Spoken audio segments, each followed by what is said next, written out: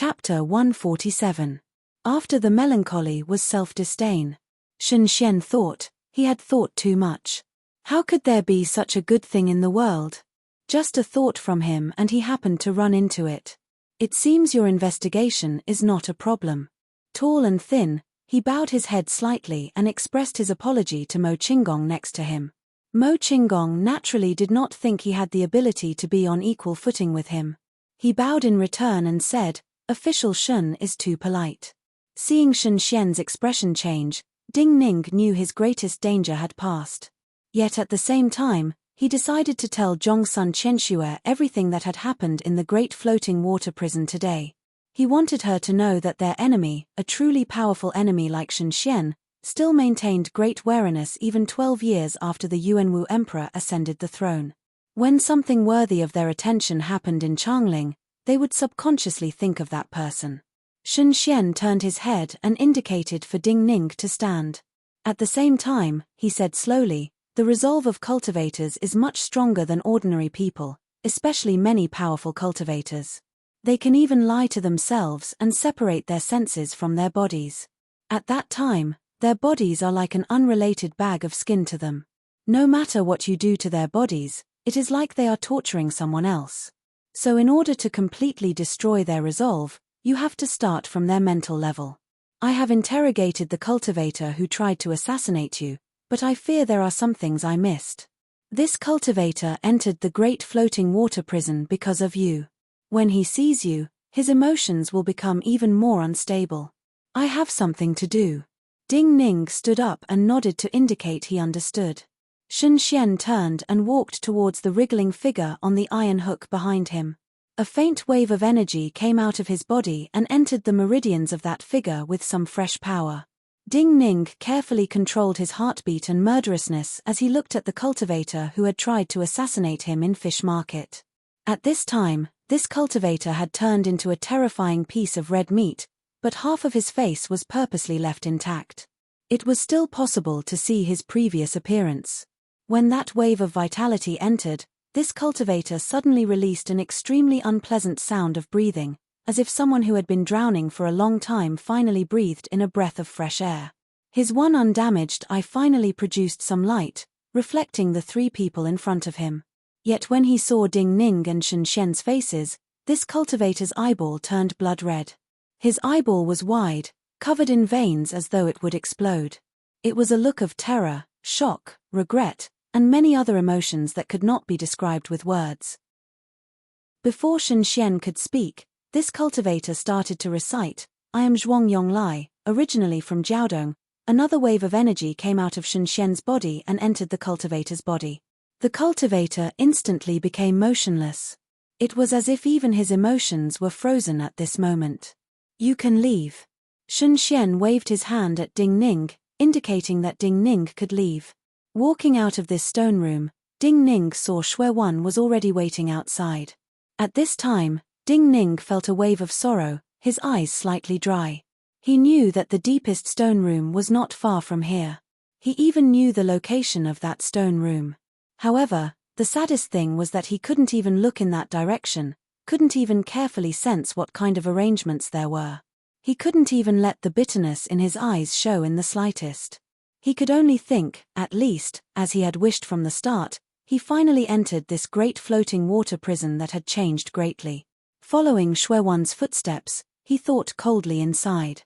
In a situation where so many powerful formations had been perfectly preserved, there seemed to be only one way to quickly enter the innermost water prison. After entering the water prison, there seemed to be only one possibility to leave. 4 cultivators above Realm 7 had to work together.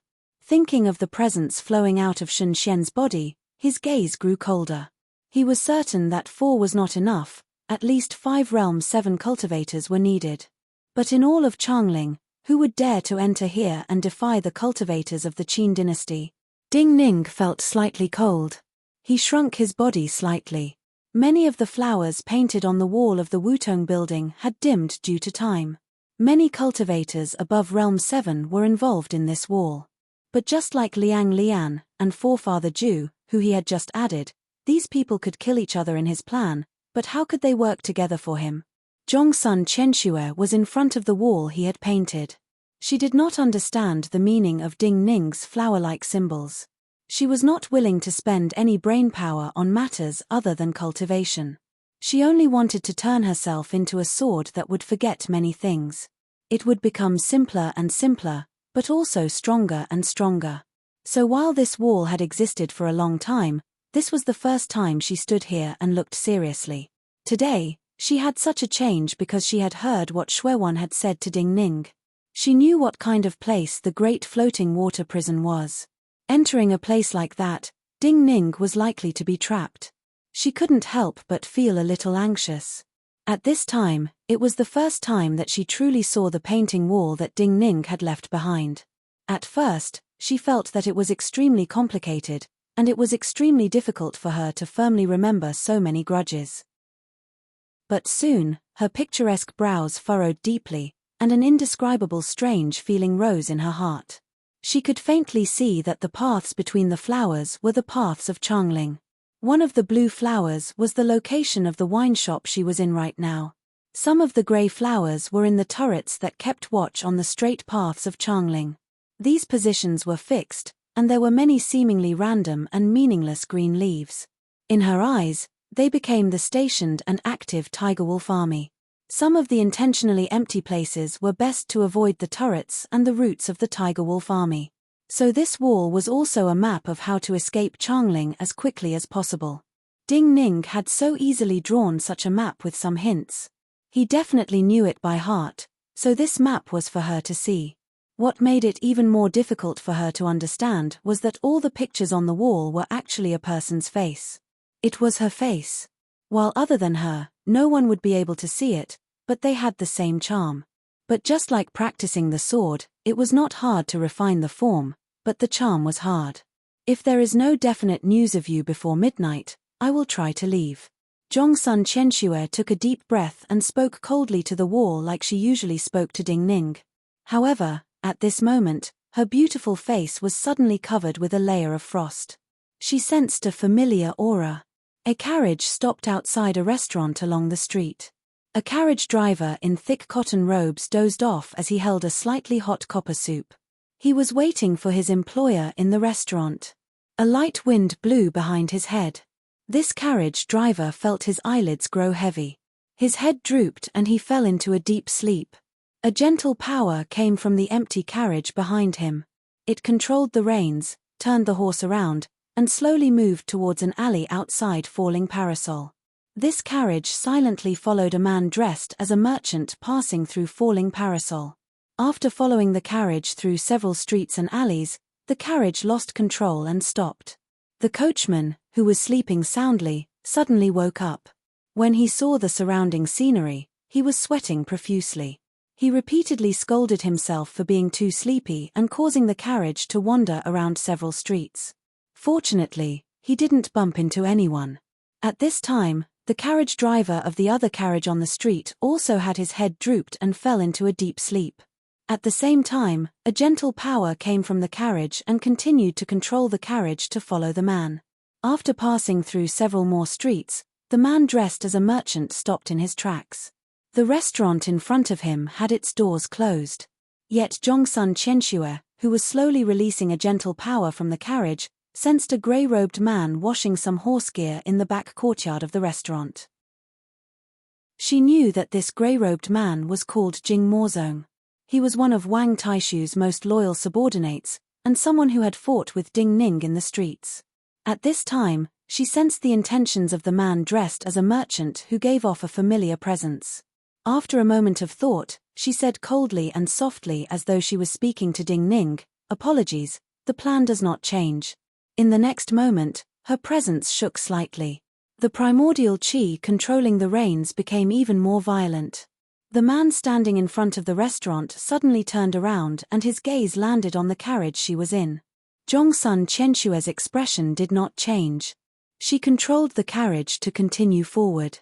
The man dressed like a merchant narrowed his eyes slightly. He gave off an indescribable coldness and rebelliousness.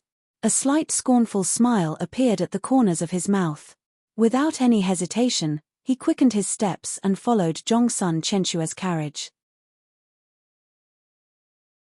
Chapter 148.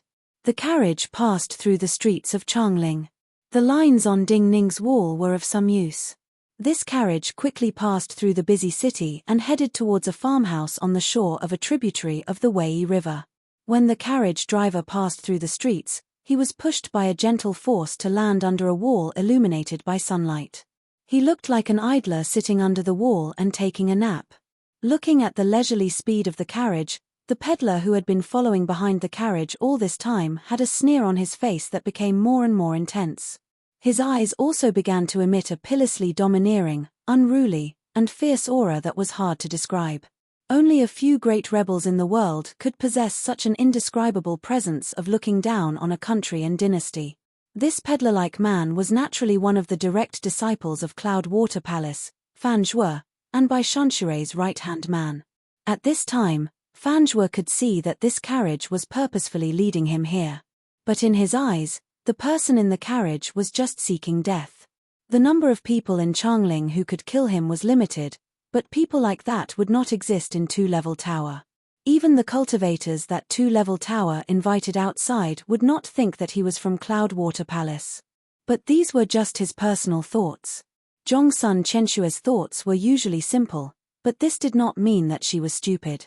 When the carriage drove into an uninhabited slum that should have been left behind by the duck farmers, she was certain that this place would not be seen by the nearest turret.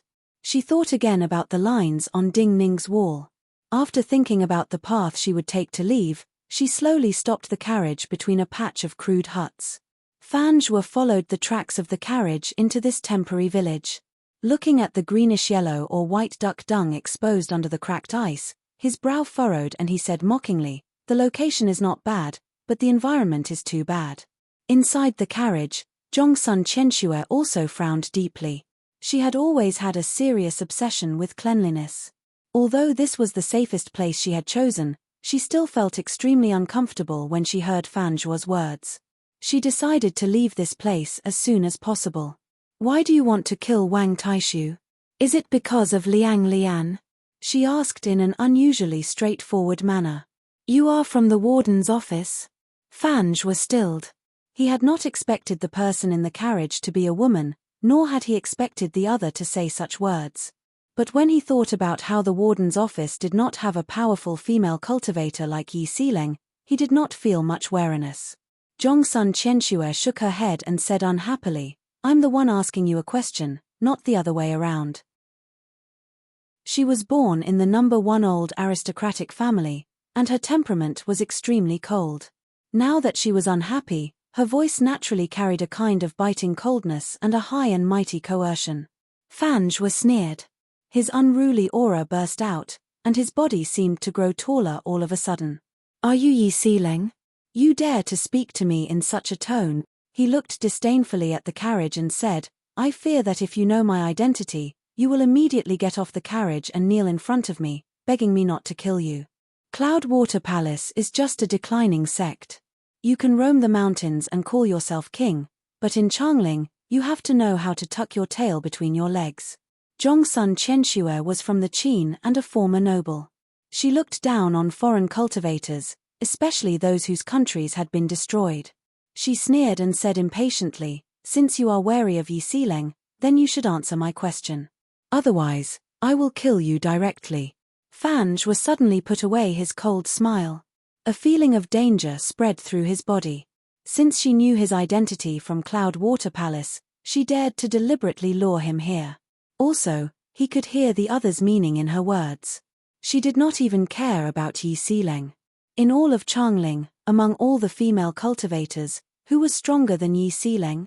Thinking about the noble and insufferably arrogant aura this woman had been emitting ever since she spoke, Fan Zhuo suddenly thought of a possibility.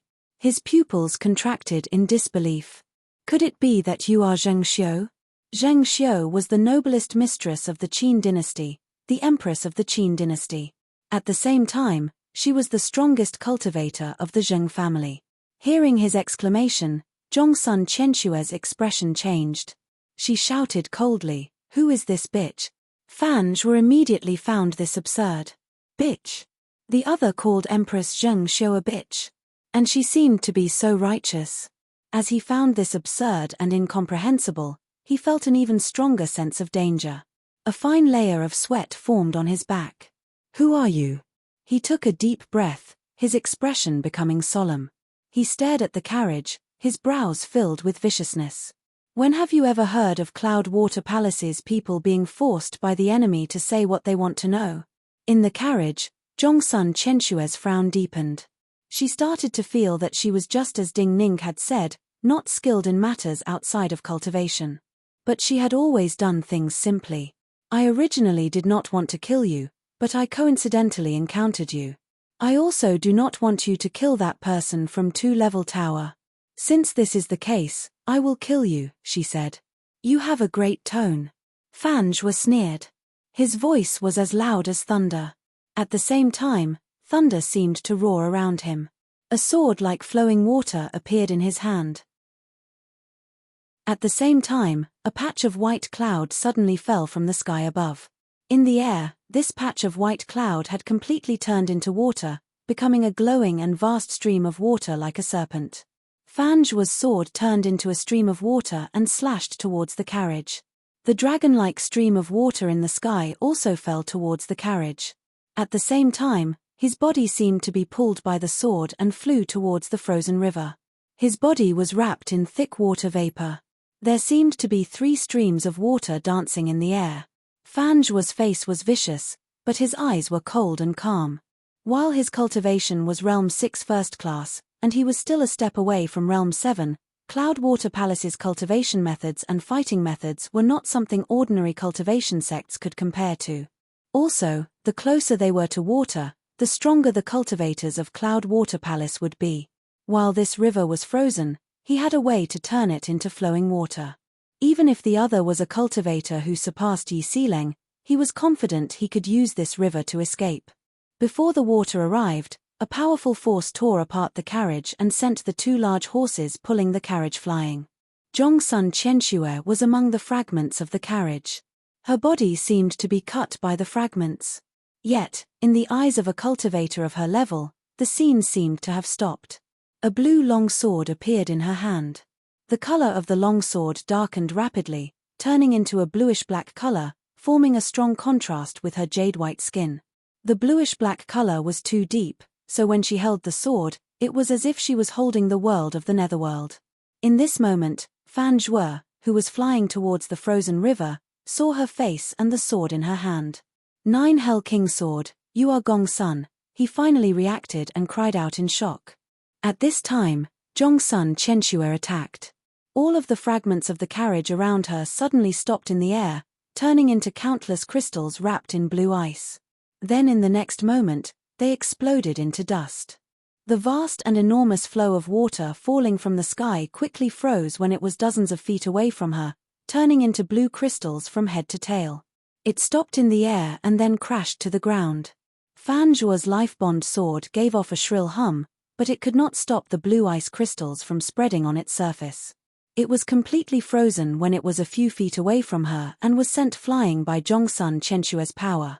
Fan Zhuo's vital energy surged out of his body like a great river and crashed below him.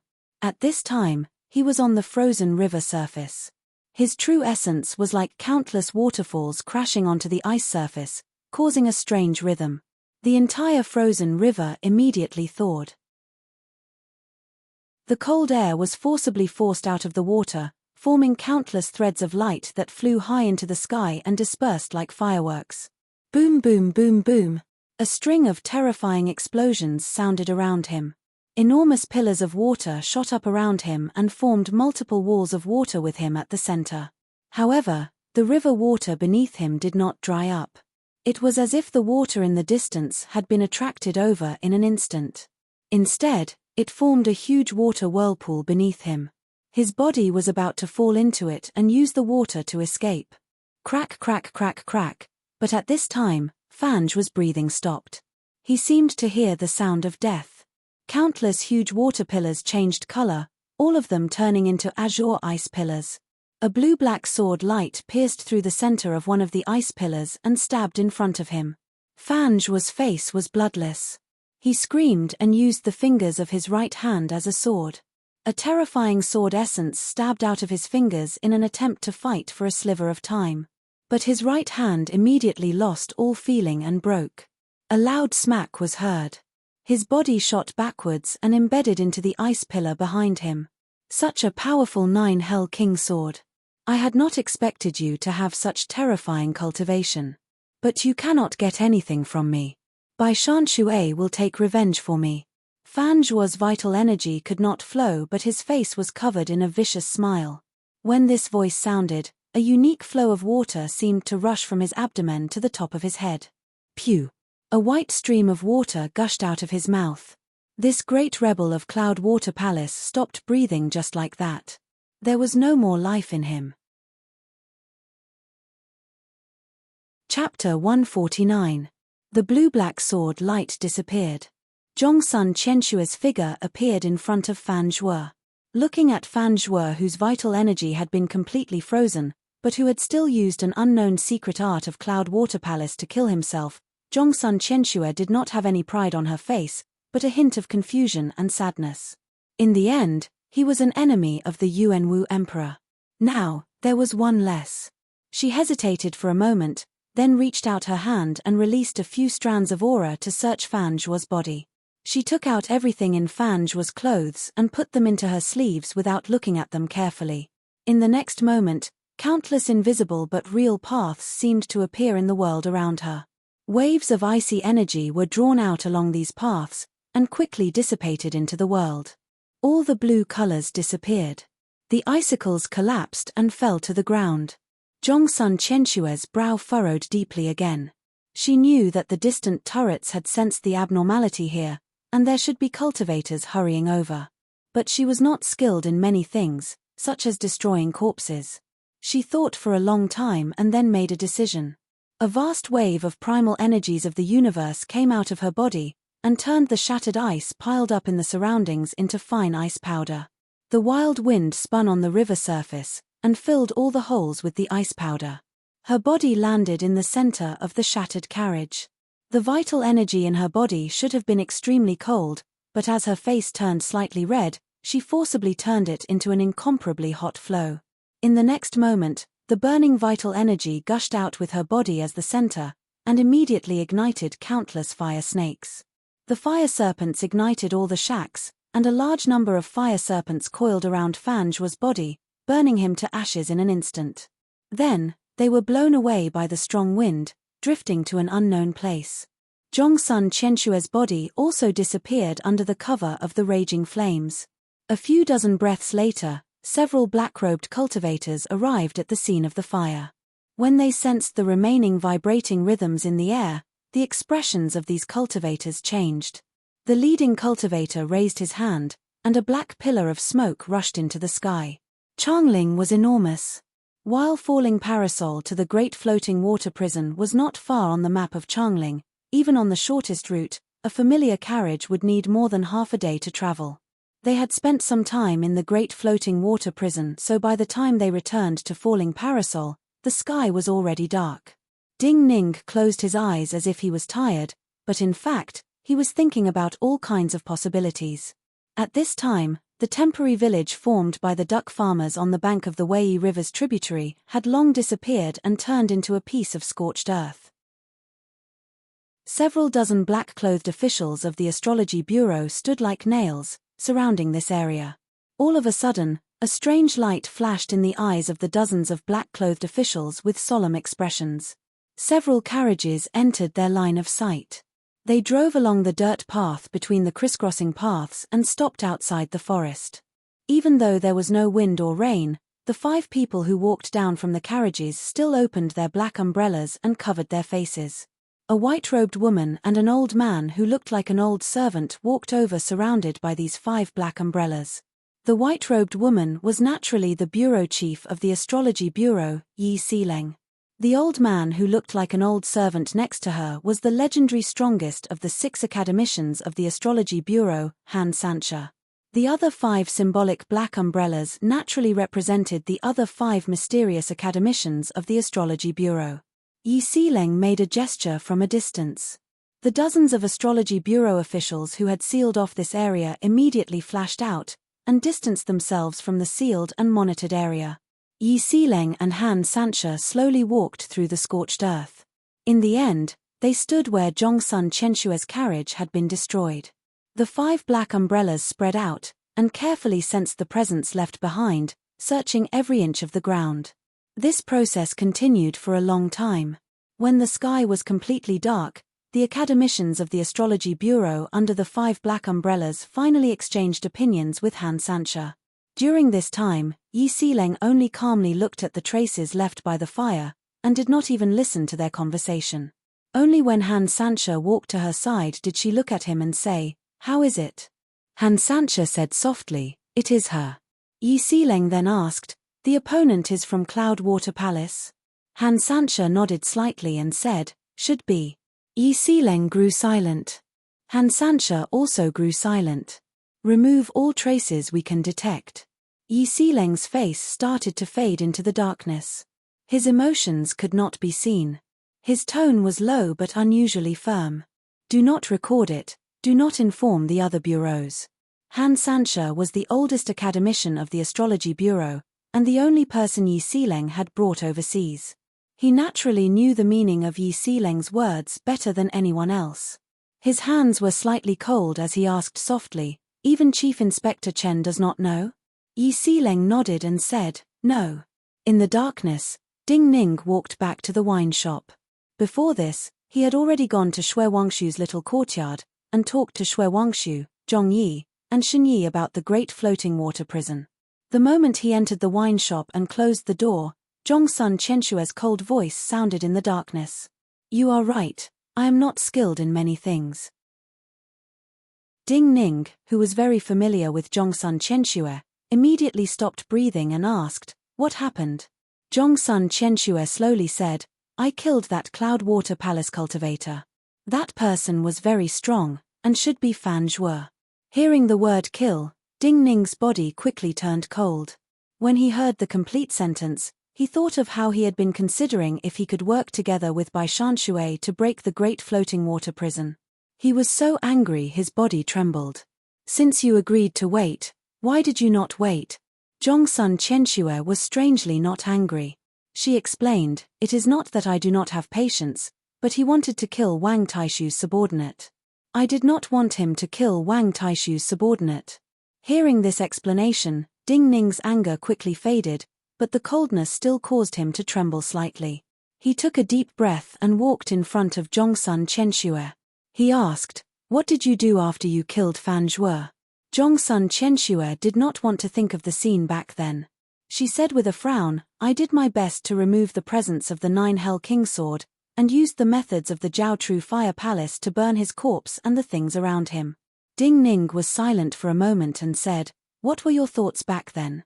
Zhongsun Qianshue said, "Even if I could not completely conceal my presence, I could at least not let others detect who I killed."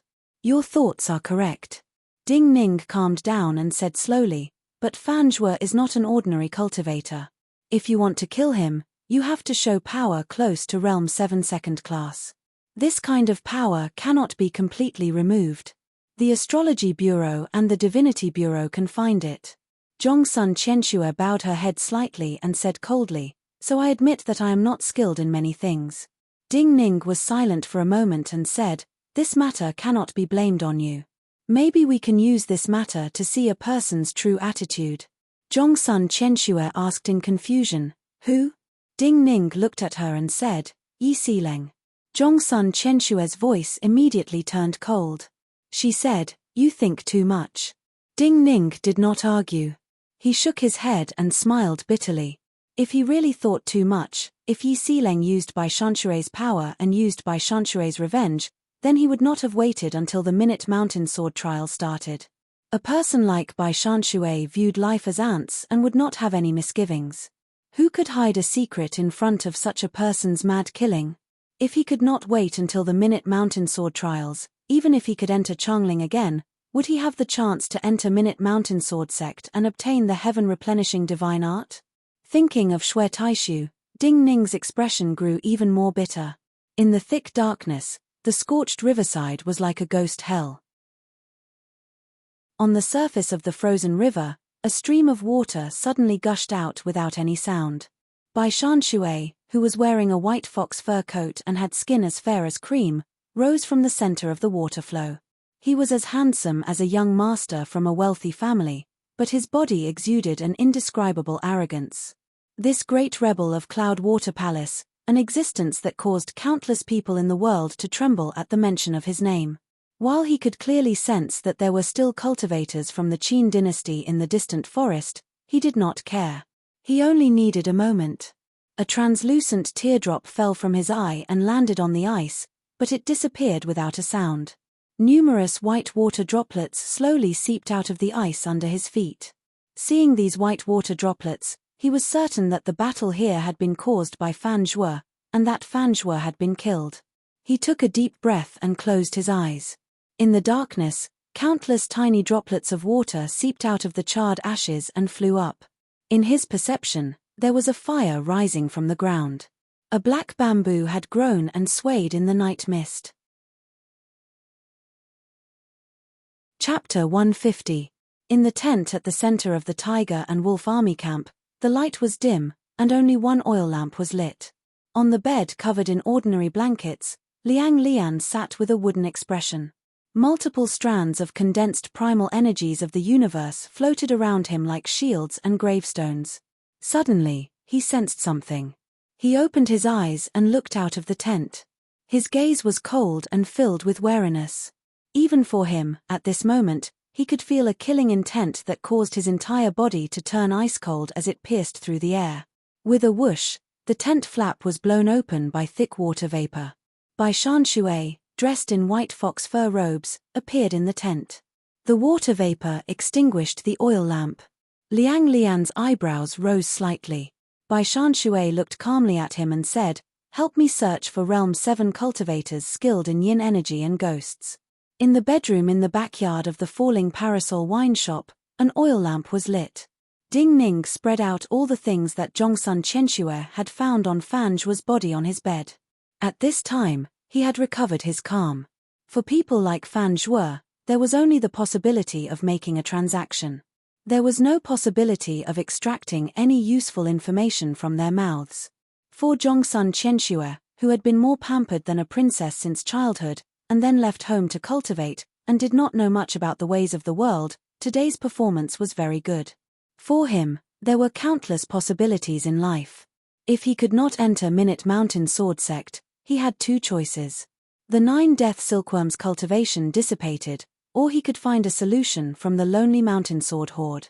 Fan Zhuo had many things on him. Many of them were things that normal people would use. Clearly, he felt that he had no chance of dying.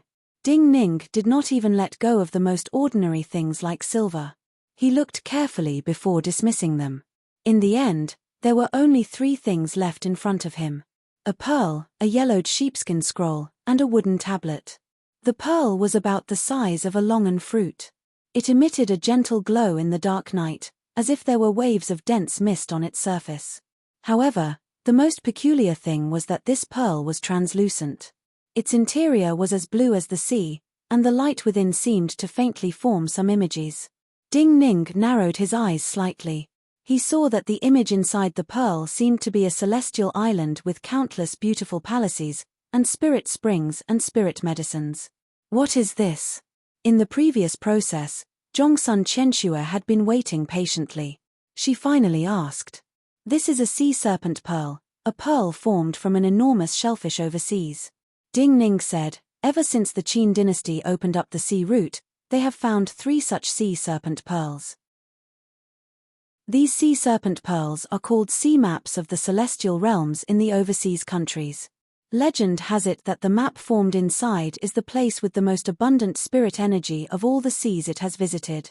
In the 3rd year of Yuanwu, the armored fleet of the Qin dynasty used the sea map in a sea serpent pearl to find Donglai Island, and obtained large amounts of spirit medicines for cultivation. Zhongsun Qianxue frowned slightly. She said, "So this is the legendary sea serpent pearl. I remember that my family used to have one. But the legends cannot be completely believed. The sea map within is ethereal and illusory. Of all these sea serpent pearls, only 1 in 10 has been proven to exist in the sea map. Ding Ning said in a deep voice, when the Wei dynasty was at its peak, they once wanted to open up the sea. The Cloud Water Palace mainly cultivated the water element method, and was at the forefront. But after the Wei dynasty was destroyed, there were only a few people left in the Cloud Water Palace. But if these people wanted to go overseas, it would be an indefinite period of time. Zhongsun Chenxue nodded. This sea serpent pearl most likely had been left behind by the Cloud Water Palace at that time. But the present Cloud Water Palace did not have the power to go overseas and search for the ethereal islands that might not even exist. Ding Ning put the sea serpent pearl to the side and opened the yellowed sheepskin scroll. With just a glance, his gaze flickered violently. Water record scripture? Zhongsun Chenxue asked in puzzlement, why is he carrying this on him? This Changling water record scripture was not a cultivation record, but a water record created by a doctor surnamed Yin of the previous dynasty. It recorded the flow of the underground water around Changling and Guanzhong. It was also called the Yin record scripture. This water record had been of great use back then. But later, the terrain changed, and the Qin dynasty built many open and hidden canals for irrigation.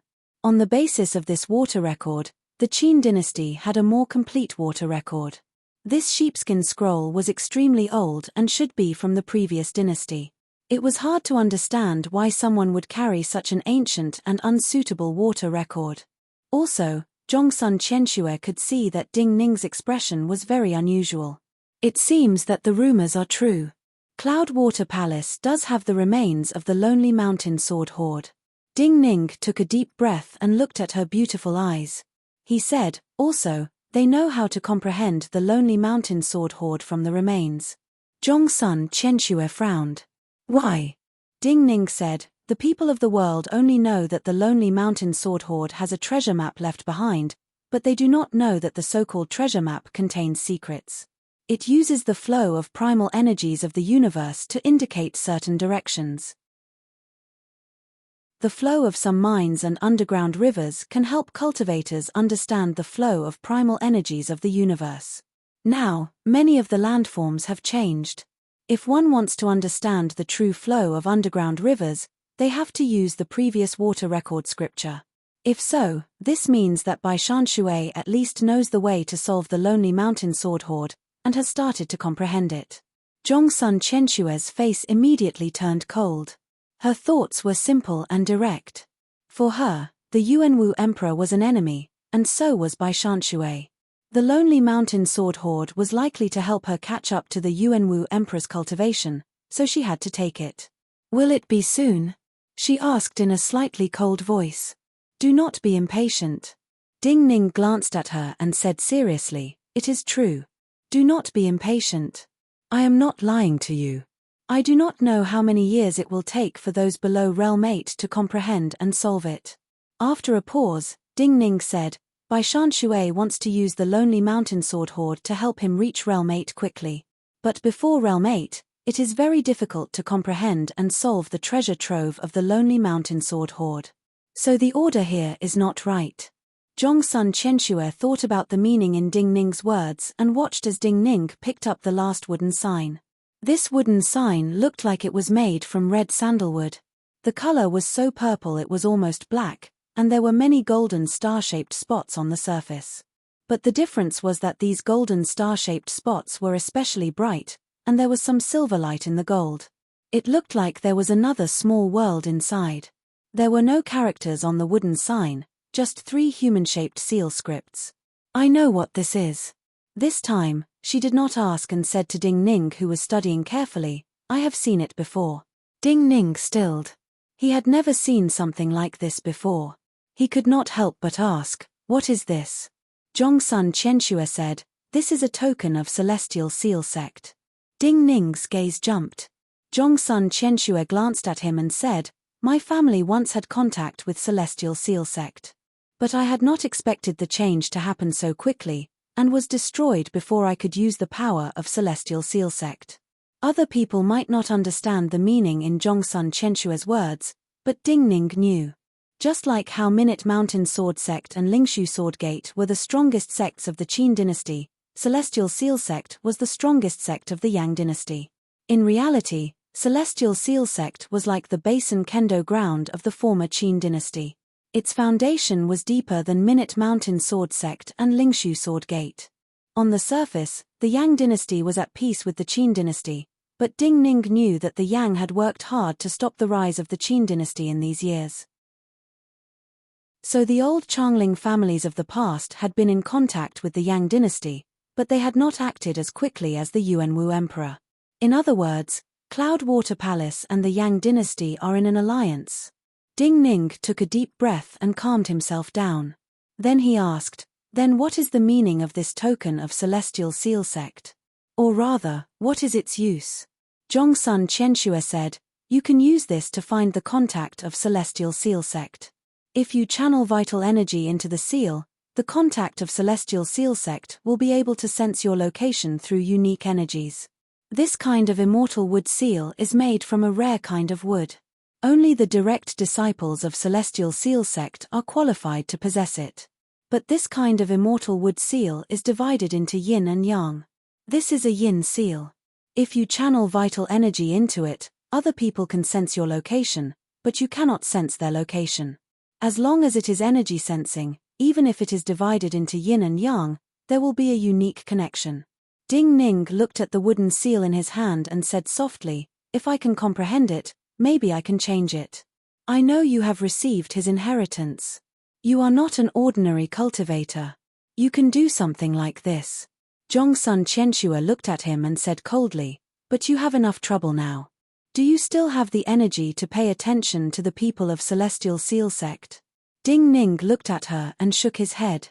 He said, "I am just doing some things while waiting. If I find I cannot do anything and do nothing, it will make me despair." Chapter 151. Waiting was the most torturous thing. Yet many times, even those who were high up in the eyes of many people, so high that they seemed to have left the mortal world, were still minuscule in the face of unknown fate. No matter how high they stood, there was still the sky above their heads that they had to look up at. In front of many things, they could only wait. As the snow melted, Changling went from the cold to the beginning of spring. In the Zhu family ink garden, some of the winter jasmine buds had turned yellow, but there were still many pieces of ice floating in the pond covered in withered lotus leaves. A young woman dressed in eggplant-colored brocade robes walked into this small courtyard under the guidance of Zhu Shiri. This young woman was called Zhu Suzang, and was a branch member of the Zhu family. Her family was in Kuaiji Commandery. Because of her cultivation talent, she had started cultivating in the Nine Thought Sword sect of Kuaiji Commandery many years ago. This was the first time she had come to Changling, much less the Zhu family ink garden. Also, when she heard that forefather Zhu had summoned her, this young woman was extremely nervous. Countless bad guesses spun in her mind, and her palms sweated. Forefather Zhu was sitting on a soft couch covered in brocade that was smoother than the young woman's skin. His silver hair was still combed so it could reflect his appearance. His coat covered his abdomen. Before the young woman walked into the hall he was in, his gaze had been filled with many negative emotions. Hatred, unwillingness, greed, viciousness. But when Zhu Shiri's greetings sounded and the young woman walked in, these emotions disappeared. His expression became extremely amiable again. "Do not be nervous. I summoned you here because there is a secret art in the painting remnant scroll. But this secret art is only suitable for women to cultivate." Looking at the young woman who was extremely nervous and had many goosebumps on her skin, he said slowly and gently, "You should be the most suitable person in the Zhu family to cultivate this secret art right now. You can cultivate in peace in the ink garden." Hearing these words, the young woman was first puzzled, and then cried tears of joy as she knelt in front of him. "Rise. My Zhu family is no longer glorious, and I do not know when I will die. In the future, the burden of the Zhu family will fall on you young people." Forefather Zhu still felt it was not enough and said in an even softer tone. The young girl felt even more emotional. While she was sobbing, she didn't expect that the kind-looking old man's mind wasn't on her. Was this really a method that only women could cultivate? Was the yin qi that was too oppressive could be naturally expelled along with a woman's menstrual cycle? As long as he had 1 or 2 months, he would naturally be able to find out. The old prestigious Zhu family had already declined. Forefather Zhu was like a worm that refused to die, struggling at death's door. The new Marquis Fang family was like the rising sun, shining brightly. In the eastern suburbs of Changling, in a secluded courtyard in Fenghu province, Fang Xiumu, his long hair loose like wild grass, and his clothes ragged like a beggar, was still sitting in front of the jade pool. The spring water that formed this jade pool was a hot spring that emitted slightly warm steam. There were multiple red carps swimming among the green grasses of the pool. Everyone, including the Fang family cultivators who walked into this secluded courtyard, thought that Fang Xiumu was comprehending sword essence by watching the fish. Yet no one expected that Fang Xiumu was watching life, old age, sickness, and death. The red carps were always taken care of by the female attendants in the courtyard, but there were not the few of them from a decade ago. Even though the spring water was clear, there were still countless unknown reasons that caused the fish to weaken and die. Other than these fish, he also saw many more minute details. He saw some tiny insects in the jade pool. The lifespan of an insect was even shorter than that of an insect's. For example, some mosquitoes in the summer only had a dozen days of life in their cycle. This kind of cycle naturally contained true meaning and the principles of energy creation and destruction. The cultivators of Changling did not know Fang Xiumu's true cultivation. Based on some clues, they judged that he was Realm 6 first class, and not Realm 7. At this time, only those of high status who were close to the monarch could infer from the emperor's decree that his cultivation was likely above Yi Xileng and the others, and beyond Realm 7 second class. But the reality was that his cultivation was still Realm 6 first class. What was even more shocking was that 10 years ago, he had already glimpsed the path to breaking through to the next realm. In other words, starting from 10 years ago, if he was willing, he could enter Realm 7 at any time. But he had deliberately stayed in front of the gates to Realm 7 for 10 years. How different would he be from the other Realm 7 cultivators after a breakthrough after 10 years of waiting and accumulation? Only he seemed to know this originally. But at this time, he received an imperial decree. The Yuanwu emperor requested that he attend the Deer Mountain conference with him. This meant that the Yuanwu emperor also knew. Su Xiumu did not know why the Yuanwu emperor also knew, but this broke his mental state. This decree was a request, but it was an order. The imperial decree wanted him to have a breakthrough. He wanted him to sharpen this sword that had been tempered for many years, and create a new sky for the Qin dynasty. Other than this, maybe there was a deeper meaning in this imperial decree. The imperial decree could not be disobeyed. Only a breakthrough. Just a little bit more spring. Su Xiumu hesitated for many days. He understood the deeper meaning. He knew he could not wait any longer. At the beginning of spring, he sighed softly and pushed open the door. The presence of spring bloomed from his body. Countless flowers bloomed in the courtyard. Even the cold-fearing peonies bloomed to the brightest. In the morning, Ding Ning, who was holding a bowl of noodles and eating noodles with Shui Wangshu, Zhong Yi and Shen Yi, was also waiting. But nothing seemed to have happened. Fan Zhuo, who had died in the temporary village of the duck farmers, disappeared like an insignificant gangster in Changling. No one from the Astrology Bureau or the Divinity Bureau appeared around Falling Parasol. It seemed that no one in Changling even realized the death of this great rebel of Cloudwater Palace. Not waiting for anything to happen was good news for Ding Ning. His vital energy cultivation was growing steadily each day. The beginning of spring was here, and he was one step closer to the Minute Mountain Sword trials in the middle of summer. However, he needed more time and things to be sure of what the high and mighty female bureau chief was thinking. In the cold spring, Su Qin carefully inspected his clothing. Then he used the cleanest white cloth to wrap around his left hand so that his left hand would not look disgusting. Then he walked out of the establishment he had lived in for a long time, and walked towards the carriage parked on the side of the street. The carriage was of Changling's standard, but the streets were the streets of Cheng City, the capital of the Chu dynasty. The Chu king liked beautiful wastes. Looking out, the countless buildings of Cheng City were hidden in the greenery like beautiful women.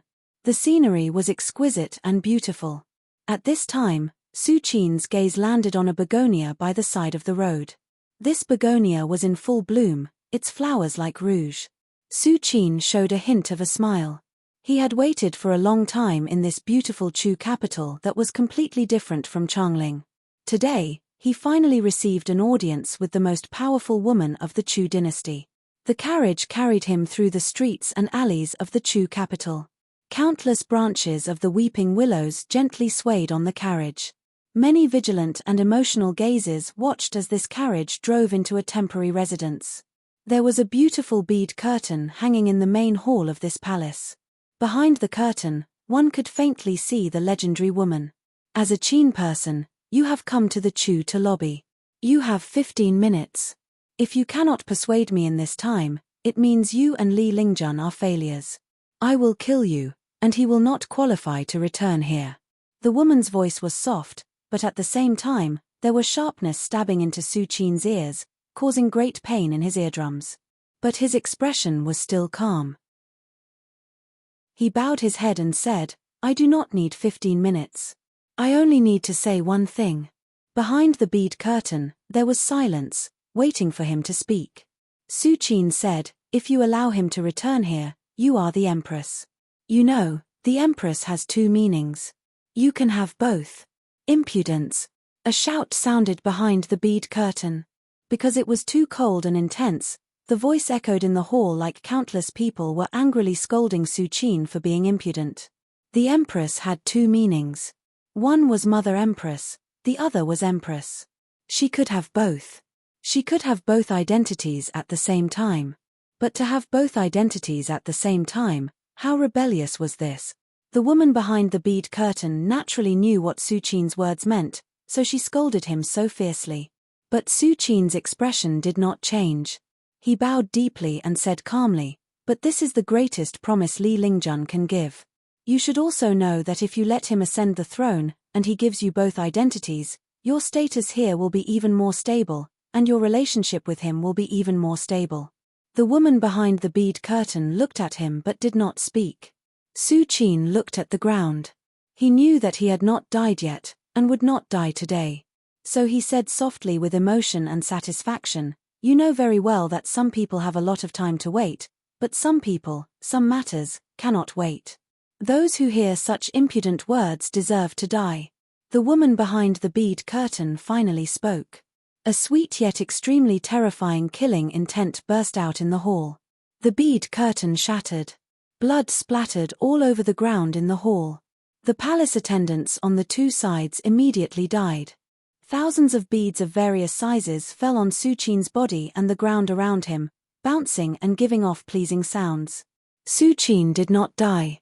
He bent even lower and said in a blessing, you will be the most noble mistress of the Chu dynasty now and in the future.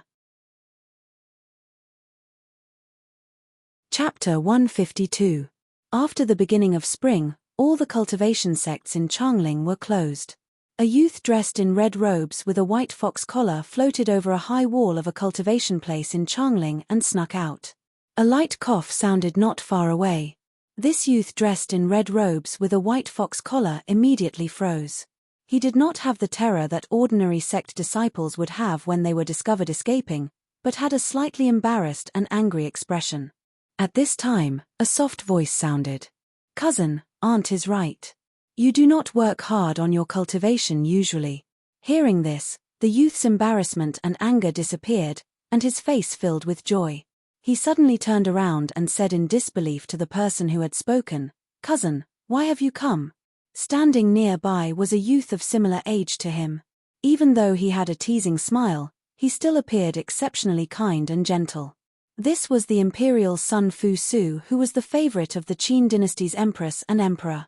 The Qin dynasty's empress Zheng Xiu only had one cousin, Zheng Feiye, who had married into the Meng Marquessate establishment. This youth dressed in red robes with a white fox collar called Fu Su cousin. He was naturally the heir of the Meng Marquessate establishment, Meng Qihai. Looking at the overjoyed Meng Qihai, Fu Su was also happy. He smiled and said, Mother Empress allowed me to travel outside and gain experience. I am not familiar with the outside world, so the first person I thought of was you. I heard that you are a top student of the Fish Sun Sword School who does not know your place and often jumps over the wall. I wanted to come to these high walls and imagine how you would look when you jumped over the wall.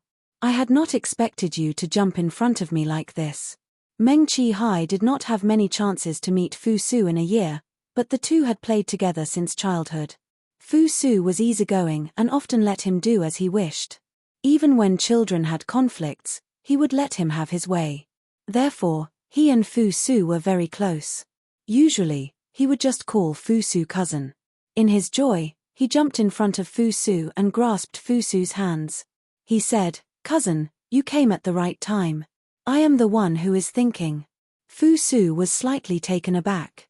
"What do you mean?" Meng Qihai said happily, "Cousin, you cultivate the fastest of all the young talents in Changling. It should not be a problem for you to deal with the people on the talent ranking. You came at the right time. Help me teach someone a lesson." Fu Su looked at him curiously and asked, "Teach who a lesson? What is going on?" "The White Goat Cave wine shop youth who was in the limelight a few days ago." Meng Qihai twisted his lips and said, "A few days ago, Zhen Tingan and I heard extremely unfavorable news for him. Out of kindness, we went to find him. We thought that if he performed well, I would tell him the news." Unexpectedly, when Zhen Tingan challenged him, he refused to accept, and had his senior sect brother Zhongyi accept the challenge. While even his senior sect brother Zhongyi defeated Zhen Tingan, and it seems that the wine shop youth is stronger than his senior sect brother Zhongyi, I do not like his attitude. Fu Su stilled and frowned slightly. He urged, "If there is any unfavorable news, just tell him directly. You have to challenge him first and see his performance. This is not the conduct of a gentleman." Meng Qihai looked helplessly at Fu Su and said, "I am not a gentleman. If he does not accept a fair challenge, that person does not even have any sense of shame, much less a gentleman. Cousin, you did not agree to help me, and now you scold me." Fu Su smiled slightly and did not respond to his words. He said softly, "I also want to attend the Minute Mountain Sword Trials." Meng Qihai was stunned and said, "How is this possible?" Fu Su smiled happily and said softly, "Mother Empress allows it." Meng Qihai finally refocused and trembled in excitement. "This is great. How can those people be a match for you?" Fu Su shook his head seriously. "That may not be the case. Cultivation and victory are not the same thing." Meng Qihai thought for a moment and said with a naughty smile, "Then you have to help me teach that wine shop youth a lesson. Compared to the people ranked at the top, cousin, you only lack experience in fighting. You are still thinking about this so-called venting matter." Fu Su looked warmly at him and said curiously, "I have paid attention to that wine shop youth. You said you heard extremely unfavorable news for him. What is it?" Meng Qihai said, "I heard that the Li family wants to act against him." Fu Su frowned. "The Li Marquessate establishment? Why?" Meng Qihai shrugged and said, "Doesn't the Li Marquessate establishment have grievances with Sikong Lian of the Bureau of Ceremonies? Sikong Lian seems to have given this wine shop youth a great gift. The Li Marquessate establishment probably feels that Sikong Lian wants to support him in winning the Minute Mountain Sword Trials, so they want to act against him." Fu Su was very unhappy. He thought, no wonder Mother Empress always disliked the Li Marquessate establishment. Many times, the Li Marquessate establishment would fight for the slightest thing, and their claws were too vicious. Is this wine shop youth not innocent for being involved in such a grievance? Fu Su thought and asked, "Minute Mountain Sword Sect will not let people interfere in the trials. Does the Li Marquessate establishment want to act against him before the Minute Mountain Sword Trials?" Meng Qihai nodded. "According to the news I heard, the Li Marquessate establishment has already sent Li Shixing back. Li Shixing is a wolf cub. When we were young, we did not like to play with him. I remember clearly that he broke two of Duanmu Jingzong's ribs over a minor matter, so the Li Marquessate establishment had no choice but to send him to the Yuezhi country."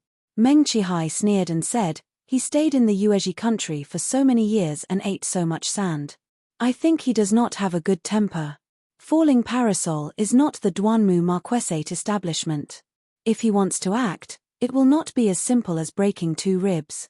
Fu Su's brow furrowed deeply. Back when Ding Ning reached profound understanding in half a day and had a breakthrough in a month, He had developed great curiosity about this wine shop youth. While he had heard the lessons of the empress and his teachers, and knew that he should not spend time on these low-level cultivators, Ding Ning's performance after the Book of Talents was announced still attracted his attention. He had no thoughts about Ding Ning when he left the palace this time, but he had not expected to hear such a matter. This has nothing to do with the wine shop youth. Also, an outstanding cultivator like him is a valuable asset of the Qin dynasty. He unconsciously used the tone the empress used to speak softly. Meng Qihai heard his meaning and twisted his lips.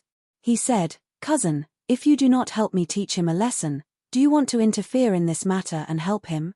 Fu Su glanced at him and asked in response, "If Li Shixing's personality has not changed after so many years, and he has become even worse after going to a chaotic place like the Yuezhi country, who do you hate more, compared to this wine shop youth?" Meng Qihai stilled and said to himself, "If we are comparing these two, of course it is Li Shixing." Fu Su looked at him and smiled slightly.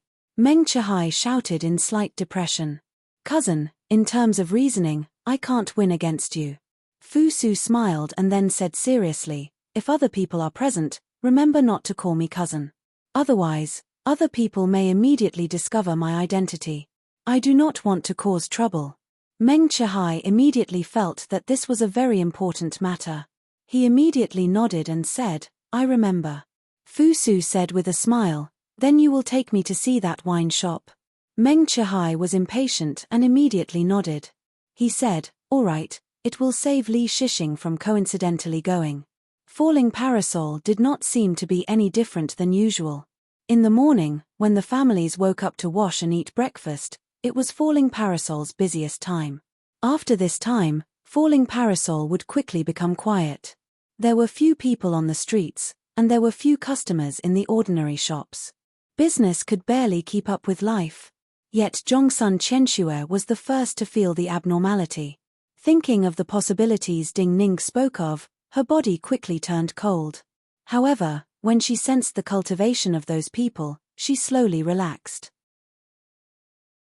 These people should not have come for the 9 Hell King sword because the difference in power was too great. They could not keep her and Ding Ning here. She called out. When Ding Ning walked into the inner courtyard, she said coldly and told Ding Ning what she sensed. Many cultivators had appeared near Falling Parasol, and they were not cultivators strong enough to keep a Realm 7 cultivator here.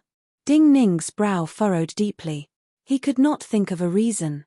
When he walked out of the wine shop again and headed towards Shui Wangshu's little courtyard, the countless little silkworms in his body seemed to awaken from hibernation and silently moved.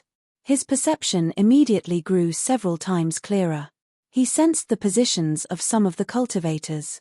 Then he quickly found that many cultivators were moving with 2 cultivators. The 2 cultivators heading towards Falling Parasol were at the center of the encirclement formed by the cultivators. Suddenly, his eyes narrowed slightly. He could vaguely see that there was a strange reflection in the eaves not far away. This was the cold reflection of metal smeared with large amounts of oil. This kind of reflection would only appear on some crossbows and crossbows. So, this was an assassination. Chapter 153. The sound of the carriage wheels rolling on the stone path sounded. Ding Ning's expression grew colder. In just a few breaths of time, he had already thought through many links. The people in this carriage could only have come to Falling Parasol because of him. But what was their identity that they would attract so many cultivators to assassinate them?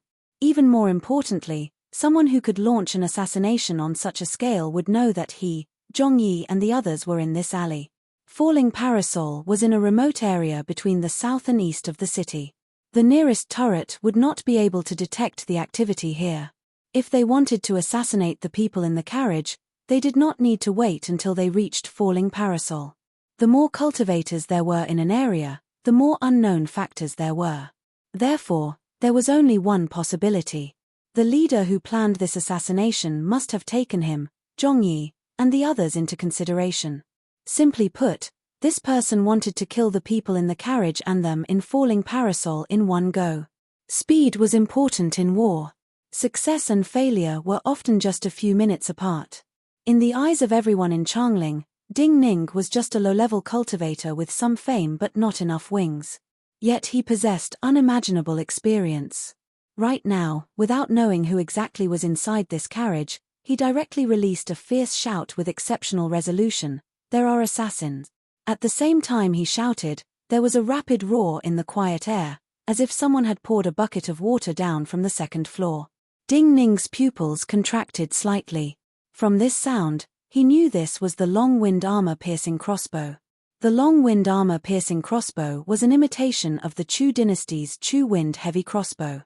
While the seal scripts on the crossbow were not as fine as the Chu dynasty's crossbow, and the bolts that could be used were 20% lighter than the Chu-wind heavy crossbow, they were slightly faster, and had enough penetrative power to break through the defenses of Realm 5 cultivators. This kind of armor-piercing crossbow was an important weapon in the Warden's treasury. In the armies that went on expeditions, every 100 soldiers were equipped with one.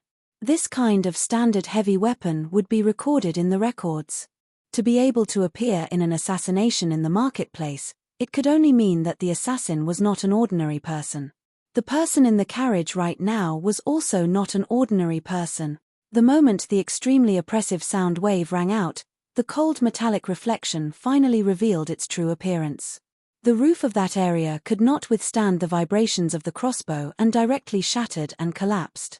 A heavy black crossbow slid down in the shadow of the roof. At the same time, a crossbow arrow that weighed over 50 kilograms and had 4 metal fins spun violently in the air. Like lightning, it struck the carriage that had just turned into the alley. Clang! The heavy crossbow bolt struck the carriage, but the scene of the carriage being easily torn apart like a piece of paper did not appear. The entire carriage gave off a muffled metallic sound. The wood on the surface splintered and sputtered, revealing a silver-white membrane inside. This layer of silvery white metal membrane looked extremely thin, which was why this carriage didn't look any different from an ordinary carriage.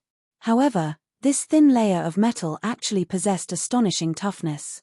This crossbow arrow that could even pierce through heavy armor actually couldn't penetrate it, only smashing against the surface. The powerful impact force forcibly sent the entire carriage flying outwards. With a boom, this carriage crashed into the wall of the noodle shop that Ding Ning and the others often ate at. Half of the wall collapsed, and it continued to slide inside, bringing with it countless bricks to crash into the smoking stove. Junior sect brother, what happened? Zhongyi had just come out of the courtyard door behind Ding Ning. When he saw such a terrifying scene that he had never seen before, he immediately exclaimed in shock. An assassination. I'm afraid it includes us. You and junior sect brother Shen Yi protect Cave Master. Don't come out. Ding Ning knew that Zhongyi was easily wishy-washy, so at the same time that he said these words as quickly as possible, he shouted, "Don't worry about me. I can handle it." Being shouted at by Ding Ning, Zhongyi reflexively turned around and rushed back, almost colliding with Shen Yi who had rushed out.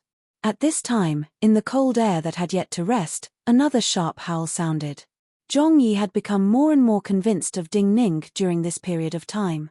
Yet when he heard this sharp howl and turned his head to look, he gritted his teeth and shouted at Shen Yi, "Go hide, Cave Master."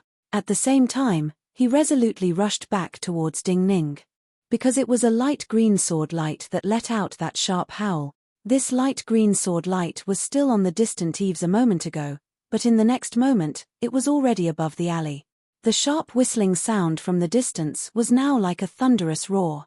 The chi of heaven and earth behind the sword light was dragged into a perfectly straight line, looking like wisps of white smoke in the air. This was undoubtedly a flying sword that only Realm 5 cultivators could use. Also, from the distance this sword flew, this cultivator had been immersed in flying sword arts for many years. He was not a cultivator who had just entered Realm 5, and his mental power was much stronger than ordinary people. Zhongyi did not consider whether he was a match for this flying sword. He only sensed the killing intent of this flying sword coming towards Ding Ning. He thought that Ding Ning could not stop a flying sword like this. As a senior sect brother, he had to protect Ding Ning. Do not act rashly. Ding Ning could sense his intentions, but a hint of anger appeared on his face. Facing this flying sword, he only took half a step back. He pulled hard on Zhongyi's sleeve and shouted, "Bam!" A clear sound. Right at this time, a streak of snow-white sword radiance directly rushed out from the collapsed noodle shop, directly blasting open a small hole in the roof of the noodle shop. While endless dust gushed out like a fountain, the snow-white sword radiance already caught up to that light green sword radiance. In the air, they exchanged more than 10 blows in an instant. There were no sparks, only more than 10 strange spheres of light erupting. The person in the carriage was also a Realm 5 cultivator. Zhongyi's body went slightly rigid. However, before he could even take a breath, a loud boom sounded. All of the houses on the street began to tremble intensely. A blast of earth erupted across from the noodle shop, and the back courtyard of the tailor shop directly exploded. A tall and sturdy man whose entire body was radiating scarlet light seemed like a demonic general. He raised an enormous green axe that was even larger than his body and flew into the air with incomparable ferocity. The axe hacked towards the carriage that had sunk into the noodle shop. At this moment, the tall and sturdy man flew out amidst the flying dust. When his body reached the center of the alley, he swung his axe to the extreme. His entire body was bathed in the golden sunlight, and the green axe reflected the golden sun. It looked dazzling and powerful to the extreme. Zhongyi, whose sleeve was being pulled by Ding Ning, stopped breathing and felt cold all over. The person in the carriage had a flying sword outside and could not come back in time. Although the metal compartment of the carriage was tough, it was impossible for it to withstand the axe. It was about to be flattened. "Who are you? Do you not know death?" However, at this moment, a calm and cold voice resounded. The carriage driver who had been sitting at the front of the carriage, who even Ding Ning had not sensed any presence of a cultivator when the two horses were thrown out together, appeared in front of the carriage. This 40-something-year-old carriage driver, dressed in old robes, had previously looked haggard and strange, shivering in fear of the cold. But at this time, his body was flowing with a strange light, and the primal energies of the universe under his feet even formed a pure white cloud. Facing the hatchet-wielding cultivator who leapt over, his aura indescribably ferocious, he only sent out a fist. He punched out, and a straight line appeared in front of his fist. The compressed air shot forward, forming a sword of strong wind. However, what was even more terrifying was the invisible power behind the strong wind. This punch was a sword. "You are Chiu." In the air, the large cultivator who had swung his axe down suddenly paled and shouted in shock when he saw this punch. But it was too late to change anything. Clang! There was a muffled sound. The straight and invisible greatsword collided with the great axe in his hand, and the great axe in his hand was instantly sent flying backwards. The violent vibrations and impact from the handle of the great axe directly rushed into his body through his arm, and in an instant, his heart and lungs were shaken and injured. A blast of bloody mist erupted from this tall and sturdy cultivator's mouth. As the giant axe in his hand flew out, his body also flew out, falling into the smoke and dust he had just charged out of. Vacuum-killing sword, Qiu Zixing. 3rd year of Yuanwu, a disciple of Lingshu Sword Gate. At this time, the two flying swords were still entangled above the eaves, countless streaks of sword light flickering endlessly. It looked extremely beautiful, but it contained endless danger. Before the tall and sturdy cultivator's body landed on the ground, there were already sounds of praise that sounded from the entrance the carriage came from. A yellow-robed youth who looked like a weak scholar slowly walked over, holding a paper fan. "Qiu Zixing," Zhongyi swallowed. His mouth tasted bitter. He had never heard of Qiu Zixing's name. But a disciple of Lingshu Sword Gate who could be described as having left the mountain was a true direct disciple who had passed the Lingshu Sword Gate exam. This kind of direct disciple was fundamentally different from the cultivators who had been recommended and entered the sect through other means. Each year, Lingshu Sword Gate would only send a dozen or so direct disciples. Even without that terrifying punch just now, Zhongyi knew how powerful a cultivator with such status would be. Yet, a direct disciple of Lingshu Sword Gate seemed to be the guard of the person in the carriage. Then what kind of noble existence was inside the carriage? He could not imagine. At that moment, Qiu Zixing's expression was calm when he heard the yellow-robed youth's name. He looked at the yellow-robed youth with a sympathetic tone and said, "Do you think you can escape after attacking here?" Chapter 154. This was not a threat, but a pure statement of fact. Unless it was a cultivator above Realm 7, or an assassin who could escape with one strike, any Realm 5 or 6 cultivator who lingered here could not leave Changling. While Changling did not have walls, it was more terrifying than almost any city with walls. However, the yellow-robed young man did not show any fear or anxiety. Instead, he was calm and satisfied. He glanced at the distant turret and sky and said, "We have never thought about escaping from here. We only need a period of time for us to complete our mission. I think you should understand now that the reason why we are all at this level of cultivation is so that we won't attract the attention of the spectators on the turret so quickly." Qiu Zixing frowned slightly and instinctively said, "Death warriors." A hint of a smile even appeared on the yellow-robed youth's face. He said slowly, "It is worth it to use our lives to exchange for the lives of these young people." His smile was sincere, but in reality, it was cruel and tragic. Qiu Zixing's eyebrows slowly rose and he said coldly, "Any death warrior is a sacrifice of a scheme. I just want to know why you are deliberately delaying for time." At this time, the two flying swords were still entangled on the eaves. The sword energy had torn apart countless roof tiles. The yellow-robed youth spoke calmly and was delaying for time. The yellow-robed youth still smiled slightly and said, "I am delaying for time, waiting for this moment." As he said this, he opened the paper fan in his hand. The paper fan opened, but it wasn't a fan with exquisite patterns drawn on it. Instead, more than 10 yellow talisman papers flew out.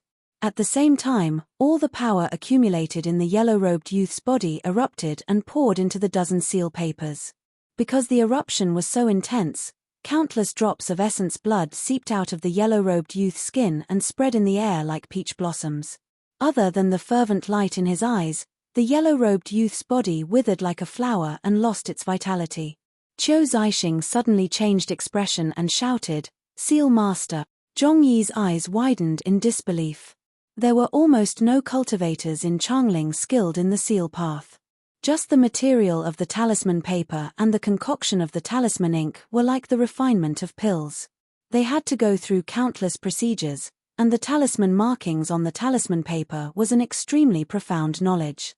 Only the great Yang dynasty, which was the furthest away from the Qin dynasty and was rich in silver candlegrass, black dragon toad, and many other materials suitable for making talisman paper and talisman ink, had naturally formed many sects that cultivated and fought using talismans. It seemed that only the cultivators of some of the powerful sects of the Yang dynasty could do such a thing. As Qiu Zixing shouted, the dozens of seal papers disappeared and turned into turbulent primal energies of the universe. Countless tiny tornadoes suddenly rose from the ground beneath him. They were like countless transparent ropes that tightly bound his body. The terrifying power continued to seep into his body. Qiu Zixing's face instantly turned blood red. A metallic sound rang out from his body. His entire body exuded a biting cold sword intent, as if he had turned into a huge sword. However, his expression changed again. The power released by this yellow-robed youth was so fierce that he could not break free. Almost subconsciously, his spiritual sense swept behind him. A grey-black flying sword floated out of the shadows behind him like a ghost. The reason why it was said to be floating out was because this flying sword, which looked like a mosquito's leg, did not carry any smoke or fire. Not only did it not emit any yuan qi or sword qi, it did not even emit any sound of the wind. Even though it appeared in Qiu Zixing's perception, he could not sense where this flying sword had come from, or where the owner of this flying sword was. Any flying sword would be guided by mental power and primal energies of the universe. They were like puppets controlled by strings, but this flying sword was like a puppet that had been disconnected from its strings and was still moving freely. The yellow-robed youth was waiting for this flying sword to come close to him. The power of these talismans was only to immobilize him and prevent him from dodging the flying sword. His power far surpassed everyone present. With him blocking the front of the carriage, even if there were a few more flying swords on the eaves, they could not truly threaten the people inside the carriage. However, these death warriors clearly did not only learn of his identity after he made his move. These death soldiers clearly had an accurate estimate of his power, and had planned such an attack from the start. At this time, there should have been at least 2 flying swords that could save him, but not one had appeared. This could only mean that the 2 powerful existences who were secretly protecting this carriage like him had already been dealt with by someone else. Qiu Zixing's heart was so cold it was indescribable. Not because he was about to face death, but because he could not imagine what kind of uproar the people in the carriage would cause if they tried to assassinate him here.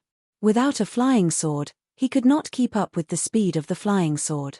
The flying sword on the eaves had sensed Qiu Zixing's danger, but it was pressed down by the flying sword that had become even fiercer, and could not be pulled back. Seeing the grey-black flying sword fly towards Qiu Zixing's back, Qiu Zixing could not escape the fate of being stabbed through the chest. But at this time, Ding Ning let go of Zhong Yi's sleeve and took a step to the left. He raised his left hand. With a hiss, a black sword light shot out of his fingertip, turning into a black meteor at astounding speed, and hit the grey-black flying sword. With a faint shattering sound, the black sword light shattered into several dozen pieces. That greyish-black flying sword that had been silently drifting through the air was also forcefully sent flying more than 100 feet away. It even pierced through the wall of the noodle shop's backyard and flew out. Dozens of black pieces hit Qiu Zixing's back. The cold energy seeped into his body like countless ice needles, and the hair behind his head was covered in strange blue frost. His body became even colder, but a glimmer of hope suddenly appeared in his eyes. With a clang, he channeled his vital energy even more fiercely to fight against the invisible ropes binding him. The yellow-robed youth looked in disbelief at Ding Ning who had attacked. He was unusually shocked and furious, and vomited blood again. Faint cries of surprise could be heard from the distant streets and alleys. Everyone who participated in this assassination was shaken to the core. No one had expected Ding Ning to be able to stop such a fatal blow. Ding Ning did not feel any joy at having temporarily resolved Qiu Zixing's fatal situation with one blow. This was clearly a flying sword from the Qi dynasty's fly pond. Even though he could sense the location of some cultivators, he could not sense where the cultivator was hiding. If they couldn't kill this cultivator, then this type of soundless flying sword was still a fatal threat to everyone in this alley. At this time, he could not sense the cultivator's location, and could only force him to attack even more fiercely. Only by concentrating more power on the flying sword could he sense the cultivator's location.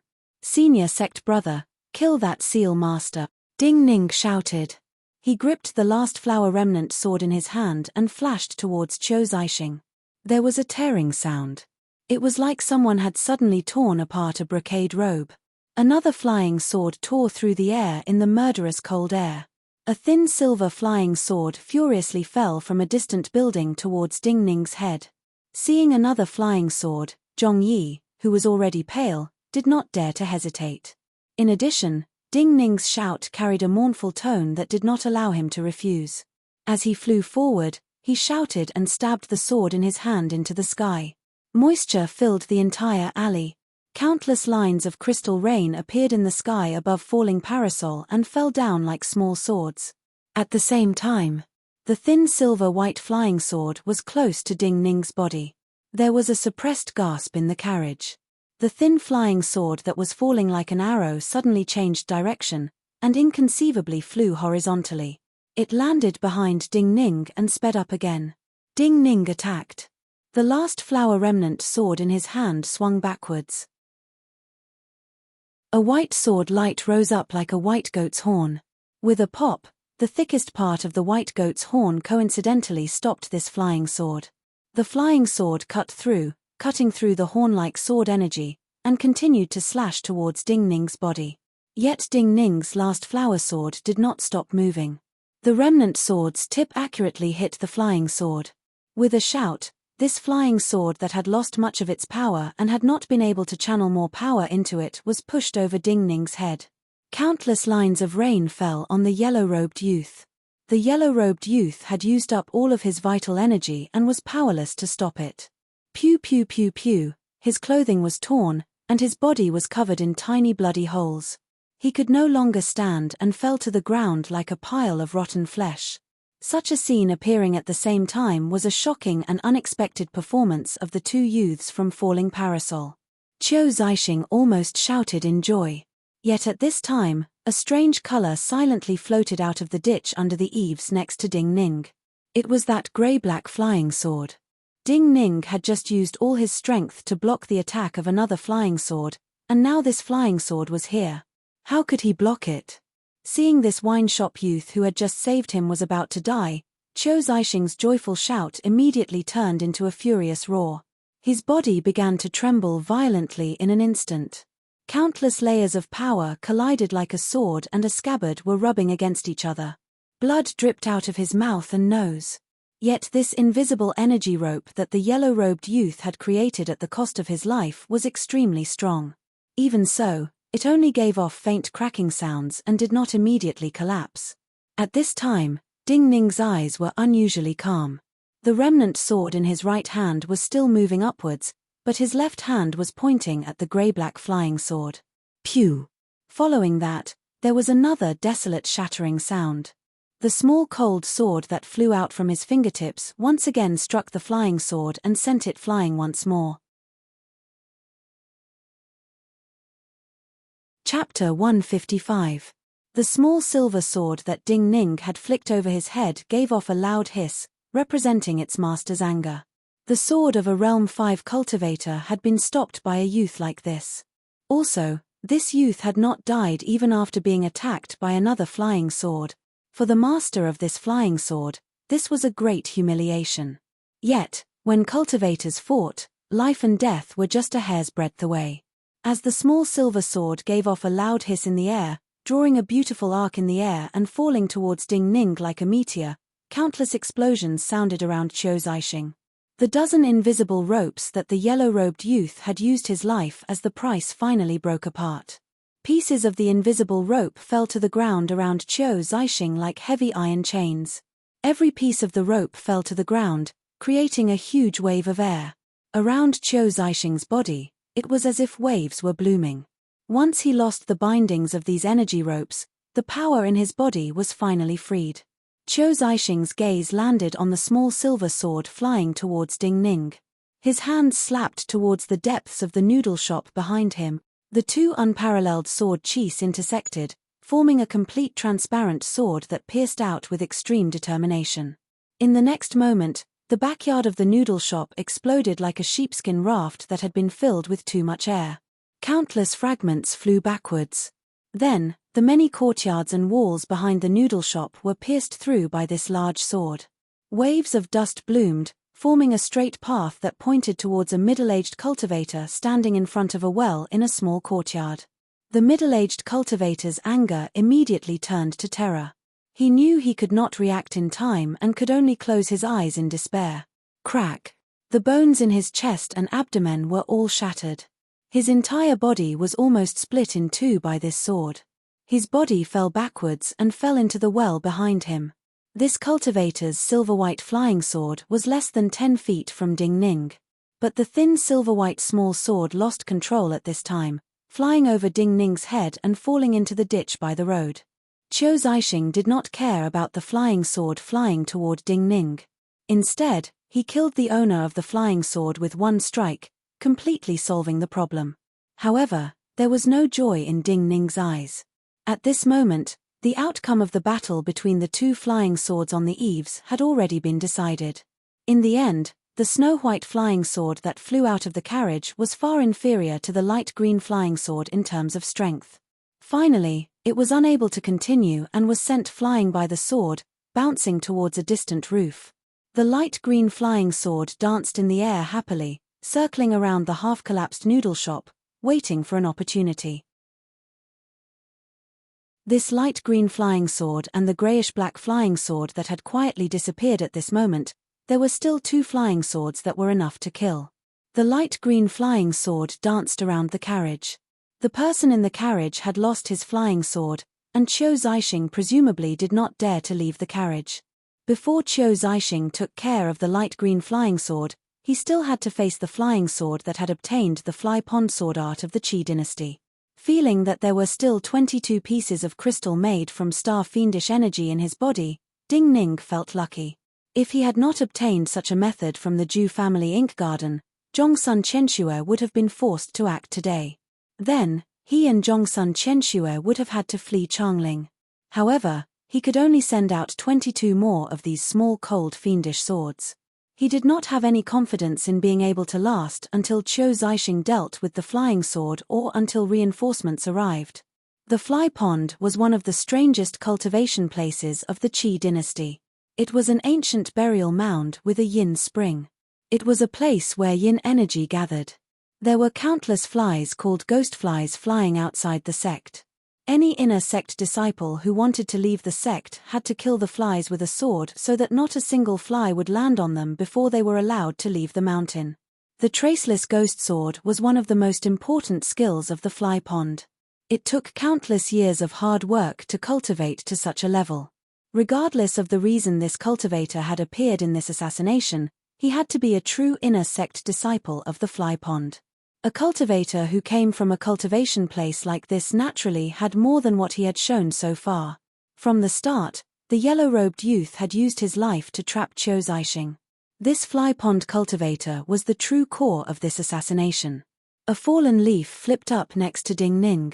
That grayish-black little sword had silently snuck under the fallen leaf next to Ding Ning. Careful.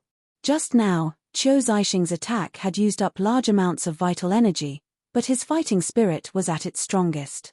In this moment, he also sensed the slight movement next to Ding Ning and immediately gave a shout.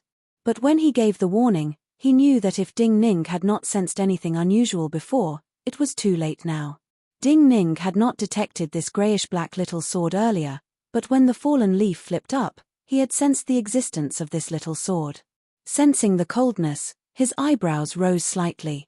His left hand hanging outside his sleeve moved slightly again. There was a hiss. This sound would sound in anyone's ears, but in reality, it was because the interval was so short that it exceeded the limits of the human ear. He had 2 fewer star fiendish energy crystals in his meridian points. 2 black sword lights charged out of Ding Ning's fingertips. Almost at the same time, they accurately hit the grayish-black flying sword that had just floated up from the ground.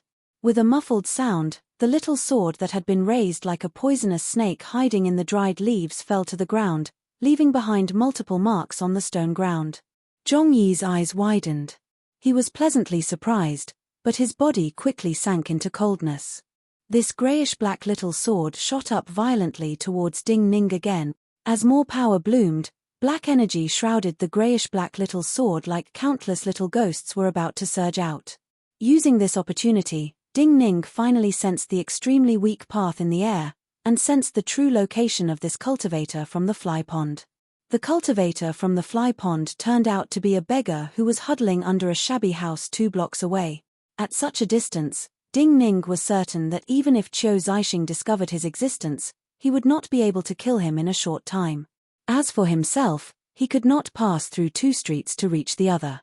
The chill in his heart grew stronger, but his emotions were still extremely calm. 3 streaks of black sword light shot out from the fingertips of his left hand, one after another, accurately striking the small grayish-black sword. The grayish-black little sword defeated 2 of his sword lights. When it defeated the 3rd sword light, it finally slowed down. Ding Ning's last flower-long sword in his right hand swung out and hit the grayish-black little sword hard. This grayish-black little sword was once again thrown out and bounced away. A thunderous roar rang out at this moment. Qiu Zixing's hands moved together again, but unlike before, his hands swept rapidly through the air. Dozens of crisscrossing lights lit up. These lights did not seem like sword lights, but blade lights. His arms were like blades, guiding the primal energies of the universe as they crisscrossed in the air. The light green flying sword didn't expect him to have such a method, and was forced into a narrow space by the violent saber light. With a bang, a saber light finally caught the sword's trace, and viciously chopped down on the light green small sword. A loud muffled grunt came from the distant alley. The light green little sword struggled out of the blade net. This attack had clearly caused great damage to the master of the little sword. But the master of the little sword knew the present situation and still managed to hold on. After the light green little sword retreated more than 100 feet, it started to speed up again and formed countless twisted sword shadows in the air. In a small courtyard not far from Ding Ning and Zhong Yi, Shui Wangshu was sitting on a rattan chair in the bedroom. Since the battle started, he had only frowned and silently hid in this dimly lit room. At this time, Xunyi closed the door and stood nervously next to him. Hearing the sounds of each attack outside, and sensing Ding Ning's performance, his expression grew more nervous, but his eyes grew brighter. 5 feet behind you, / At this time, he suddenly shouted at Xunyi. Xunyi's mind was tense to its limit, his hands covered in fine sweat. He did not feel anything, but Shui Wangshu's shout contained an irresistible command. He instinctively turned and attacked. There was a loud explosion. A bolt of lightning landed 5 feet behind him. There was a window 5 feet behind him. Just as the lightning from his sword landed, a dot of grayish-black light came through the crack in the window. The grayish-black little sword that Ding Ning had just blocked was silently sneaking over. There was a hiss. The grayish-black little sword froze and was burned by the lightning. Wisps of blue smoke rose from the blade, and the blade seemed to twist in pain. However, Chen Yi's breathing had completely stopped. Even he could feel that this sword strike was accumulating momentum and was about to burst out again. Shui Wangshu shouted. His breathing was irregular and he was about to cough. But he forced himself to endure. His face was red as he shouted again, painting remnant scroll sword essence, / Xunyi's vital energy almost instinctively surged out of his body with this shout. The runes on the long sword in his hands suddenly surged with endless black light, as if a giant ink ball was going to devour the entire room. However, in front of his sword tip, countless pure and dazzling threads of light suddenly shot out. A bright beam of light hit the grayish-black little sword. The entire room seemed to contain a pure sun and lit up. Pure and blinding light came out of all the cracks. Chapter 156. Ding Ning suddenly turned around. He once again confirmed the thoughts of this fly pond cultivator. The target of this fly pond cultivator was all the young people on this street. In a situation where it was difficult to kill him in a short time, this fly pond cultivator did not have any obsession, but wanted to instantly kill Chen Yi, who was the easiest to kill in his eyes. But this fly pond cultivator ignored Shui Wangshu's existence. He ignored the fact that even though Shui Wangshu was weaker than an ordinary old person, he was a great cultivator above Realm 7. The grey-black sword at this time was a silent assassination sword intent, so it didn't carry much power, so when it was hit by Chen Yi's sword, it was immediately sent flying out of the window. The grayish-black blade was particularly eye-catching in the pure, dazzling light. These dazzling and pure rays of light seemed to have a natural suppressive effect on the energy flowing on the small grey-black sword. At this time, the small grey-black sword sizzled like black oil was melting, and wisps of green smoke were constantly coming out of it. From the start, Ding Ning felt that these death soldiers would not spare any cultivator in this alley, other than Zhongsun Qianxue whom they did not know. So he did not conceal his strength at all, and played an important role at the crucial moment to attract the attention of these cultivators. But this fly pond cultivator's cultivation and intelligence far exceeded his expectations, and still did things beyond his control. Assassins always had more initiative than those who defended passively. But this fly pond cultivator miscalculated again, giving him a chance to completely turn the situation around. He suddenly turned around, and a black light seeped out of the fingertips of his left hand. Everyone thought that he would attack the grayish-black sword that was particularly conspicuous in the bright light. Even the grayish-black flying sword had a trace of fear, and as if it had a life of its own, it once again pulled itself together and flashed upwards.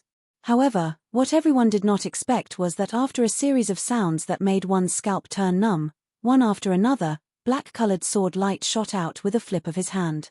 All of them shot toward the small light green sword that had countless shadows lingering around it. The light green sword only wanted to trap Qiu Zixing to the side of the carriage. The sword shadows flickered. Even Qiu Zixing could not accurately grasp which sword shadow the true sword was in, and did not dare to attack.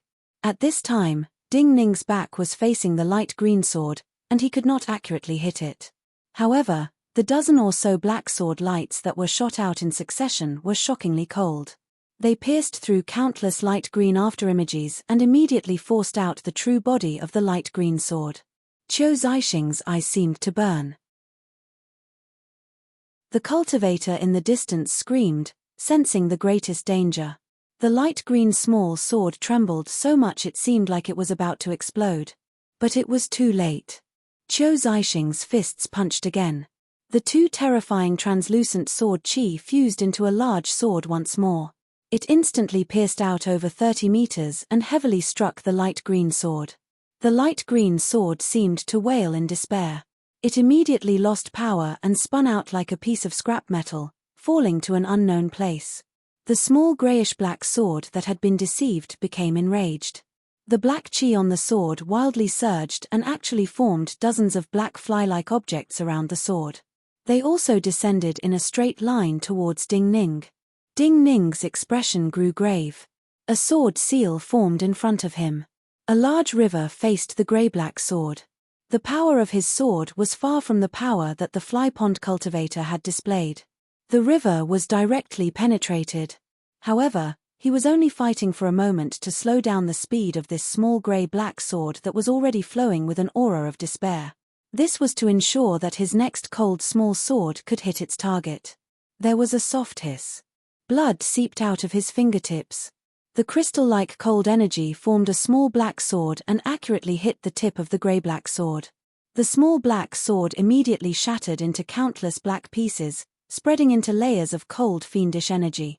The extremely gloomy greyish-black sword was like a small boat in a torrent, but it was suddenly hit by a head-on wave and paused in midair. With this pause, the remaining 5 cold swords in Ding Ning's body shot out and hit the grey-black flying sword one after another. The body of the flying sword was slightly bent unwillingly, and was pushed back a few feet by the impact. Ding Ning took a deep breath. He had used up all his power and could not stop any of the grey-black flying sword's attacks. Now, he could only rely on Qiu Zixing. When the grey-black flying sword had turned violent, Qiu Zixing's eyes were filled with nervousness and worry. But when Ding Ning's first cold sword hit the grey-black flying sword, his body relaxed. He knew the situation was set. The more relaxed he was, the more his vital energy flowed. The comfort he felt could not be described with words. He laughed wildly. He reached out and grabbed the edge of the carriage. The ground under his feet exploded. He pulled the carriage with one hand and flew into the air, landing in the middle of the street. The wild wind blew, and half of the noodle shop collapsed behind him. The grey-black flying sword paused slightly in the air and did not fly towards anyone. 2 streets away, the owner of the greyish-black flying sword, a man in ragged clothes who looked like a beggar, shook his head and flew up. With just 2 leaps, he crossed 2 streets and appeared in front of the collapsed noodle shop. This was a man in his 40s. His face was covered in black oil, and his features were ordinary. He did not leave any impression. But at this time, his hands were flowing with energy like black flames. He looked at Ding Ning with a bitter gaze and sighed emotionally. "How can you be so calm?" Before anyone could say anything, a crashing sound was heard as the courtyard wall of a shop was smashed down by someone. A long-bearded cultivator in indigo robes struggled out of the hole. He held an empty white jade scabbard in his hand. He looked to be in his 30s and had an elegant bearing. However, right now, beads of blood continuously seeped out from his skin. When he just walked out from the hole in the courtyard wall, his clothes still looked clean, but after just 3 steps, his green clothes were already soaked in blood, turning into a blood-red robe. What kind of sword art is that? This cultivator blinked to stop the blood from falling into his eyes so he could see Ding Ning's face clearly. This cultivator was the owner of the light green sword. He had fought with Qiu Zixing for a long time without regard for his injuries. Adding on that Qiu Zixing had destroyed his flying sword with his last attack, his wounds were grave. At this time, everyone could sense that he had forced himself to appear here because he wanted to see Ding Ning before he died. Even sword attendants who have been trained for a long time and specialize in cutting flying swords cannot be as accurate as you. I originally thought that we could rewrite the history books, but I had miscalculated you. This cultivator looked regretfully and with a hint of admiration at Ding Ning.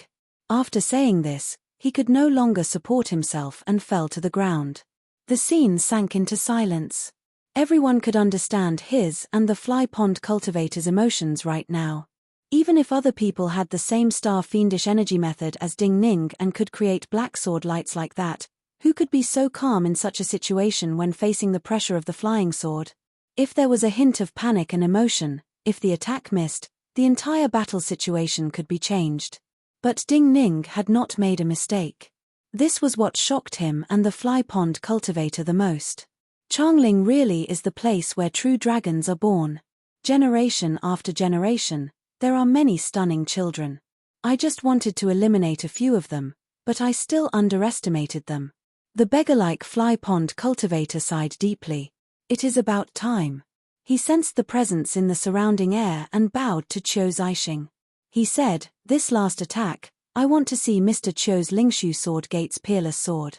Qiu Zixing understood the fly pond cultivator's meaning. His expression grew solemn.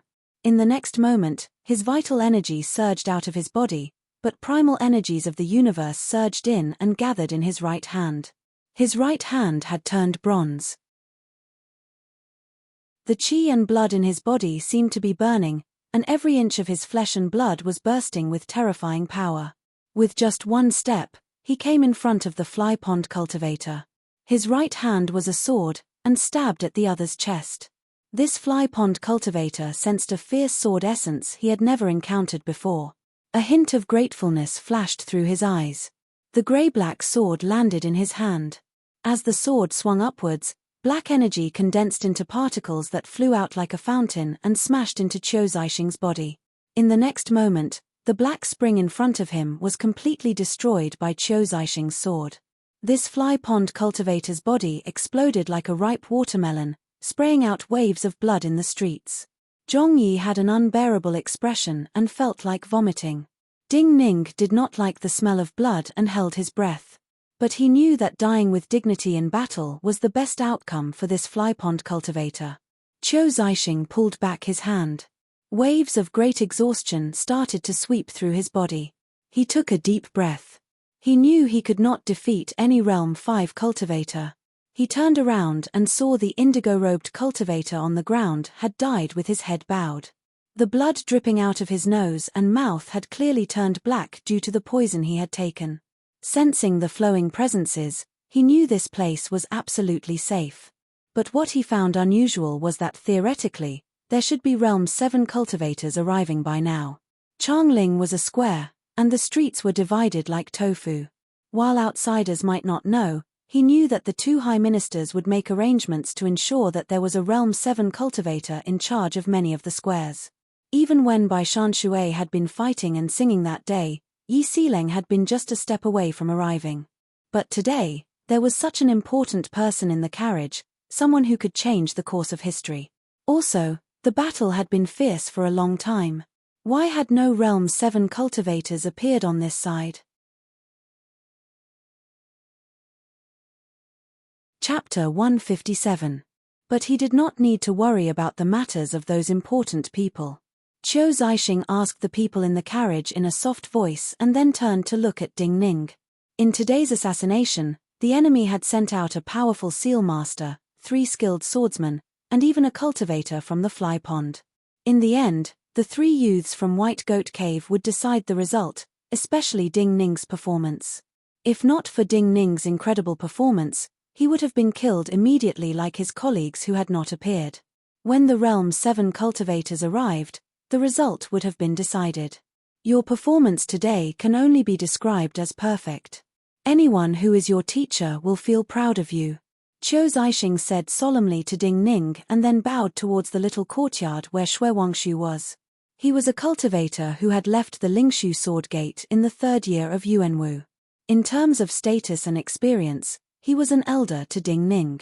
So he gave such an evaluation of Ding Ning in his first sentence. His following words were to express the most sincere respect to White Goat Cave and Shui Wangshu who could teach such a disciple. I owe you my life. Then he said seriously to Ding Ning in a soft voice. This was his personal gratitude, and it was completely from his personal standpoint. You do not owe me. Ding Ning looked calmly at Qiu Zixing and the numerous cultivators in casual clothing who had entered the alley. These cultivators were definitely stronger than the people of the Astrology Bureau and Divinity Bureau. Also, they did not come close to Qiu Zixing and the carriage. From this, he could guess the identities of the people in the carriage. While I do not know what is going on with these people, they clearly want to kill us. Ding Ning shook his head and continued, if it weren't for an expert like you, we would all have died here. Qiu Zixing smiled slightly and did not argue with Ding Ning. He only said, maybe I can recommend you to enter the Lingshu Sword Gate to study. Hearing this, Zhong Yi and Shen Yi shook. But Ding Ning shook his head again and said, I have decided to attend the Minute Mountain Sword Trials. Qiu Zixing stilled slightly but then smiled and nodded approvingly. Cultivation must first follow your heart. Since Minute Mountain Sword Sect is your first choice, entering Minute Mountain Sword Sect to cultivate will be beneficial to your future cultivation. After a pause, he shook his head and said, I thought too much. With your performance today, I think you will win in Minute Mountain Sword Sect in the future. Ding Ning thought for a moment. He looked at the flowing cultivators and said softly, if you really want to help me, do not let the details of today's battle spread. Qiu Zixing was not surprised. He had not expected Ding Ning to have so many deeper thoughts. He only thought that Ding Ning's method of condensing fiendish energy into a sword was astounding, but it was straightforward and lacked many variations compared to a flying sword. If he faced true experts and this method was known beforehand, he would be at a disadvantage. I understand. Qiu Zixing nodded seriously and said, I will do my best. As Qiu Zixing and Ding Ning were talking softly, two youths in the carriage were also talking softly. These two youths were Fu Su and Meng Qihai. One was the imperial son of the Qin dynasty who would become crown prince next year if nothing unexpected happened, and the other was the heir of the Meng Marquessate establishment. Regardless of which one of them died, the entire dynasty would be in great waves, much less both of them being assassinated here. At this time, Fu Su's face was slightly pale, and his breathing was unstable. But his eyes were full of praise and excitement. Meng Qihai's forehead was slightly damp with cold sweat. His face was even paler than Fu Su. Qihai, what do you think of Ding Ning right now? Thinking back to the many scenes of the battle just now, Fu Su smiled warmly as he looked at Meng Qihai, who was still in shock. Meng Qihai took a deep breath and said softly, I had not expected him to be so strong. Fu Su smiled and said, then do you still feel unconvinced, and feel that his pretentious attitude is annoying? His performance today is something even two of me cannot compare to. Of course, I am convinced. Meng Qihai lowered his head in shame. But then he immediately looked up and said, why don't we go out and give our thanks now? Fu Su shook his head warmly and said, another day is better. Meng Qihai was puzzled and asked, why? If we go out now, there will be so many people. It will be troublesome. Fu Su looked at him and said softly, also, the difference in status between us and him is too great. I do not want them to feel that we are too high above when we start to interact. Meng Qihai heard the deeper meaning in Fu Su's words. His eyes lit up. You mean, we should conceal our identities and interact with them? Fu Su sighed softly and frowned. I do not know why something like this happened today. I do not know if something like this will cause Mother Empress and Father King to change their minds. But even if they allow me to attend the Minute Mountain Sword Trials, even if I do not want to, I fear that my whereabouts and identity will be hidden even more. Dressed in white robes, Yi Xileng sat in a carriage and waited. Theoretically, she was the Realm 7 cultivator who should have appeared near Falling Parasol. However, not far from the carriage she was in, there were layers upon layers of canopies that stretched endlessly. Surprisingly, it was the fish market. Fish market was open for business, but today, it was even quieter and more deathly silent than the days of the new year.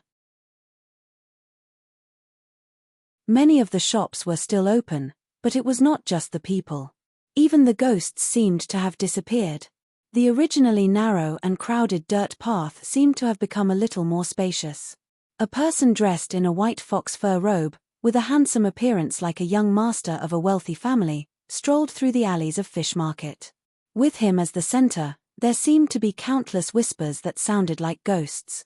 However, as he moved forward, These voices quickly disappeared in fear. He did not go too deep. After 100 steps, he seemed to be tired of the same scenery. He stopped and said with slight disdain, "I do not know if these canopies are used to hide the ghost energy, or to hide the presence of Realm 7. But do I really have to tear them down before you are willing to come out? Mr. Bai, you are a true dragon of the river.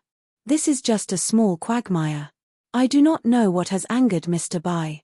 Mr. Bai is not riding the waves in the river, but tearing down this quagmire that can barely fit you."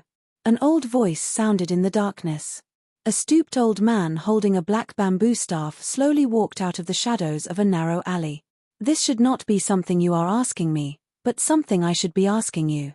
Bai Shanshui looked at the black bamboo staff in the stooped old man's hand. In his perception, there were many black bamboos swaying in the surroundings. His jade-like face showed great disdain. "I have come to Changling more than a dozen times, but have never entered Fish Market before. The reason is because we all have our own paths, and do not cross each other's paths. However, you've gone too far." He paused slightly and looked coldly at the hunchbacked old man. "While Fan Zhuo treated me like the sect master, he was my senior sect brother. It is one thing for you to kill my senior sect brother, but you stole something from my Cloudwater Palace. Do you really think I am dead?" The stooped old man's expression froze slightly. He said solemnly, "Mr. Bai, you must have misunderstood." "Apologies." Bai Shanshui looked at the old man and said. The stooped old man stilled and did not understand his meaning. A person like Bai Shanshui, who could summon the clouds and reign like a dragon king, was no small matter. He would not feel that something was wrong because of his words. "Apologies." Bai Shanshui repeated. Then he looked coolly at him and said, "If I have misunderstood, why don't you tell me, of all the cultivation sects and places in Changling, other than the master of Fish Market, who else in Changling knows the secret arts of the Qi Ghost Bamboo sect, and which cultivator who knows this secret art has reached Realm 7? The stooped old man completely understood his meaning. "I do not know who else in Changling is like this. In reality, if we knew that Changling suddenly had a cultivator like this, we would be shocked ourselves." The stooped old man looked up at Bai Shanshui and said seriously, "But we do not know that your senior sect brother was killed by someone, much less that he died at the hands of a Realm 7 cultivator who cultivates the Ghost Bamboo Yin secret art. We really did not do this." Bai Shanshui shook his head and said, "I did not come here today to listen to such powerless explanations. If you can say that there is such a cultivator in Changling, I may believe you. Pity, there is no other place in Changling that has such a cultivator." After a pause, he said with slight disdain, "Only the former Shang family in Changling is the traitorous disciple of the Qi dynasty's Ghost Bamboo sect." The stooped old man suddenly grew angry and said harshly, "Bai Shanshui, do not be too presumptuous. I respect you as an outstanding person. Do you really think that Fish Market is afraid of you? You are from the Qin, I am from the Wei. We are enemies to begin with. You respect me because you fear my strength. As to me, the destruction of the Wei is related to the Shang family. If not for the Shang family's reform that allowed the Qin dynasty to prosper, how could you have the power to destroy 3 dynasties? So I do not have as good of an impression of the Shang family as you imagine." Bai Shanshui smiled coldly and then shook his head at the stooped old man. He said, "You are not a match for me. You are too old, you cannot even take one blow from me."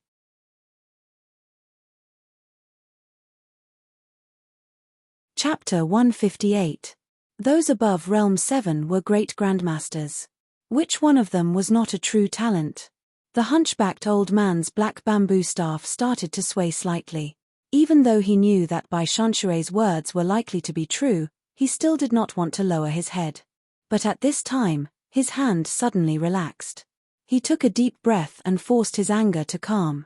The innocent will know they are innocent. Mr. Bai prioritizes the Wei people. Even if you have doubts, why rush? A weak but exceptionally calm female voice sounded. "You forced me out. What explanation do you want me to give you?" Bai Shanshui slowly turned his head and looked at the red-robed woman holding a black zither who walked out from behind the hunchbacked old man. He sneered disdainfully. "You dare to say that the innocent will know they are innocent. You dare to say that the people of Fish Market do not want my lonely mountain sword hoard and have not tried to investigate my whereabouts?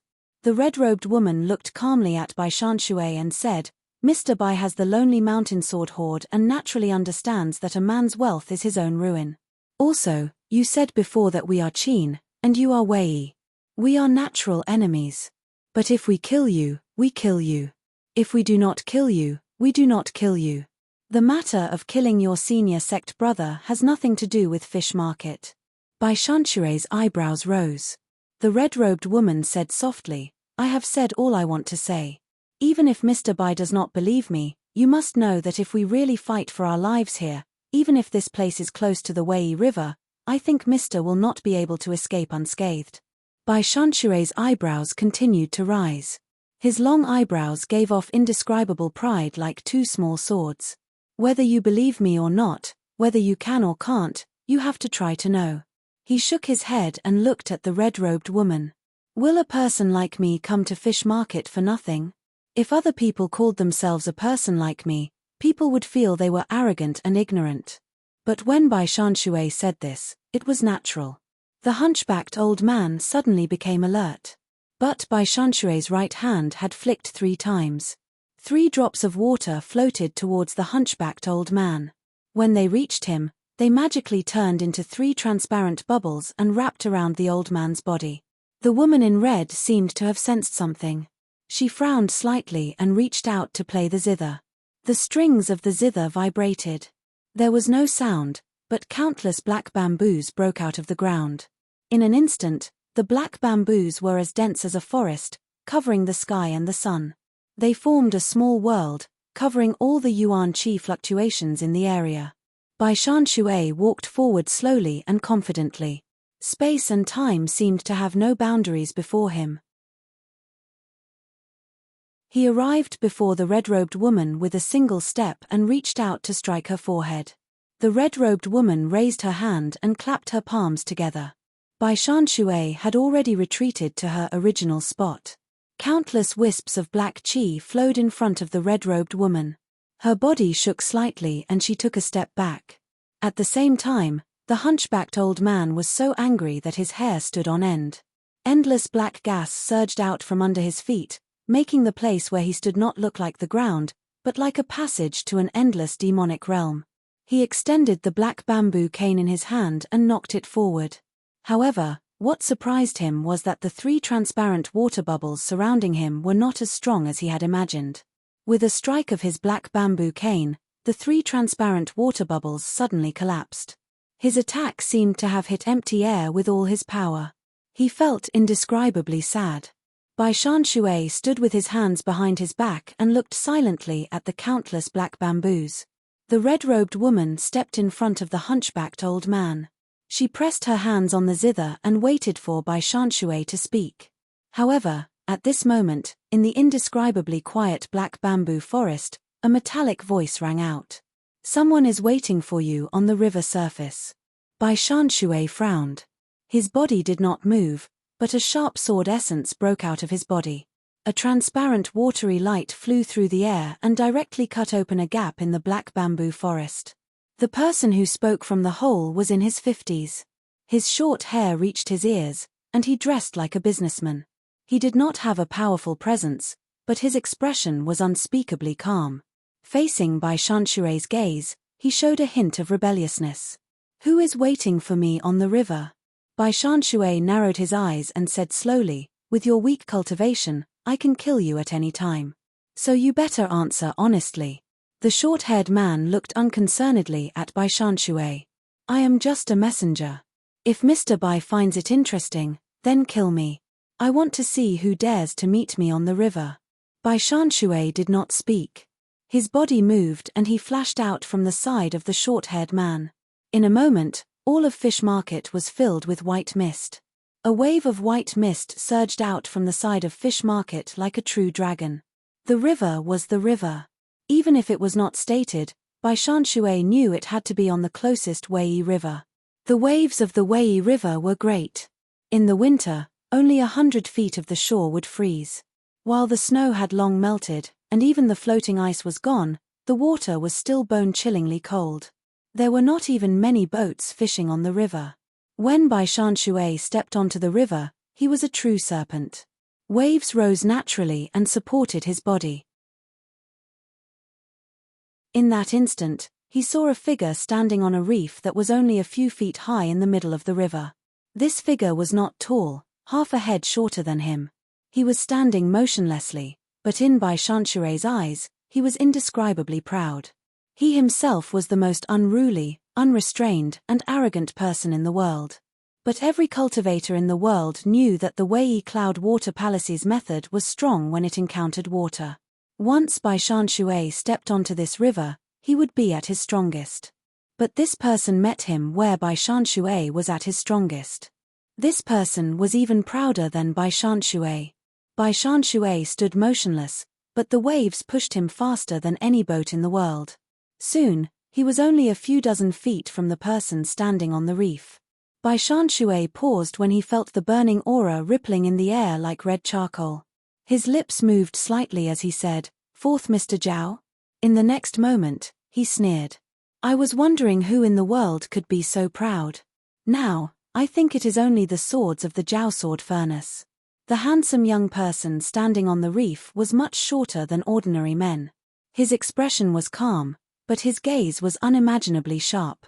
This was the strongest of the Zhao sword furnace, Zhao Sai. Hearing Bai Shan's words, Zhao Sai said coolly, "You are very different from the rumored brute. You forced the eldest miss of the Shong family to fight at full power. I think you just want to test if she has just been through a fierce battle." Zhao 7 died in the streets of Changling. Zhao Sai and Zhao Yi appeared together in Changling. Bai Shan looked scornfully at Zhao Sai and said, "You did not meet me to praise me." Zhao Sai did not disguise and said calmly, "Of course it is for the Lonely Mountain Sword Horde." Bai Shan smiled. His smile was unspeakably enchanting. Everyone in the world wants the Lonely Mountain Sword Horde. Zhao Sai glanced at him and said, "I am not like them. Other than the Lonely Mountain Sword Horde, I want to see your sword. Even without the Lonely Mountain Sword Horde, I want to see your sword." Bai Shan put away his smile and did not speak. Zhao Sai continued, "My master's sword was formed in the past, and he wanted to see all the swords in the world. Later, he fell into a trap. Before he died, his only regret was that he did not have a chance to fight that person. I am his most trusted disciple, and naturally have to fulfill his last wish. I have admired the Wei Cloud Water Palace's White Mountain Black Water Sword for a long time."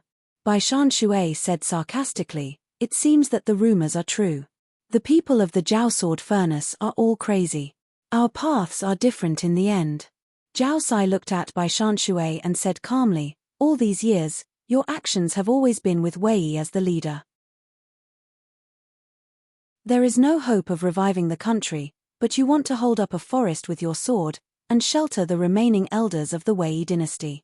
But the Zhao sword furnace is not like you. The Zhao sword furnace is just a place of pure cultivation. We have never had thoughts of serving a dynasty or a king. We only pursue the sword path of the Zhao sword furnace. We have a country in our hearts, but no king. Since the country does not exist, we only have enemies and the sword path we seek. In the eyes of many people, as great rebels, there were many possibilities of working together. But the true situation was that two tigers could not live on one mountain.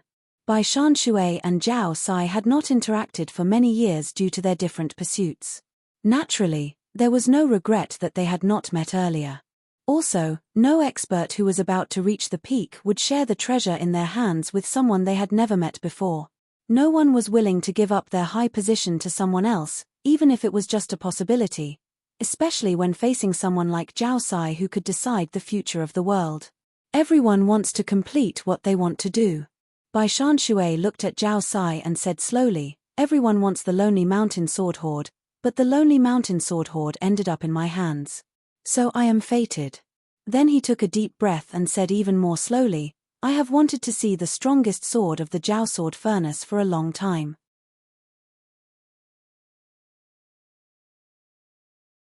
Chapter 159. Those above Realm 7 were grandmasters who controlled the world. True rebels had extraordinary presence. Most of the Realm 7 grandmasters in the world had never seen Bai Shanshui and the legendary 4th Mr. Zhao, but most knew they were not a match for Bai Shanshui and 4th Mr. Zhao. It was not a problem of cultivation methods and sword manuals. There was never a strongest sword manual, only stronger people. The Wei and Zhao dynasties had countless cultivation places. The reason only Bai Shanshui of Cloud Water Palace and 4th Mr. Zhao of the Zhao Sword Furnace were recognized as extraordinary existences was because they were the strongest people, and possessed a spirit ordinary people could not imagine. When Bai Shanshui and 4th Mr. Zhao met, how could this be an ordinary battle between Realm 7s? Hearing Bai Shanshui's slow words, 4th Mr. Zhao still stood with his hands behind his back. But the white clouds above the river suddenly turned red and turned into fiery clouds. Bai Shanshui expressionlessly reached out with his hand.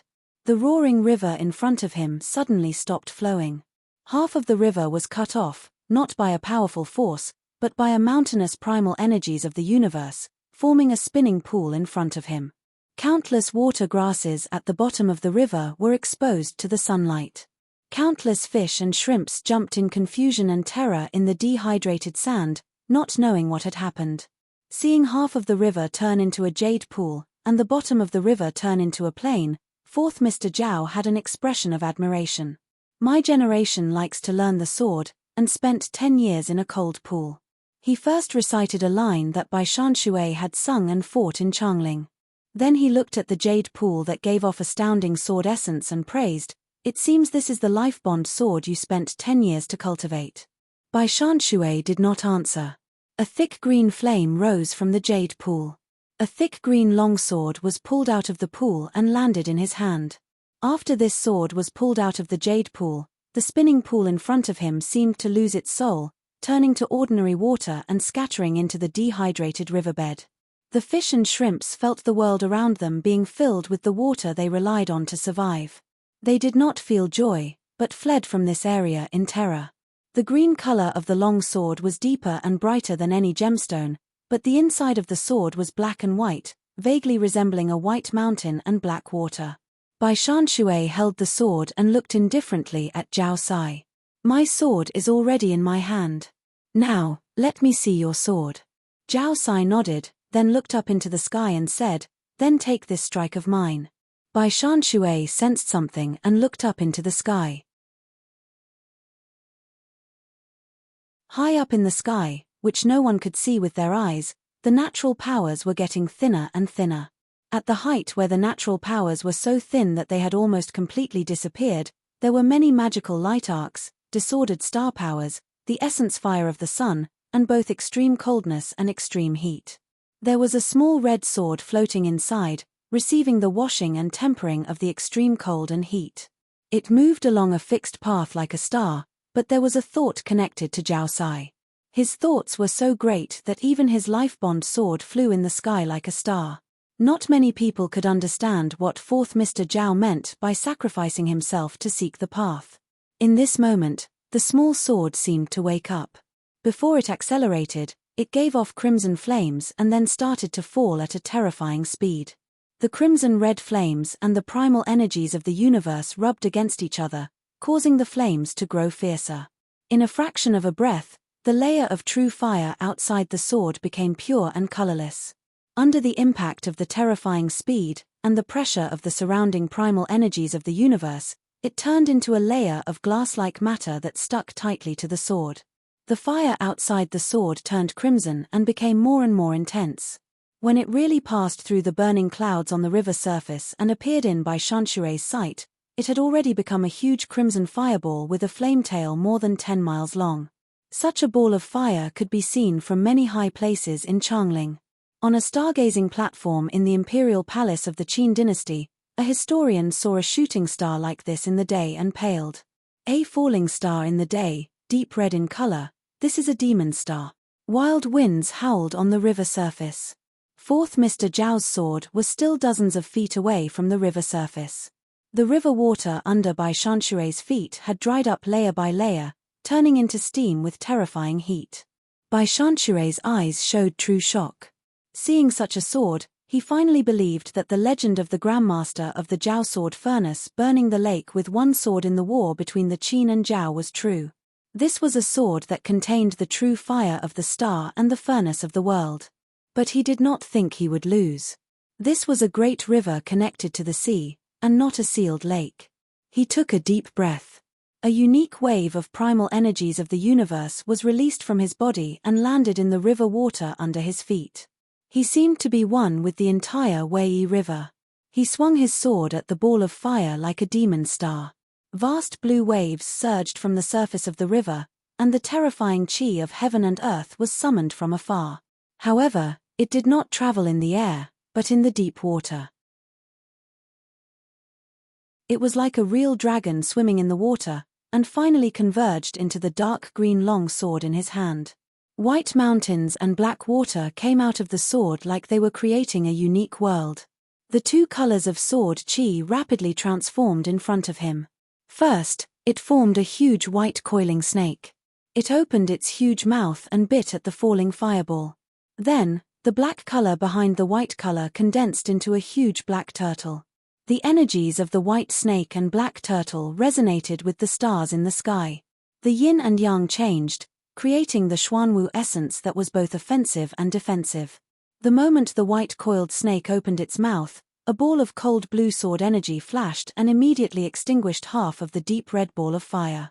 Zhao Sai's eyes started to give off heated light. The small sword in the center of the crimson fireball suddenly cut out countless paths in the air according to his will. In an instant, tens of thousands of glazed crystal light poured down.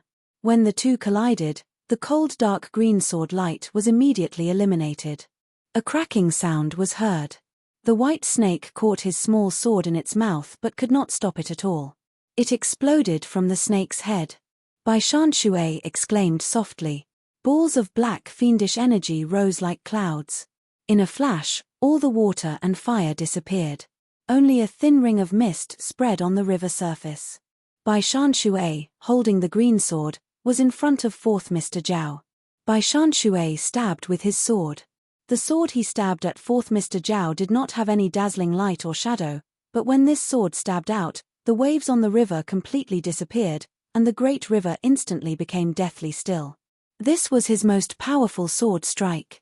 Not only did it contain his most powerful essence, energy, and spirit, it also contained the heavenly Tao of water. Fourth Mr. Zhao made a soft sound of surprise. But he only made a sound of surprise.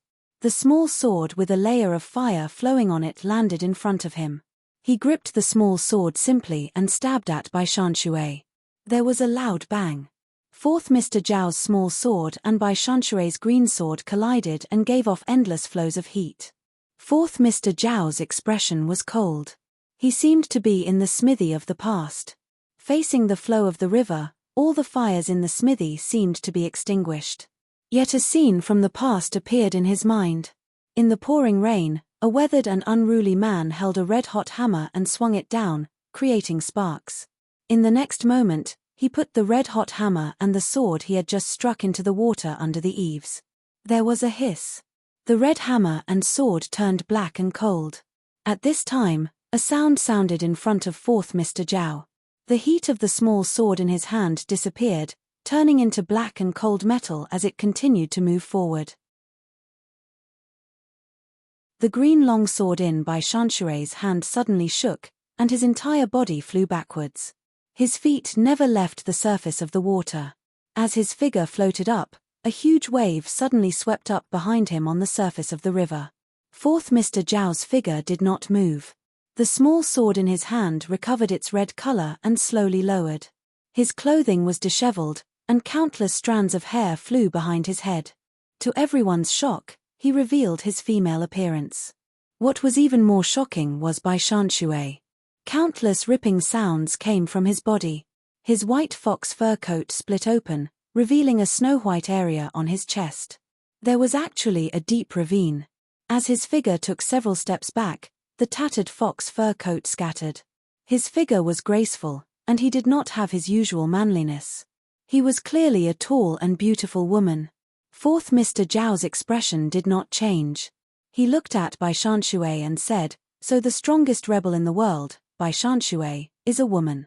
Bai Shanshui's presence was disordered, and he revealed his true appearance. His face was covered in frost. He said, "Are you not the same?" Fourth Mr. Zhao looked coolly at him and said, "The Zhao have many widows and women. The men of the Zhao had mostly died before the Zhao were destroyed. It is normal that most of the remaining are women." Bai Shanshui took a breath. While he did not use vital energy to control his body and return to his female appearance, he was still heroic and had an indescribable charm. Her expression calmed and she looked coldly at Fourth Mr. Zhao. She said, "It seems that I can only call you Fourth Miss Zhao in the future." Fourth Mr. Zhao retorted, "Before entering the sect, I was called Zhao Miao, but I do not know Miss Bai's name. Bai Shanshui only means White Mountain and Black Water, and is not your true name." Bai Shanshui's eyes immediately showed hints of embarrassment, but she still gritted her teeth and said, "I am Bai Lu." Fourth Mr. Zhao said calmly, "Bai Lu is Frost, a good name." Bai Shanshui sneered. "While you won by half a move, it is impossible to keep me here. Do you think you can humiliate me with words?" Fourth Mr. Zhao shook his head and said calmly, "I am just surprised." After saying this, she looked at the distant Changling and slowly said, "Changling is the place that nurtures true dragons. The strongest cultivators in the world all come from Changling. Is this true? It seems that you have had some fortuitous encounters in these days in Changling. Otherwise, I think I would not have just won by half a move." Bai Shanshui's lips trembled. She knew Fourth Mr. Zhao spoke the truth. The river water surged along with her emotions. At this moment, there was an additional white and graceful figure on the surface of the river.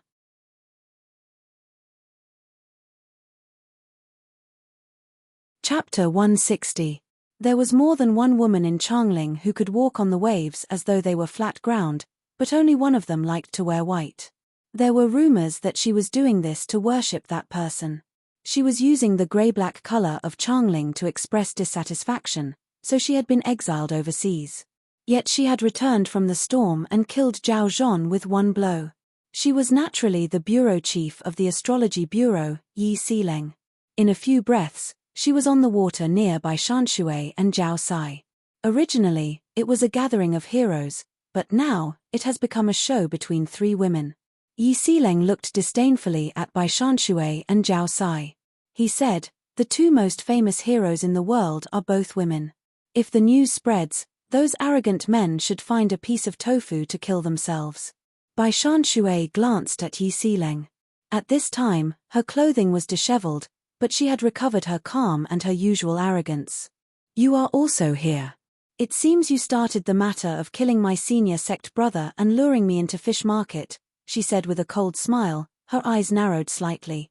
Yi Sileng glanced casually at her and said, "You and I are enemies. Why do I have to give you an explanation? Why do you have to be troubled by such a problem?" Zhao Sai said coolly, "We are all people in the game, there is no need to distinguish between us.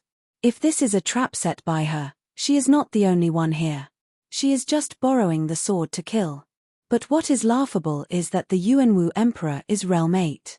There are so many Realm 7 cultivators in Changling, so many marquises, generals, and ministers, but only one woman dares to come here and fight to the death with us." Bai Shanshui thought for a moment, straightened her clothing and sneered. "It is to deal with the Deer Mountain Conference. They do not dare to be injured." Yi Sileng looked at Zhao Sai and smiled, showing two faint dimples. "Fourth Mr. Zhao, you two have expended a lot of energy. Neither of you is a match for me right now.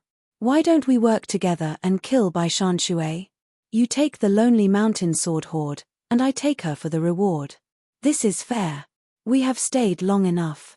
Zhao Sai turned to look at Bai Shanshui and said, "What do you think?" Bai Shanshui sneered and said, "Even if we join hands to kill her, we will definitely be injured and fall into someone else's trap.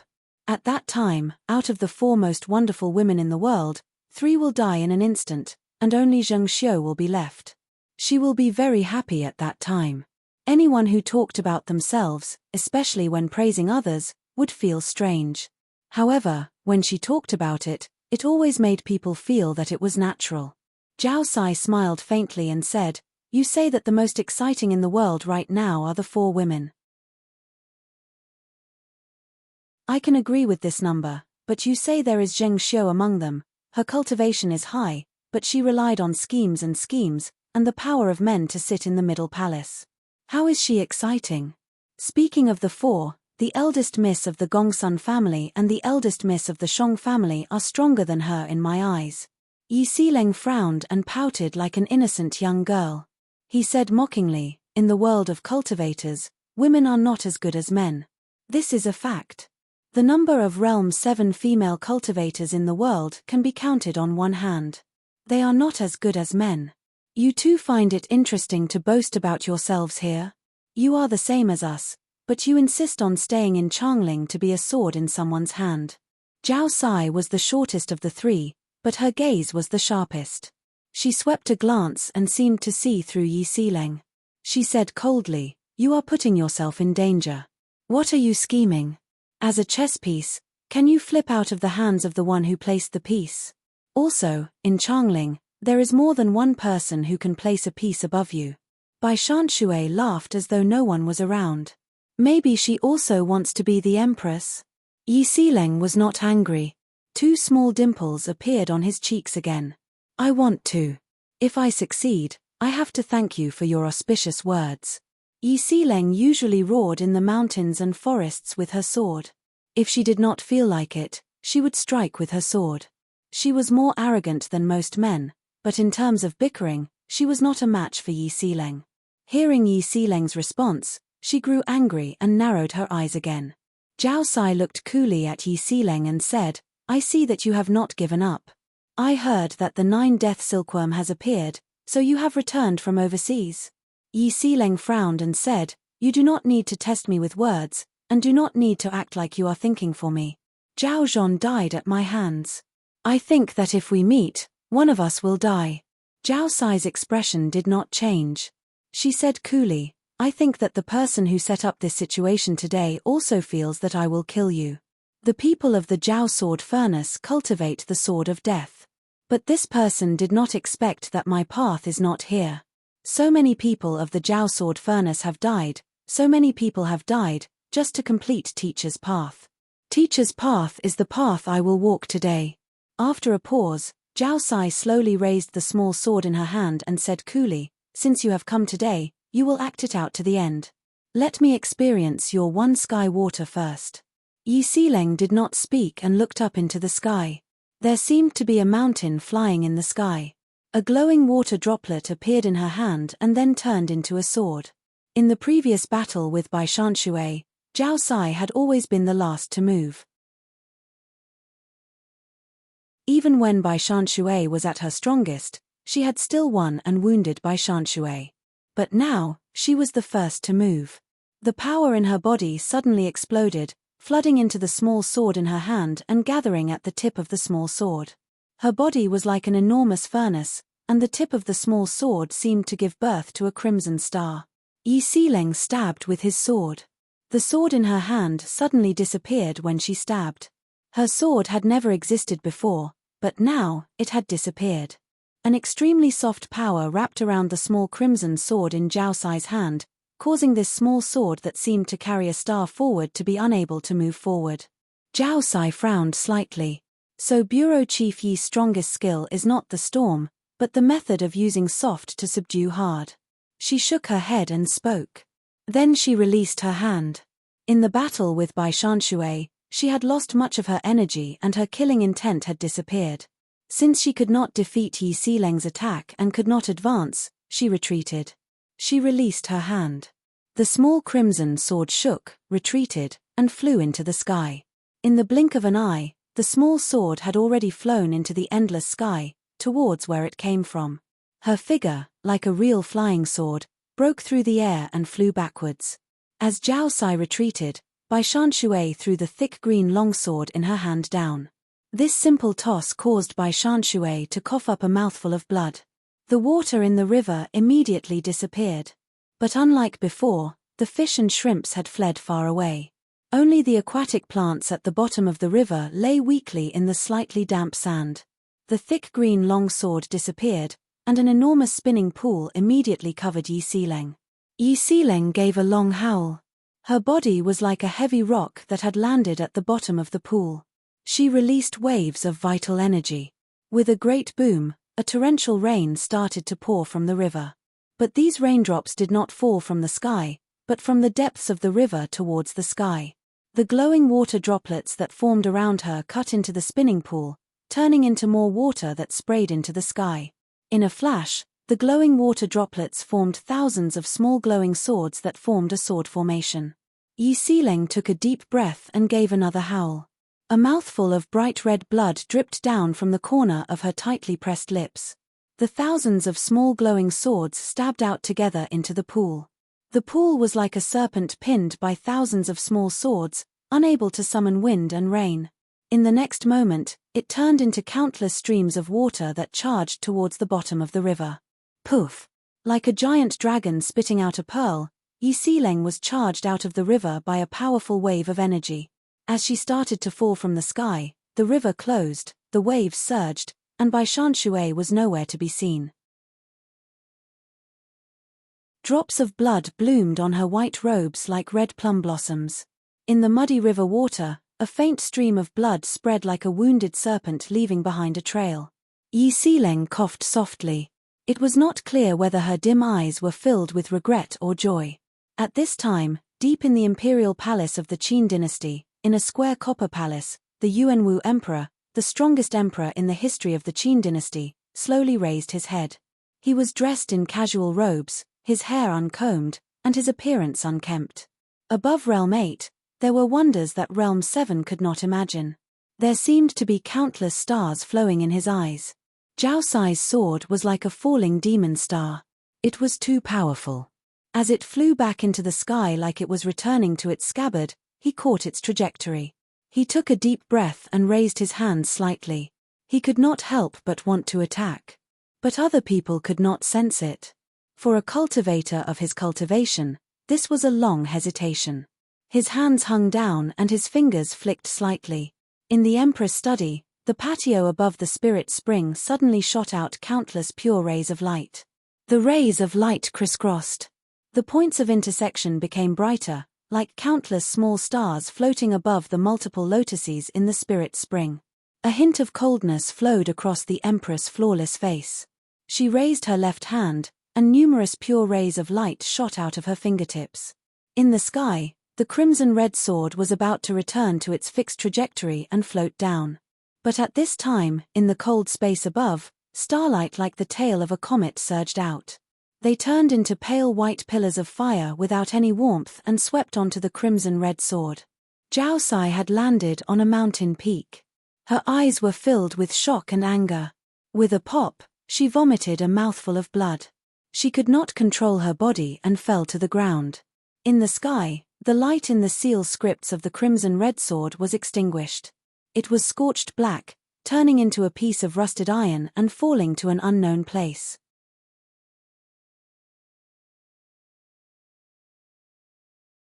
Chapter 161.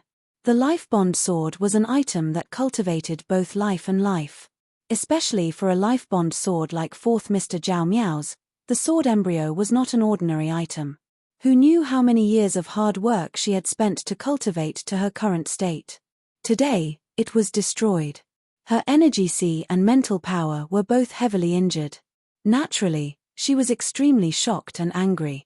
While you destroyed my life bond sword, you cannot kill me today. I have seen a thread of Realm 8. It will be harder to kill me in the future. Yet this fury immediately turned into a kind of tenacity and sharpness in her eyes. This kind of adversity seemed to stimulate her desire to pursue the sword path of the sword furnace. Why is it like this? At this time, a furious young man with thick brows appeared on the peak. It was Zhao Yi. Basin Kendo Grounds Starfire Comet Tail Sword. The one who attacked was Zheng Xiu. Zhao Miao coughed out a mouthful of strange pink blood and sneered. She just borrowed some of the Yuanwu Empress power. Today, she made me suffer a blow. In the future, I will pay her back. Zhao Yi took a deep breath and nodded. This was natural for him, who also came from the sword furnace. But at this time, Zhao Miao's gaze flashed violently. She said coldly, "Go find Bai Shanshui." Zhao Yi stilled. In his view, while Bai Shanshui had been greatly wounded in battle, he may not be a match for her at this time. Also, when Bai Shanshui entered the Wei River, she was a true serpent entering the estuary. He could not find Bai Shanshui. Also, Zhao Miao was seriously injured.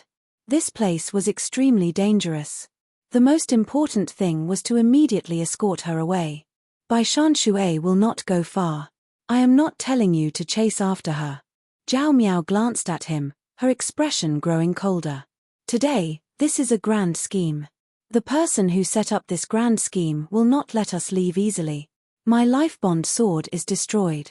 For those people in Changling, I am not as important as Bai Shanshui, who carries the secrets of the Lonely Mountain Sword Hoard.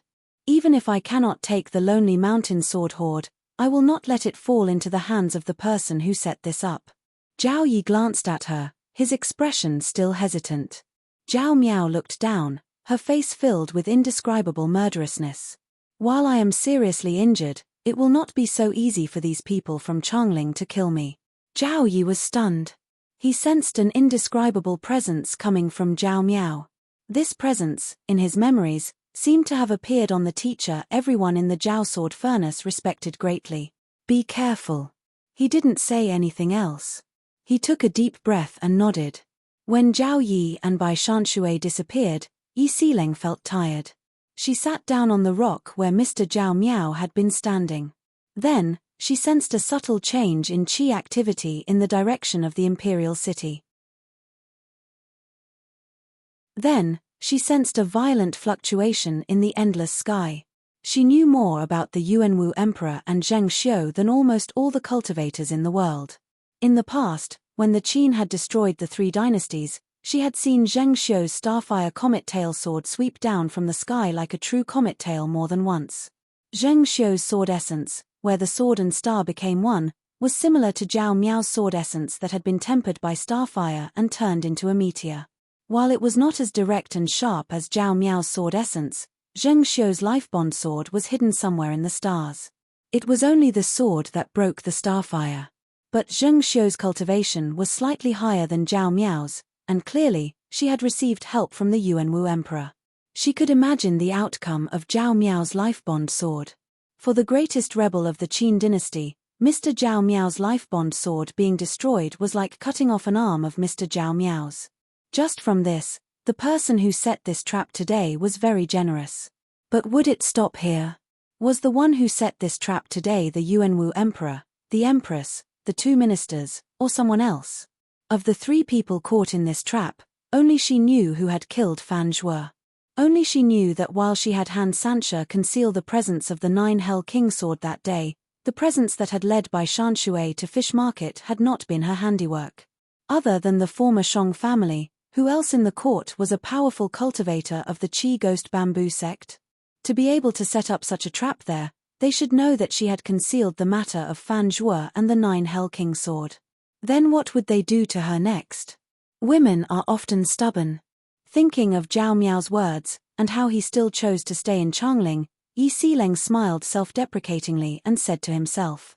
In the middle of the river, Bai Shanshui stood silently like a water immortal moving with the flow. Using some kind of secret art, her breathing did not seem to be obstructed in this flow of water. All the blood on her body had been washed clean. Her presence was as pure as the cleanest water, but her face was pale. She did not know much about the powerful secret arts of the Basin Kendo ground, but when Zhao Miao's life-bond sword was destroyed, she had sensed the powerful energy collision in the sky. She knew that only the few people in the Changling Imperial Palace could do such a thing. At this time, she realized that the one who set up this trap today was not as simple as a marquis. The secret arts of Cloud Water Palace could allow her to stay in the water for dozens of days, and cause her presence to completely merge with the flow of water. Even if Emperor Yuanwu, a realm 8, came to the surface of the river, she was confident she would not be detected. Yet when fourth Mr. Zhao Miao's life-bond sword was destroyed, she felt great unease. She felt that in this grand scheme, this was just the beginning. When this feeling of unease rose, she no longer hesitated. She took out a glass pill bottle from her sleeve, poured out the only blood-red pill inside, and put it into her mouth. A sickly blush appeared on her face. The water flow that wrapped around her didn't seem to be any different, but her figure within it was more than twice as fast, turning into a white flowing shadow. In less than the time it took to brew a cup of tea, the water she was in became deeper. In the dark water in front of her, a huge white shadow appeared and rapidly approached her. This was an enormous white carp, its eyes flashing with intelligence. This was a friend Bai Shanshui had made when she cultivated the sword in the water many years ago. Usually, she would be overjoyed to see this white carp, but the moment she saw this white carp, she suddenly realized where her great unease came from. No! She gave a shrill cry in the water. A string of air and sound waves exploded in front of her. In this moment, the enormous white shadow suddenly froze in the water. A circle of red light spread along its head, dyeing the world in front of Bai Shanshui and her eyes red. My generation likes to learn the sword, 10 years in the cold pool. One day, I killed the serpent, the blue water crimson for 3 months. Today, I will fight Changling, and in the future, I will kill the Qin king. Ha ha ha, Bai Shanshui, you were arrogant in Changling back then, but you did not expect that in the eyes of the emperor, you are just a stray dog. A wave of arrogant laughter caused the water to explode. A figure dressed in ordinary grey robes gripped one of the white carp's whiskers with one hand and pulled the white carp's head into his hand. At the same time, a terrifying sword essence came from his right hand. The inky green sword light was like an enormous water plant that surged in front of Bai Shanshui. There was an explosion on the originally calm river surface, and a huge water column with a radius of over 100 feet appeared. Bai Shanshui was forced out of the water by this sword. Lian Bo! Bai Shanshui was furious. With a shout, she gripped the green sword in her hand. That grey figure had floated to the surface of the water. This was a middle-aged man holding an inky green sword. He was dressed in the most ordinary grey robes of Changling. His features were ordinary, but there was a straight sword mark and the brand of a prisoner on his forehead. He looked shocking to the eye. At this time, this man casually threw away the white carp's head. He looked at Bai Shanshui and said emotionally, "After 19 years, we finally meet again." Bai Shanshui laughed in anger. "As a person of Wei, you have become a marquis of the Qin dynasty. You have enjoyed all the glory and wealth. You still remember your past grudges, and the enmity of your sect." This powerful cultivator with the straight sword mark and the brand of a prisoner could only be Marquis Lian of the 13 marquises of the Qin dynasty. While he had land and a marquis establishment in Changling, he usually guarded the Xiongqiang region. He had great power among the vassal countries in that region, and was called half the king of Qiong. Now, he had been secretly moved to Changling, and appeared in front of Bai Shanshui. Also, from Bai Shanshui's words, Marquis Lian was a person of Wei. Lian Bo touched the scar on his forehead and smiled.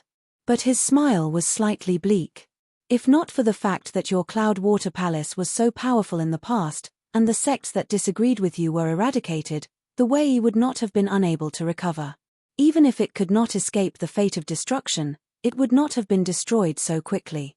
If we really want to argue, it is not about who is the true culprit behind the destruction of the Wei. Now, the Wei has been destroyed for so many years, but you are still focused on serving the country. Think about it, because of your existence, the Qin always had a bad attitude towards the Wei people. You want the Wei people to have good lives, but you do not know that those people have bad lives because of people like you. Bai Shanshui sneered in disdain. After being a dog for so many years, you really think like a dog. Lian Bo narrowed his eyes and smiled. He said, "The king of Wei's bones are probably rotten by now. There is no meaning in saying this. I only remember that when my sect was destroyed, my teachers and senior brothers all died under your sword." Bai Shanshui did not look at him. He looked coldly at the sword in his hand and the blood of the white carp spreading in the water. He said, "Your family in the past has all died, but now, you have more family in the Marquis establishment than before." Lian Bo understood the meaning of Bai Shanshui's words. He took a deep breath and said seriously, "So even if I die today, I will have you die here."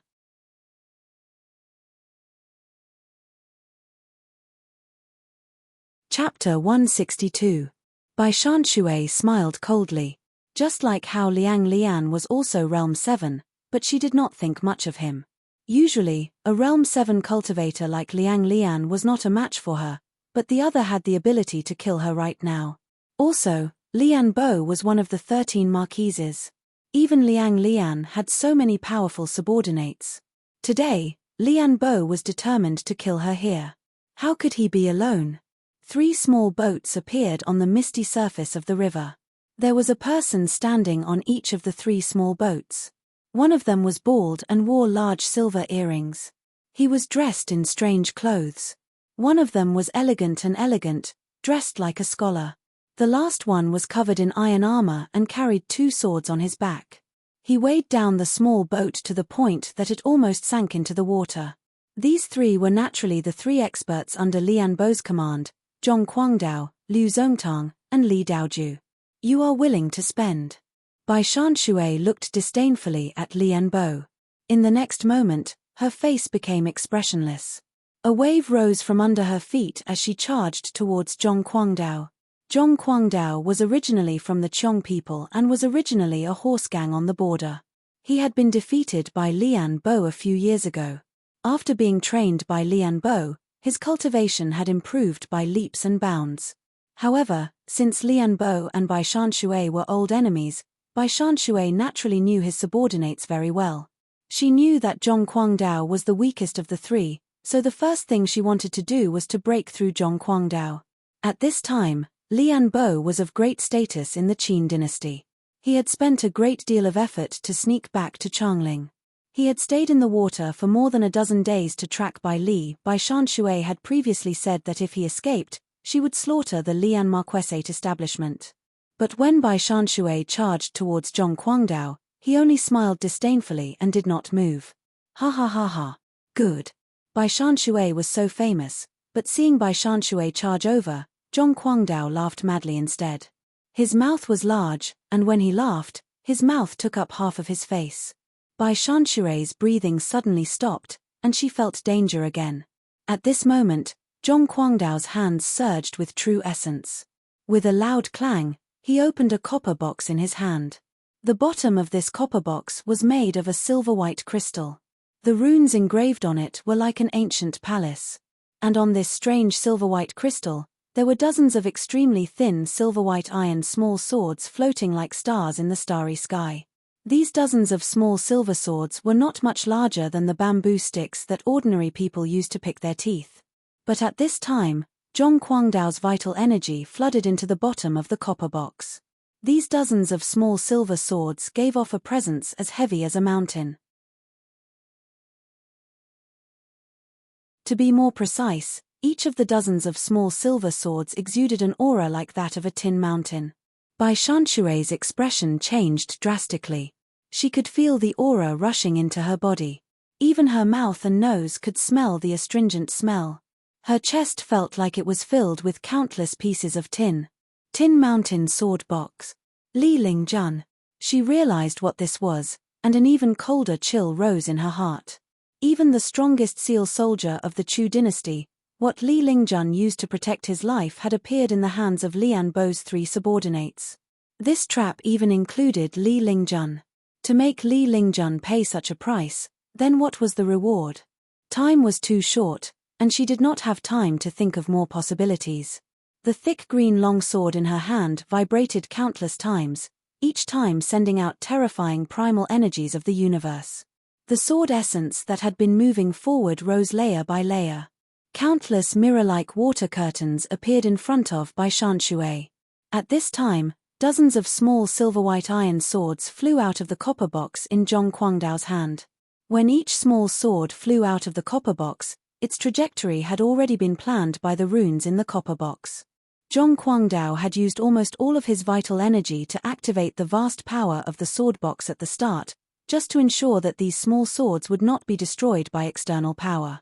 At this time, the material of these small swords and their trajectories naturally formed a large formation, and brought out even more terrifying power. Boom boom boom. Countless explosions sounded in front of Bai Shanshui. In this moment, it was like countless tin mountains were smashing into her sword moves. Bai Shanshui was already on the defensive. When the sword formation formed by the tin swords came, her first instinct was that she could block it. She even had the thought that nothing was more than that. But in the next moment, her true perception made her realize that she was no longer the same as before. Her breathing became extremely difficult. Her chest had been stuffed with many pieces of tin, but now, these pieces of tin seemed to have many edges and gave off powder. She felt a strong sense of disgust. She tasted sweetness in her throat, and then vomited blood uncontrollably. Disdain rose in Lian Bo's eyes. How could Bai Shanshui compare to someone who could set up such a situation? She had been the weakest person on the river, but with the tin mountain sword box in hand, her attack was even stronger than his.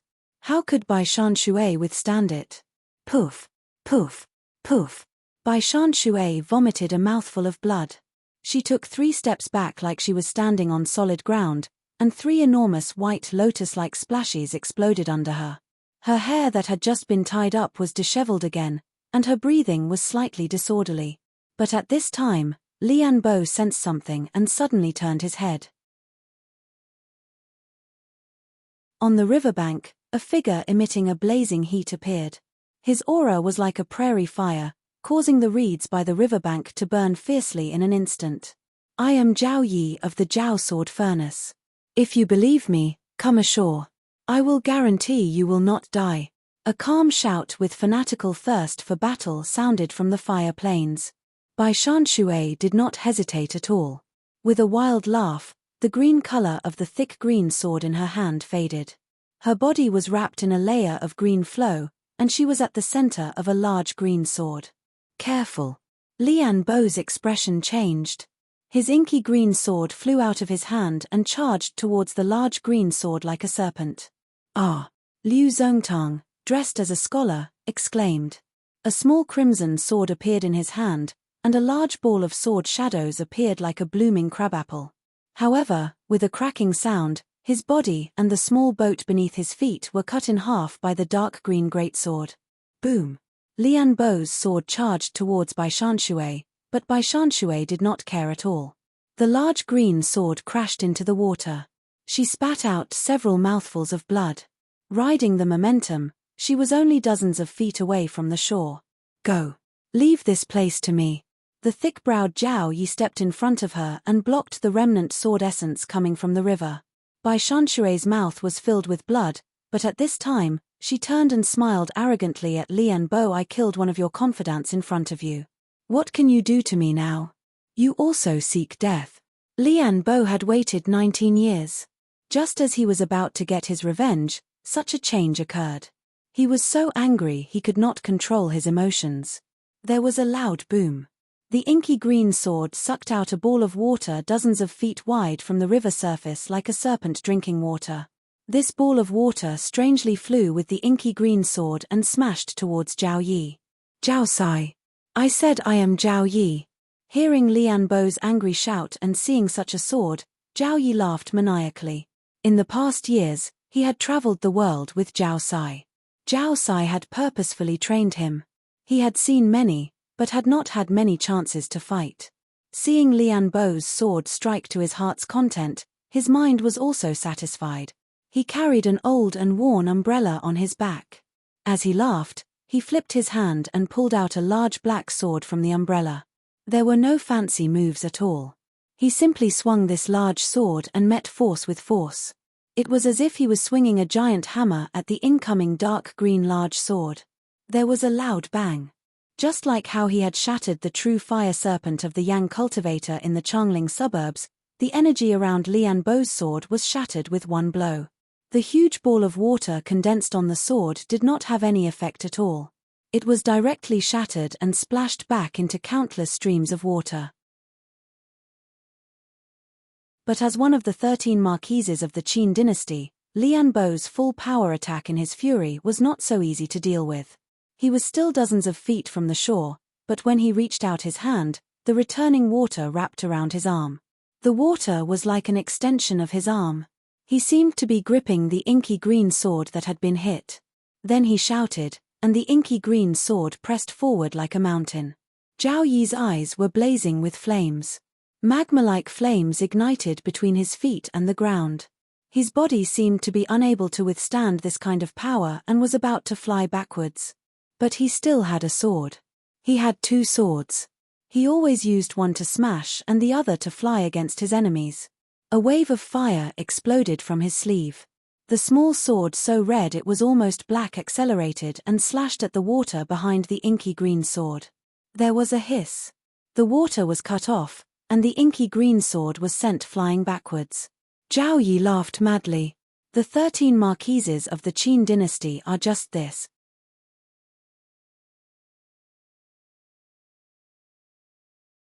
Chapter 163.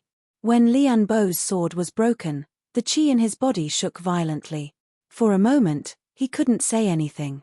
Seeing that Zhao Yi could still laugh wildly, he felt a trace of coldness in his body. Bai Shanshui's vital energy cultivation most likely surpassed Realm 7 second class.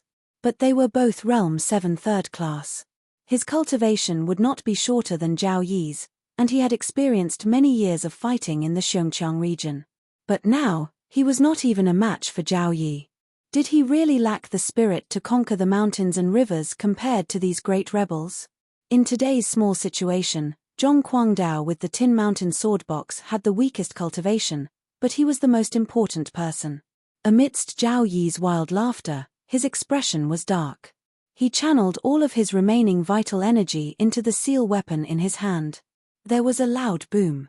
With his vital energy used up, he could not control the recoil of the Tin Mountain sword box. As he lost his footing, the little boat under him flipped over. His body fell into the water. At the same time, the dozens of small swords flew out again. These dozens of small swords led the vast primal energies of the universe through the air. They did not stab towards Zhao Yi, but towards Bai Shanshui, who was walking behind him. The sword formation formed by the dozens of small swords fell down like a prison and wanted to trap Bai Shanshui within. Sensing the movement of these small swords, Bai Shanshui had no intentions of attacking. His eyes were extremely cold and filled with madness. The Qin does not feel shame using the Chu sword? Zhao Yi laughed maniacally. As he laughed, his small sword, so red it was almost black, curved in the air and sliced towards these small swords. With an enormous boom, black and red true fire appeared above his head. It was like an enormous cauldron in the air that caught these small swords and started to refine them. Pew pew pew pew, dozens of sounds rang out. The vast energies gathered by these dozens of small swords were all burned into the air and scattered by the waves of fire. At this time, Li Daoju attacked. Dressed in iron armor, Li Daoju was the true commander of Lian Bo's army. In these years of commanding the border army, the two swords on his back had been stained with the blood of countless experts. But at this time, this famous Qin general did not draw his sword, but pushed his palms forward. Two hurricanes formed in front of him and pushed against Lian Bo. Lian Bo screamed and flew up. In the next moment, he became a black dot in the sky. At this moment, there was another black dot in the sky. It was his dark green greatsword. After the sword was sent flying, it did not fall. Instead, it flew high into the sky. At this moment, Lian Bo reached out and caught the sword. An ear-piercing shriek resounded in the air. The two black spots expanded rapidly in Zhao Yi's eyes. Zhao Yi's expression became extremely solemn. He could feel the qi of heaven and earth converging into the two black spots. His eyes narrowed. Then, he gripped his black greatsword with both hands and swung it upwards like a giant hammer. In the next moment, a ring-shaped airwave appeared around his body and exploded outwards. All of the flames around his body disappeared. Some of the pitch-black poplar trees standing tall in the burning reeds were instantly turned into sawdust and drifted outwards. Countless chunks of soil were sent flying in all directions by the terrifying shockwave. There was a huge pit on the shore. Through the dust, two figures gradually appeared at the bottom of the pit. Zhao Yi still gripped the black greatsword with both hands. The black greatsword was slightly bent. Before the Jiao sword furnace was destroyed, most of the cultivators of the Jiao sword furnace spent their entire lives forging. The sword nucleus of the Jiao sword furnace was recognized as the best in the world. Zhao Yi was the first disciple of the Jiao sword furnace. His sword nucleus was not something ordinary people could imagine. But now, His sword was bent. It could be seen what kind of power just now's attack contained. Lian Bo still held the sword in his right hand, but his entire arm was strangely twisted and hanging down. Blood seeped out of his mouth and his face was exceptionally pale. Clearly, in this attack, the bones in his right arm had been broken in many places.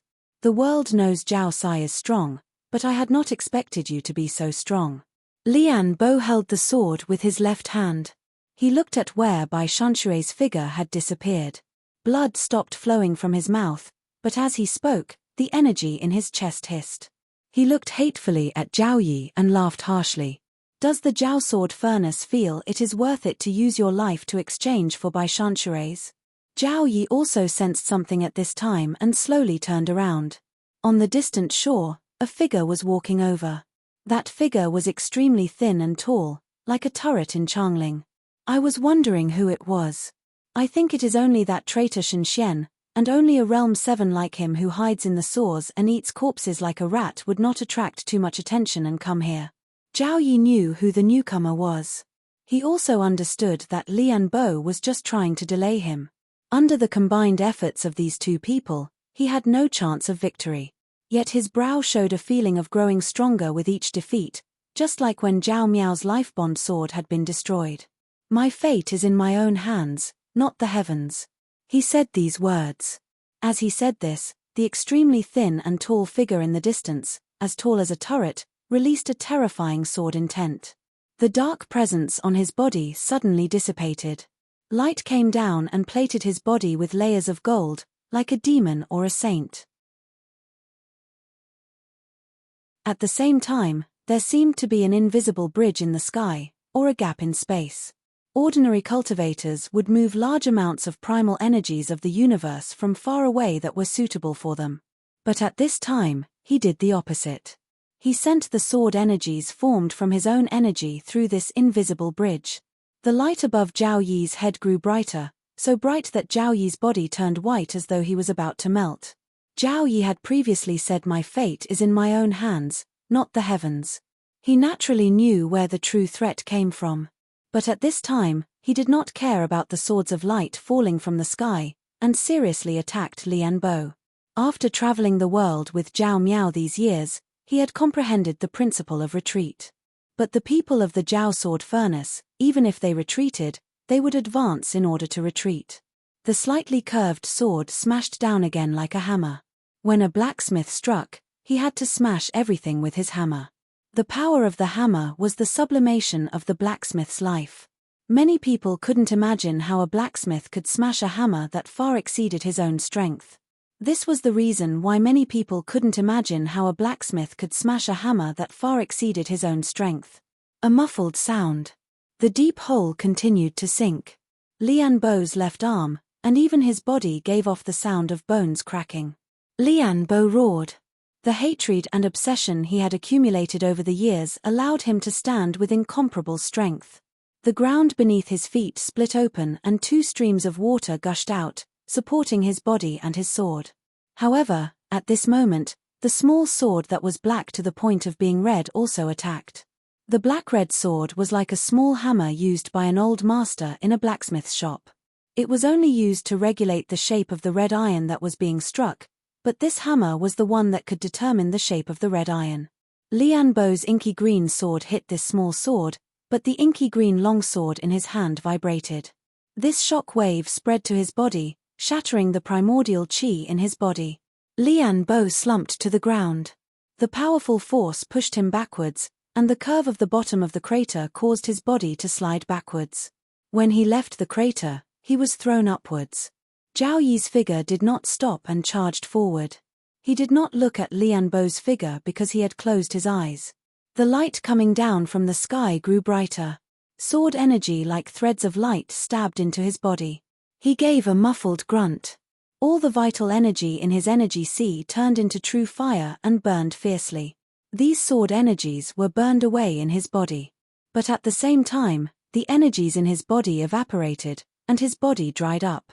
The tall and thin figure in the distance shouted in anger.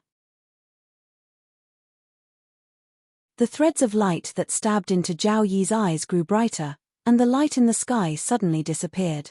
The water in Zhao Yi's eyes evaporated. His veins dried up and broke, like they had turned into grains of sand. Zhao Yi's vision darkened. He knew that he would no longer be able to see any light or color. However, his withered face became even more tenacious. He swung the black great sword in his hand backward. The large black sword howled in the wind, like an enormous stone thrown by a catapult, and fell towards the tall and thin figure in the distance. His body used the recoil of this blow to disappear into the plains on the river shore in a few leaps. Shen Xian reached forward and grabbed. With a metallic clang, his 5 fingers turned bronze as he gently grasped the tip of the black greatsword. Li Daoju landed behind Lian Bo, and supported the falling Lian Bo with his hands. In this battle, Bai Shanshui was seriously injured, Zhao Yi's eyes were blinded, and he lost a sword, but even such a situation had not been able to kill these great rebels. At this time, this famous Qin dynasty general did not feel any joy, and his entire body trembled uncontrollably. Shen Xian did not communicate with Lian Bo and his 2 remaining subordinates. He held Zhao Yi's large sword and turned to look in the direction of Changling's imperial city. The crisscrossing streets of Changling looked like a square chessboard in his eyes. Even if these great rebels had managed to escape this battle, they had all lost their feathers. But in the following long period of time, these great rebels could only fight for a chance to live. The Yuanwu emperor had achieved what he wanted. The Deer Mountain Conference was completely peaceful. In the hustle and bustle, the cultivators above the 7th realm were like chess pieces. Could sword arts be stronger than mental arts?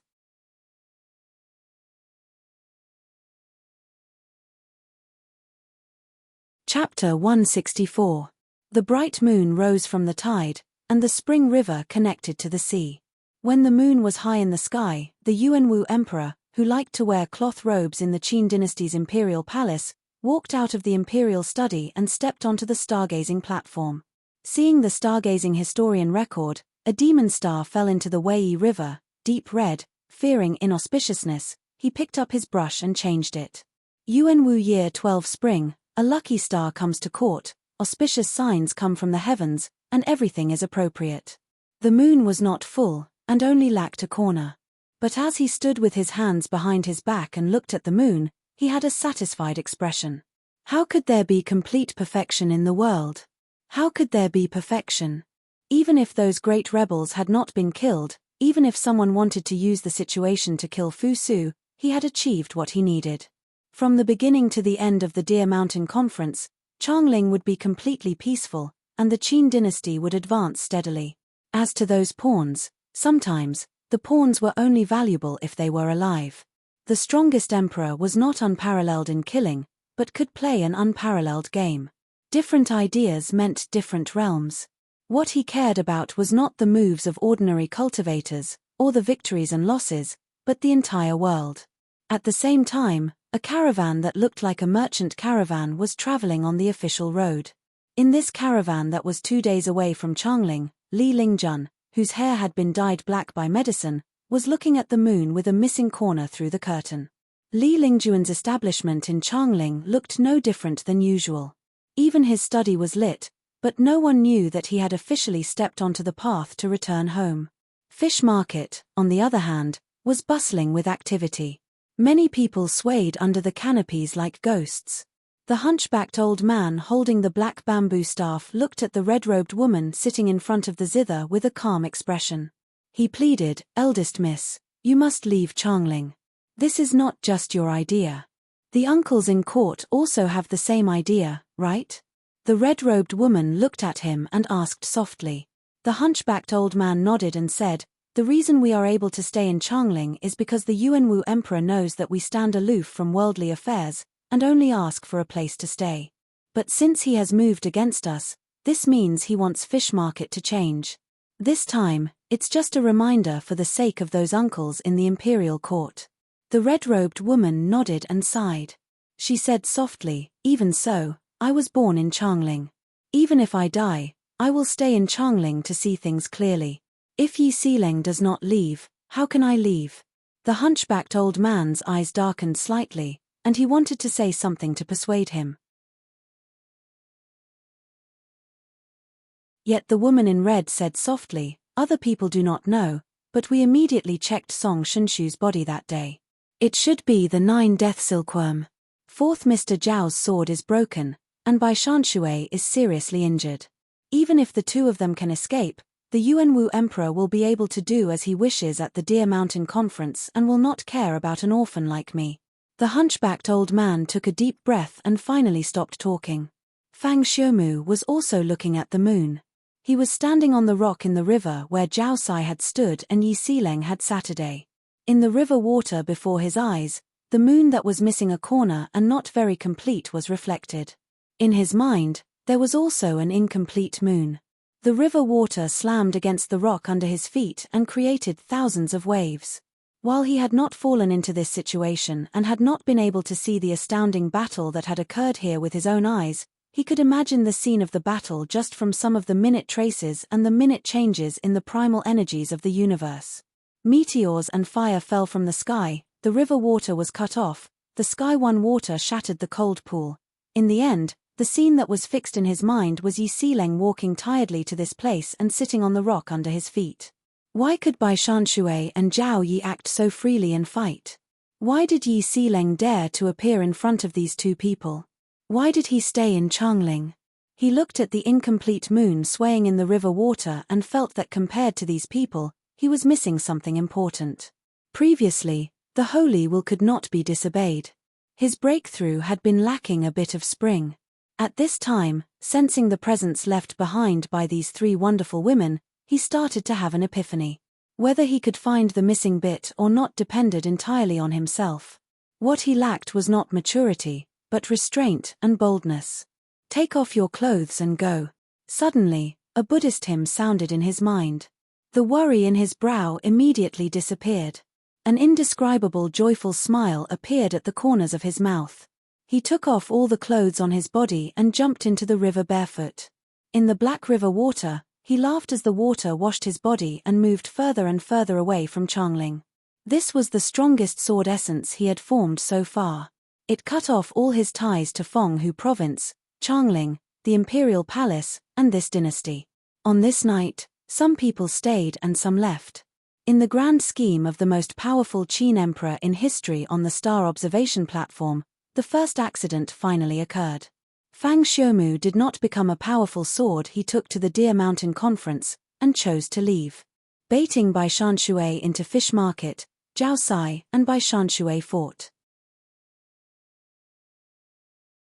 If Zhao Sai wanted to take revenge for Zhao Zhon, Lian Bo, Shen Xian and the others would have set up an ambush. Zhao Sai and Bai Shanshui, and even Zhao Yi would have died. Such a grand move.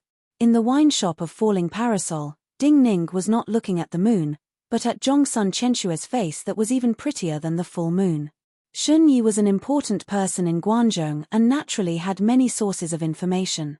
Two-level tower had many ways of gathering information.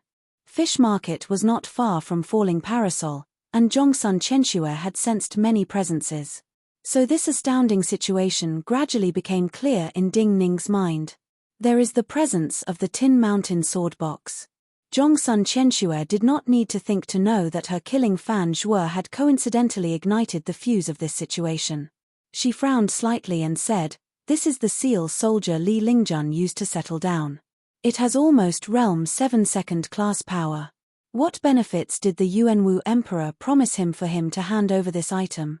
Ding Ning sneered and said, "Of course, to allow him to return to Chu." Zhongsun Qianshue said, "Will the price be too great?" Ding Ning glanced at her and said, "There are many people in the Chu dynasty who do not want him to return. The price to ensure his safe return to Chu is not great."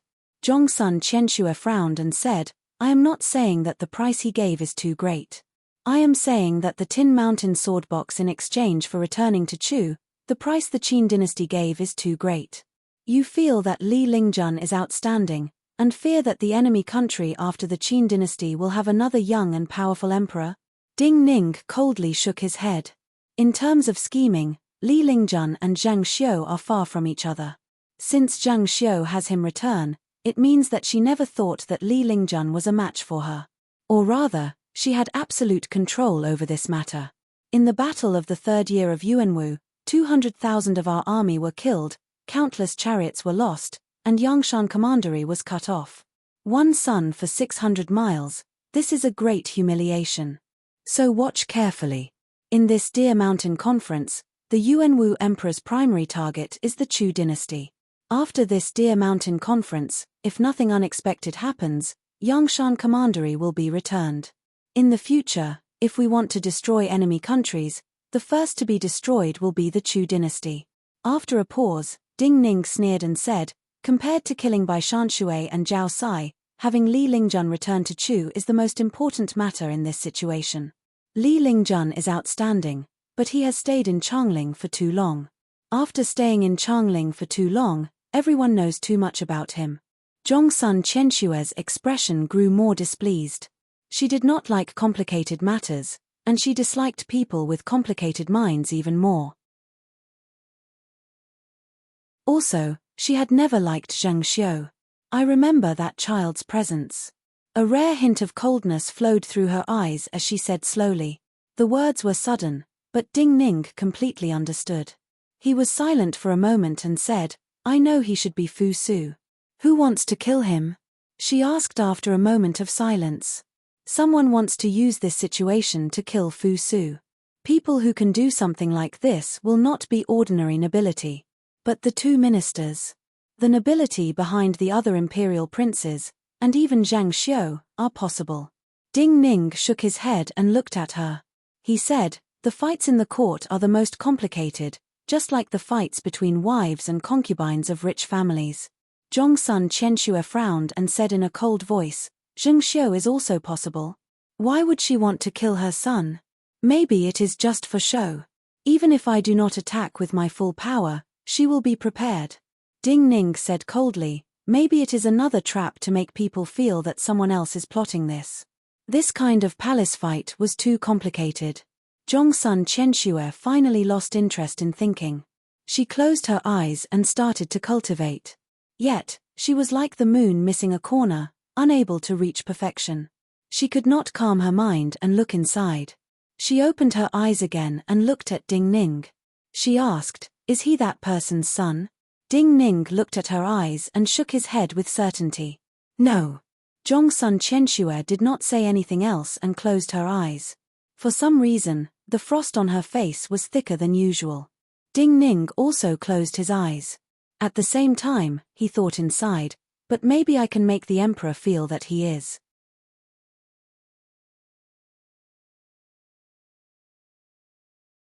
Chapter 165. In the morning of falling parasol, the noodle shop owner looked dazedly at the many busy masons and carpenters. The government had clearly registered the losses yesterday and paid some silver as compensation. But this morning, another group of people started to repair the destroyed houses near falling parasol. Just from the materials they used, the rebuilt houses would be much better than the original. Large amounts of wood and bricks took up most of the road, making it difficult for carriages to pass. A man dressed in cotton robes got off the carriage and slowly walked around the junk towards the wine shop and the small courtyard where Shui Wangshu was. Zhong Yi happened to be at the door pouring water for washing his face. Seeing this man, Zhong Yi immediately put down the basin in his hand, wiped his hands, and bowed. Mr. Wang Taishu. Sensing the presence of the approaching man, Zhong Yi was stunned. He congratulated in admiration, congratulations to Mr. on your breakthrough. This man was Wang Taishu. It seemed that he was still as thin and weak as before, as if he could not even stand up to a gust of wind. However, his complexion was not as pale as before, and there was a faint layer of light flickering on his face. In Zhong Yi's perception, there seemed to be another world in Wang Taishu's body. It was as empty as a valley but contained great power that could erupt at any time.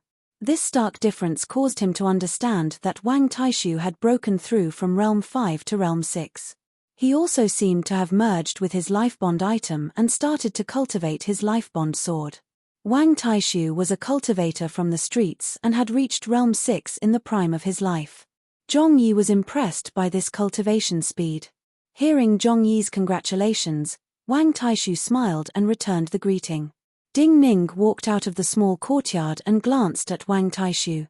He said half jokingly and half seriously, You are finally not too weak. Wang Taishu looked seriously at him and said, if you had not given me some whale jade ointment, maybe I would still be very weak now. Zhong Yi was stunned. Only now did he know that Ding Ning had given some of the precious whale jade ointment the vice bureau chief of the Bureau of Ceremonies had given to Wang Taishu. Have you found the origins of those death warriors? However, Ding Ning did not take it seriously. He directly changed the topic and asked calmly. Since those death warriors were used to assassinate Fu Su, the person behind the scenes would not allow people to find the connection between them and the true mastermind. But the gangsters of Changling had different methods than the government. They could find the tracks these people had left in the streets of Changling. They are not outsiders, they have stayed in Changling for more than 2 years. Wang Taishu looked at him and said, but in the last 2 years, they did not even show their cultivator identities.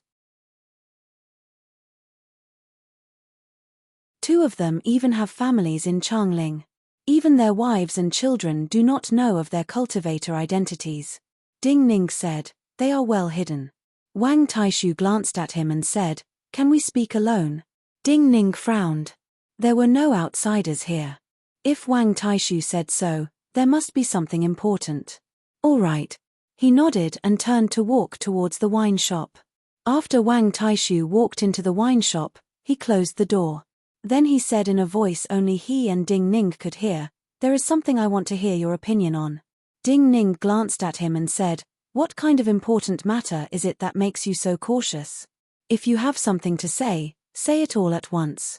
Otherwise, I will die from anxiety. It really is an extremely important matter. Wang Taishu said softly, it should be Zhao Sai. Ding Ning's expression froze slightly. He immediately reacted and said cautiously, you found her tracks. Wang Taishu nodded slowly and said softly, after the battle outside Fish Market, she did not flee towards the mountains and wilderness outside Changling. She returned to Changling and booked a room at Spring Wind Restaurant. Spring Wind Restaurant happens to be one of our businesses. The female owner of the restaurant does not have any strong points, but she used to be a palace attendant in the palace. Men, women, and even eunuchs can be seen at a glance from their different auras and actions. That person was clearly a woman, but she had rented an entire room. It was very strange, so I naturally went to take a look. However, even I could only confirm that she was a cultivator. I couldn't even sense her cultivation level. I had just reached the natal realm, so I could vaguely sense that her natal chi was unstable. Adding on the rumors, I think it is most likely Zhao Sai. Ding Ning took a deep breath. Many people in Changling knew that after the battle on the Wei River, by Shanshui, Zhao Sai, and Zhao Yi had fled with serious injuries. Zhao Yi had lost a sword, and Zhao Sai's life-bond sword had been destroyed. She would be hunted down by powerful cultivators of the Qin dynasty, and her fate was unknown. But who would have thought that after suffering such serious injuries, Zhao Sai would hide in Changling? This is truly seeking life in death.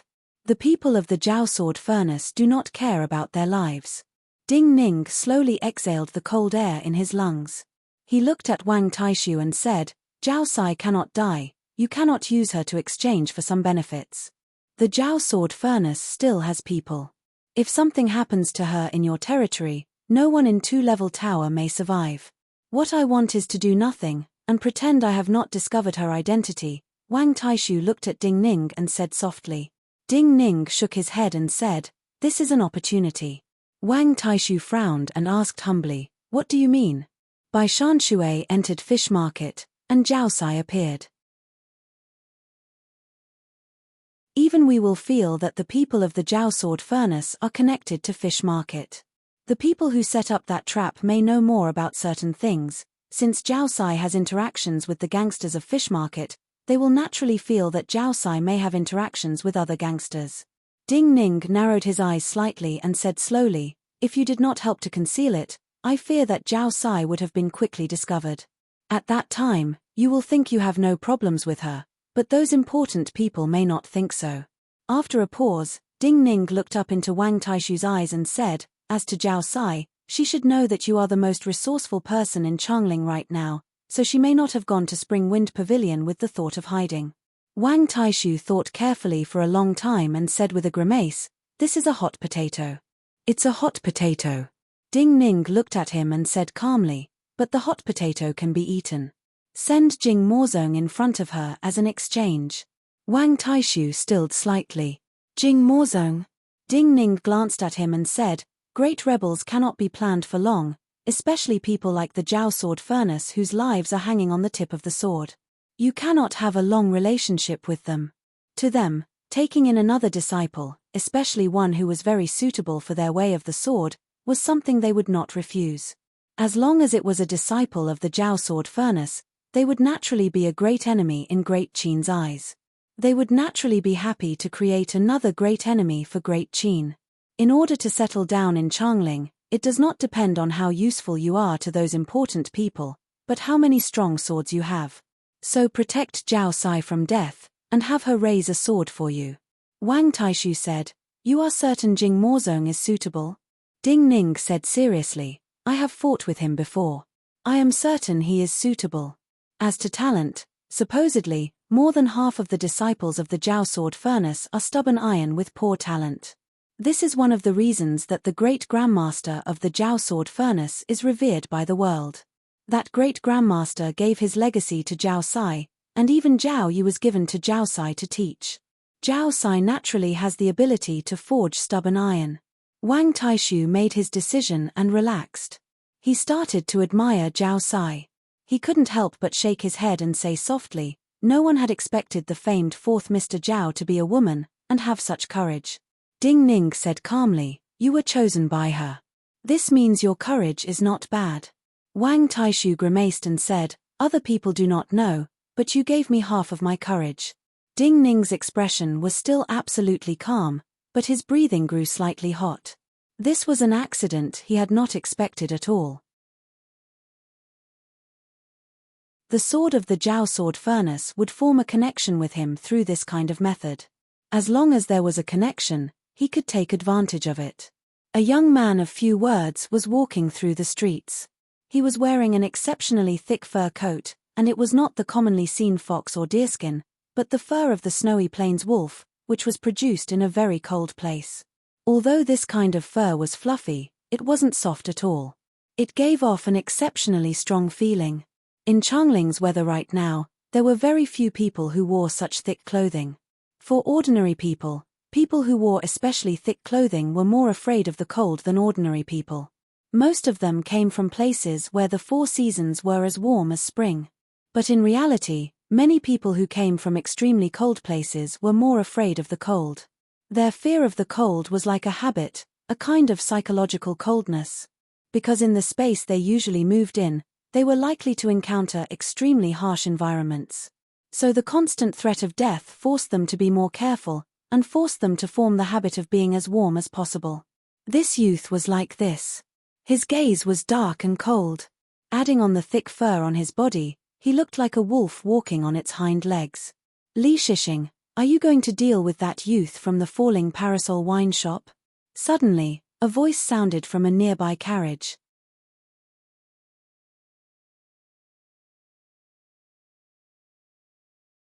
Chapter 166. The taciturn youth had already smelled something strange from this carriage, but when he suddenly heard this kind of sound, he was a bit unaccustomed, to the extent that his reaction was a bit slow. It had been many years since he had heard someone call his name like this. That voice was young and somewhat familiar. It could only be one of his childhood playmates who knew his intentions. However, he only had the worst memories of his childhood playmates. In his memories, these people could only be considered as enemies. It was only because they were too young that they were forced into a group. Who is it? Therefore, he only raised his head and asked in an extremely cold tone. Back then, I fought with you once. You can't even recognize my voice. Meng Qihai, dressed in ordinary robes, and Li Shixing walked out of the carriage. Meng Qihai looked provocatively at Li Shixing and smiled. His appearance had changed greatly from when he was young. Li Shixing looked at Meng Qihai's expression and then heard the words. He finally remembered and sneered. I was wondering who it was. So it is the boy of the Meng Marquesate establishment. Meng Qihai said with slight disdain, what, you drank too much of Yueji's inferior wine, and your tone is even worse than before. Li Shixing was silent for a moment and said coldly, then according to your words, I suffered at your hands and was exiled to Yuezhi. So I had to change my personality and come back. Facing your disdain, I had to flatter you with a smile. Meng Qihai frowned. It seems it is hard to change your personality. Li Shixing, back then, Duanmu Jingzong was a year younger than you.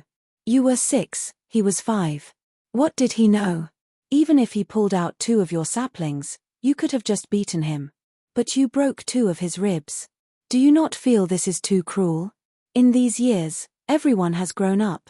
Logically, you should understand some things better than before. Do you still feel that you were right in the past? Have you not thought that it was everyone's fault that everyone did not like you back then? Li Shixing suddenly grew angry and said gravely, you did not like me because you were afraid of me. Meng Qihai sneered and asked in return, afraid of you?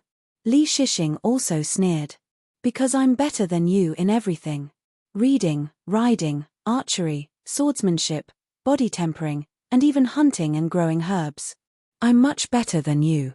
None of you can defeat me, so of course you're afraid of me. Meng Qihai's expression became stern, but before he could speak, Li Shixing's expression recovered its coldness. He said, just like now, you cannot defeat me. So do not think about teaching me a lesson. If you need to leave, leave. Otherwise, why do you think I returned to Changling? You must be very strong, and have performed well enough to enter a first-rate sect in Changling to study. Otherwise, it would be a waste of a talented young cultivator. Fu Su pulled at Meng Qihai, who was about to explode, and said gently, but everyone has their own strengths. Some are skilled in fighting, some are skilled in reading, calligraphy, and painting, some are skilled in understanding.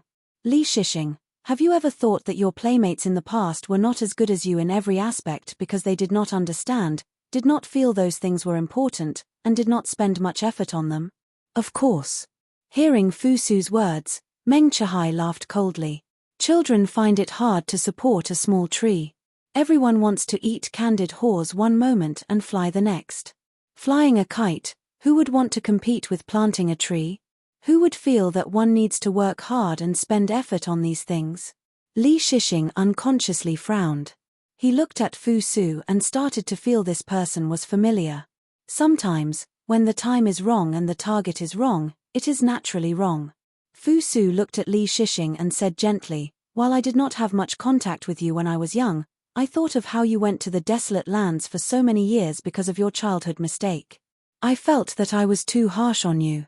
Everyone felt apologetic and hoped that you could change your personality when you came back.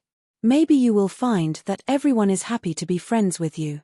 So it is Prince Fu Su. Li Shixing finally sensed who this person was. His expression grew stern as he bowed. Fu Su nodded in return and said with a smile, if you do not refuse, I can call my childhood playmates for a gathering. Li Shixing was silent for a moment. He shook his head and said, many thanks for Prince Fu Su's good intentions. But you are right. Everyone has their strengths. Some people are suited to making friends, while others are not. I think I am a battle general suited to fighting on the battlefield, but I have never been able to make friends. It is easy to make enemies if I interact too much. Hearing the clear conflict in the other's words, Fu Su did not insist. He said gently, you just came back and may not be used to many things. You can stay for a while longer. But this youth from Falling Parasol, he hesitated slightly and said, he helped me once, so I hope that you will not make trouble for him. Li Shixing bowed slightly again and said, since this is your intention, my father will listen. Before the Minute Mountain Sword trials, I will not appear here. But according to my father's intentions, I will attend the Minute Mountain Sword trials. If we happen to encounter each other during the Minute Mountain Sword trials, I will not be merciful. Fu Su smiled gratefully and said, if we happen to encounter each other, they will all be future pillars of our dynasty. If we can be merciful, we will be merciful. Li Shixing made a sound of acknowledgement and did not say more. He bid farewell and left. Meng Qihai frowned as he looked at Li Shixing's back. He said, it seems he has gotten worse. Fu Su said calmly, all outstanding people have strange tempers. Meng Qihai said with slight disdain, because the stranger a person is, the easier it is for them to walk the same path to the end. Fu Su thought and said, you can say that. The stranger a person is, the harder it is for them to be influenced by others, and the more they will persist in their own thoughts. Everyone has their own uses. His father also has a similar temper. Although most people don't like him, when it comes to marching and fighting, there are really not many people who can match him. Yes, in any case, they do not care if other people like them. Meng Qihai glanced at Fu Su and said, let's not talk about him. Have you thought of a way to become friends with that wine shop youth? It was simple for Fu Su to help Ding Ning block Li Shixing, but he did not know how to disguise his identity and get close to Ding Ning. The reason he was lonely in the imperial palace was because he had no friends. In his world, friends were a very strange thing. He had no experience with them at all. Since his family sells wine, then let's go drink a few more times. We should be able to become friends, right? Later, I will go in alone. You have seen him, he should have an impression of you. After a while, Fu Su finally thought of a method he thought was feasible. You really do not have many similarities with him. In the wine shop, sensing the approach of the two youths, Zhongsun Qianxue looked at Ding Ning, who had returned to the wine shop, and said coldly, even if he has the ability to strategize and win battles from 1,000 miles away, he will not use his friends. So he died at the hands of his friends, Ding Ning said quietly, so one cannot be too pedantic. Zhongsun Qianxue could not help but be angry because she felt this was not that person's fault. If he wasn't too pedantic, if he wasn't a man of his word, if he wasn't a man of his word, if he wasn't so trusting. If he had changed earlier, perhaps he would have been able to see through people earlier. He wouldn't have made so many mistakes, and he would definitely have chosen to be with you long ago. So I do not blame him. I just hope that you do not blame him too much. Yet Ding Ning's next words caused her to become silent. What is the use in blaming him or not? Zhongsun Qianxue said coldly after a dozen breaths. At this time, footsteps sounded, and Fu Su's figure appeared in their sight. Ding Ning glanced at Fu Su like he was an ordinary wine customer. But he used a voice that only he and Zhongsun Qianxue could hear to ask softly, do you think they look alike? Zhongsun Qianxue also glanced at Fu Su and said coldly, I can only see that horse features. Ding Ning took a deep breath and said slowly in a low voice, you should remember that person's face clearly. If Fu Su comes often, you should be able to make him look more like that person. Zhongsun Qianxue turned around and said, is it useful? Useful. Ding Ning said seriously and confidently, you will not notice minute changes if you look at the same person every day. But after many days, the person in other people's eyes will be different. Zhongsun Qianxue said, I am not talking about this. I am saying that the Yuanwu emperor will not believe that whore because of this. Good preparation, Ding Ning said. Sometimes, a complete change just needs an opportunity. Zhongsun Qianxue said with disdain, so vicious. Ding Ning said, I know you hate doing things like this, but you must help me, because you see things simply. You only need to consider cultivation. For you, as long as your cultivation surpasses the Yuanwu emperor, you can kill him. But you should know that the Yuanwu emperor is not an ordinary cultivator. In your mind, you only need to fight him, but I need to fight an entire dynasty. Zhongsun Qianxue did not say anything else and walked into the backyard. In her and Ding Ning's world, this meant tacit agreement. You want to buy wine? Ding Ning looked up at Fu Su, who was slightly restrained as he walked into the wine shop, and asked slowly, my physical book of Ice and Fire Destruction God is about to appear on the market. Those interested can join the group 30982178 and immediately learn of the latest information and activities of the physical book.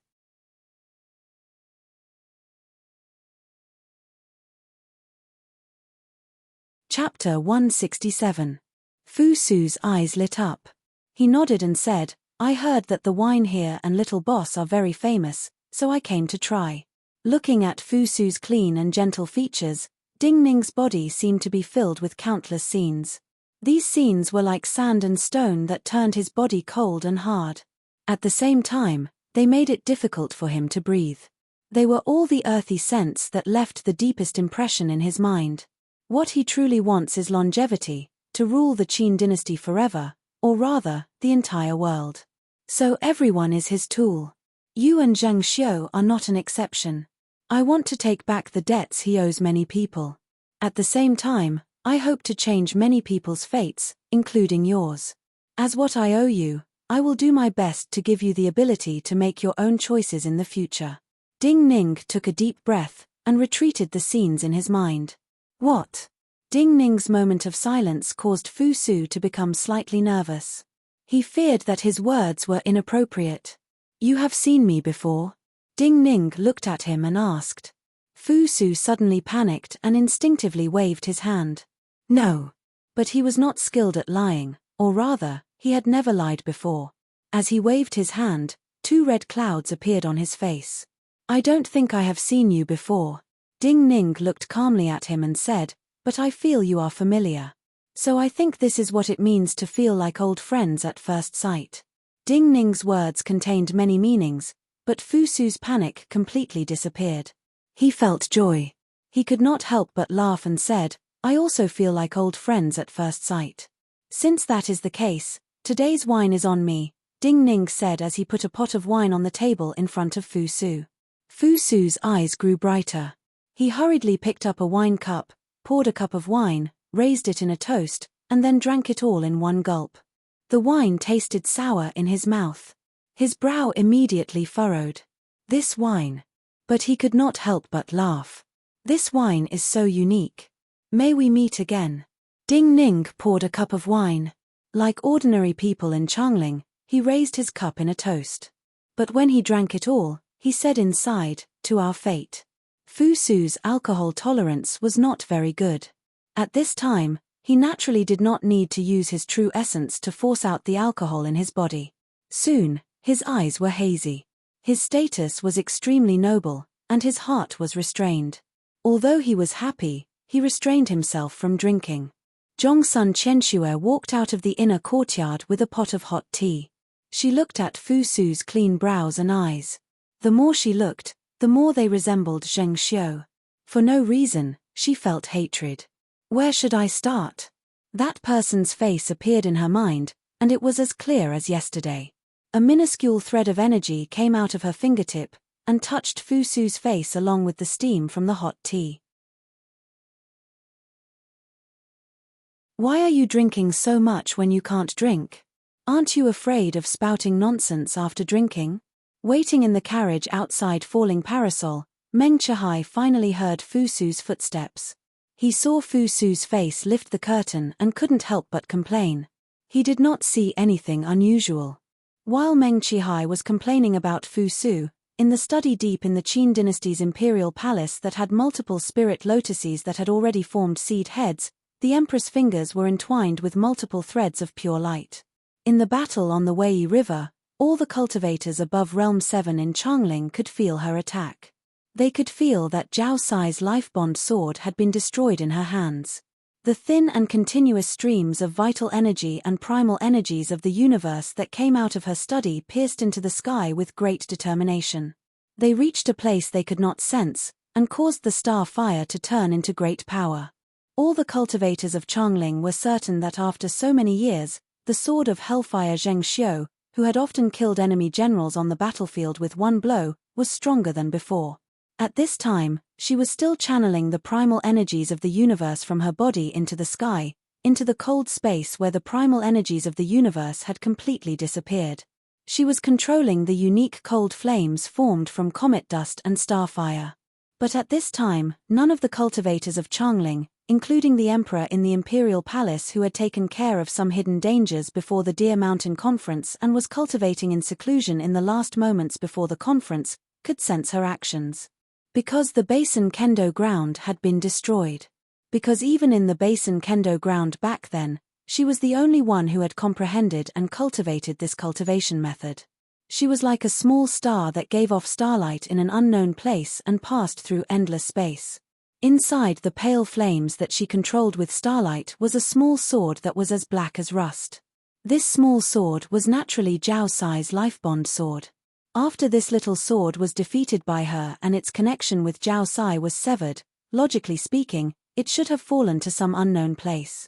But at this moment, she did not know why. The threads of power in the pale white flames seemed to be nourishing this already dead sword. Someone passed by the stone path filled with terracotta soldiers outside her study and walked towards her study. Her flawless features did not change. The threads of light around her hand slowly turned into dozens of dots of light and disappeared. A yellow-robed cultivator of her family appeared at the door of her study and handed a secret letter to the palace attendant at the door. Opening the secret letter the palace maid handed over, her face showed some satisfaction. To be able to make demon consort Zhao change her mind, he does have some talent. Arrange for him to go to the Yang. There should be room for him to show off. The yellow-robed cultivator did not dare to look up and bowed slightly.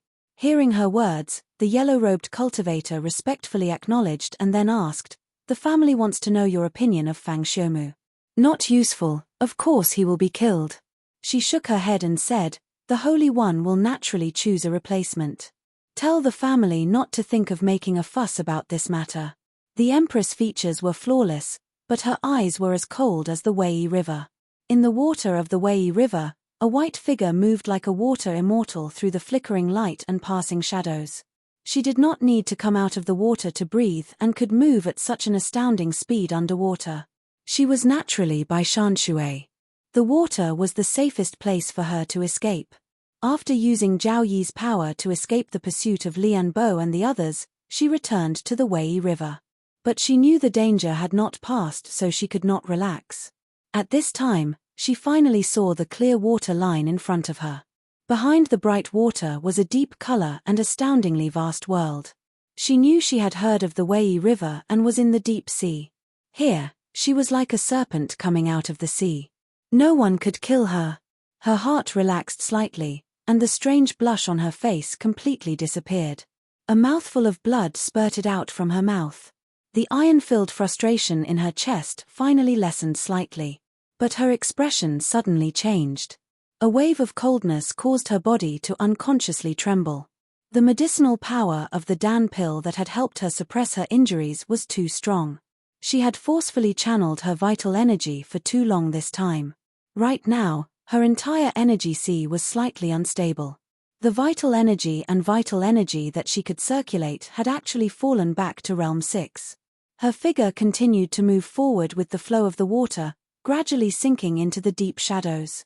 Her usually proud and aloof face rippled with a trace of indescribable bitterness. Bai Shanshui was not the only person who had lost in this battle.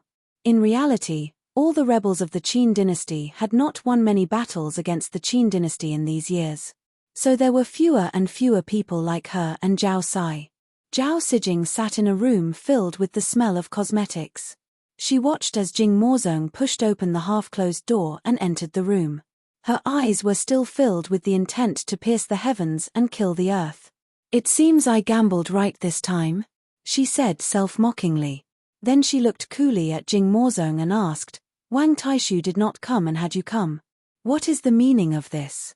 Jing Mozong bowed deeply and said, "He wants me to learn the sword from Mr. This is his condition." Zhao Sai looked sympathetically at him and said, "To learn the sword, you must first become a sword of the Zhao sword furnace." Jing Mozong said, "Mr. Taishu has already told me, and I am not of the Qin." Zhao Sai sneered. "It seems I did not underestimate his boldness. But you, why do you think you qualify to become a sword of the Zhao sword furnace?" Jing Mozong did not know how to answer. For him, the Zhao sword furnace was too high, so high that he could not look up to it. Zhao Sai's eyes darkened. A light without any presence flowed out of her and cut towards Jing Mozong's right wrist. Jing Mozong's body shook, but he did not dodge. This light cut open the veins in his wrist. Blood slowly flowed out. The drops of blood fell to the ground with clear sounds. Zhao Sai looked at him and said coolly, "If you dare to bleed to the end, I will have you become a sword of the Zhao sword furnace." Jing Mozong looked up at her and allowed the blood to flow from his hand. Zhao Sai did not move as though she wanted to watch him die. Even when Jing Mozong finally could not hold on and fell to the ground and started to fall unconscious, she did not move. There was almost no blood flowing out of his wrist. When his life force started to disappear, Zhao Sai took a deep breath and reached out. Dozens of drops of blood suddenly came out of her fingertips. Then they elongated in the air, turning into dozens of thin needles that entered Jing Mozong's meridians. Jing Mozong's organs felt the hope of life. Then they were stimulated by a burning sensation and moved even more vigorously. Zhao Sai smiled coldly and said to herself, "I had not thought that there would be a person among the commoners who could inherit the sword essence of the Zhao sword furnace."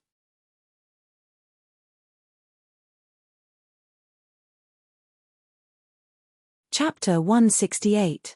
Time continued to flow. This may be the only fair thing for everyone in the world.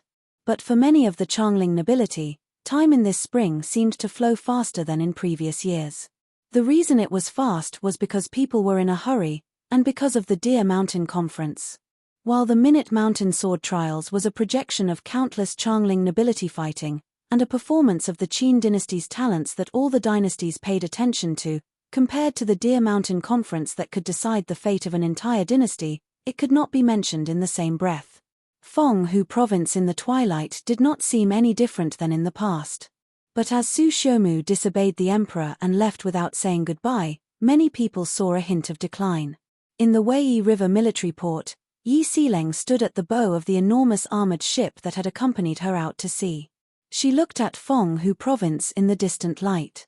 Suddenly, she said softly to Han Sanxia, who had been following her like an old servant, "The one to replace Fang Xiaomu and follow the emperor to the Deer Mountain Conference must be Fang Xiong."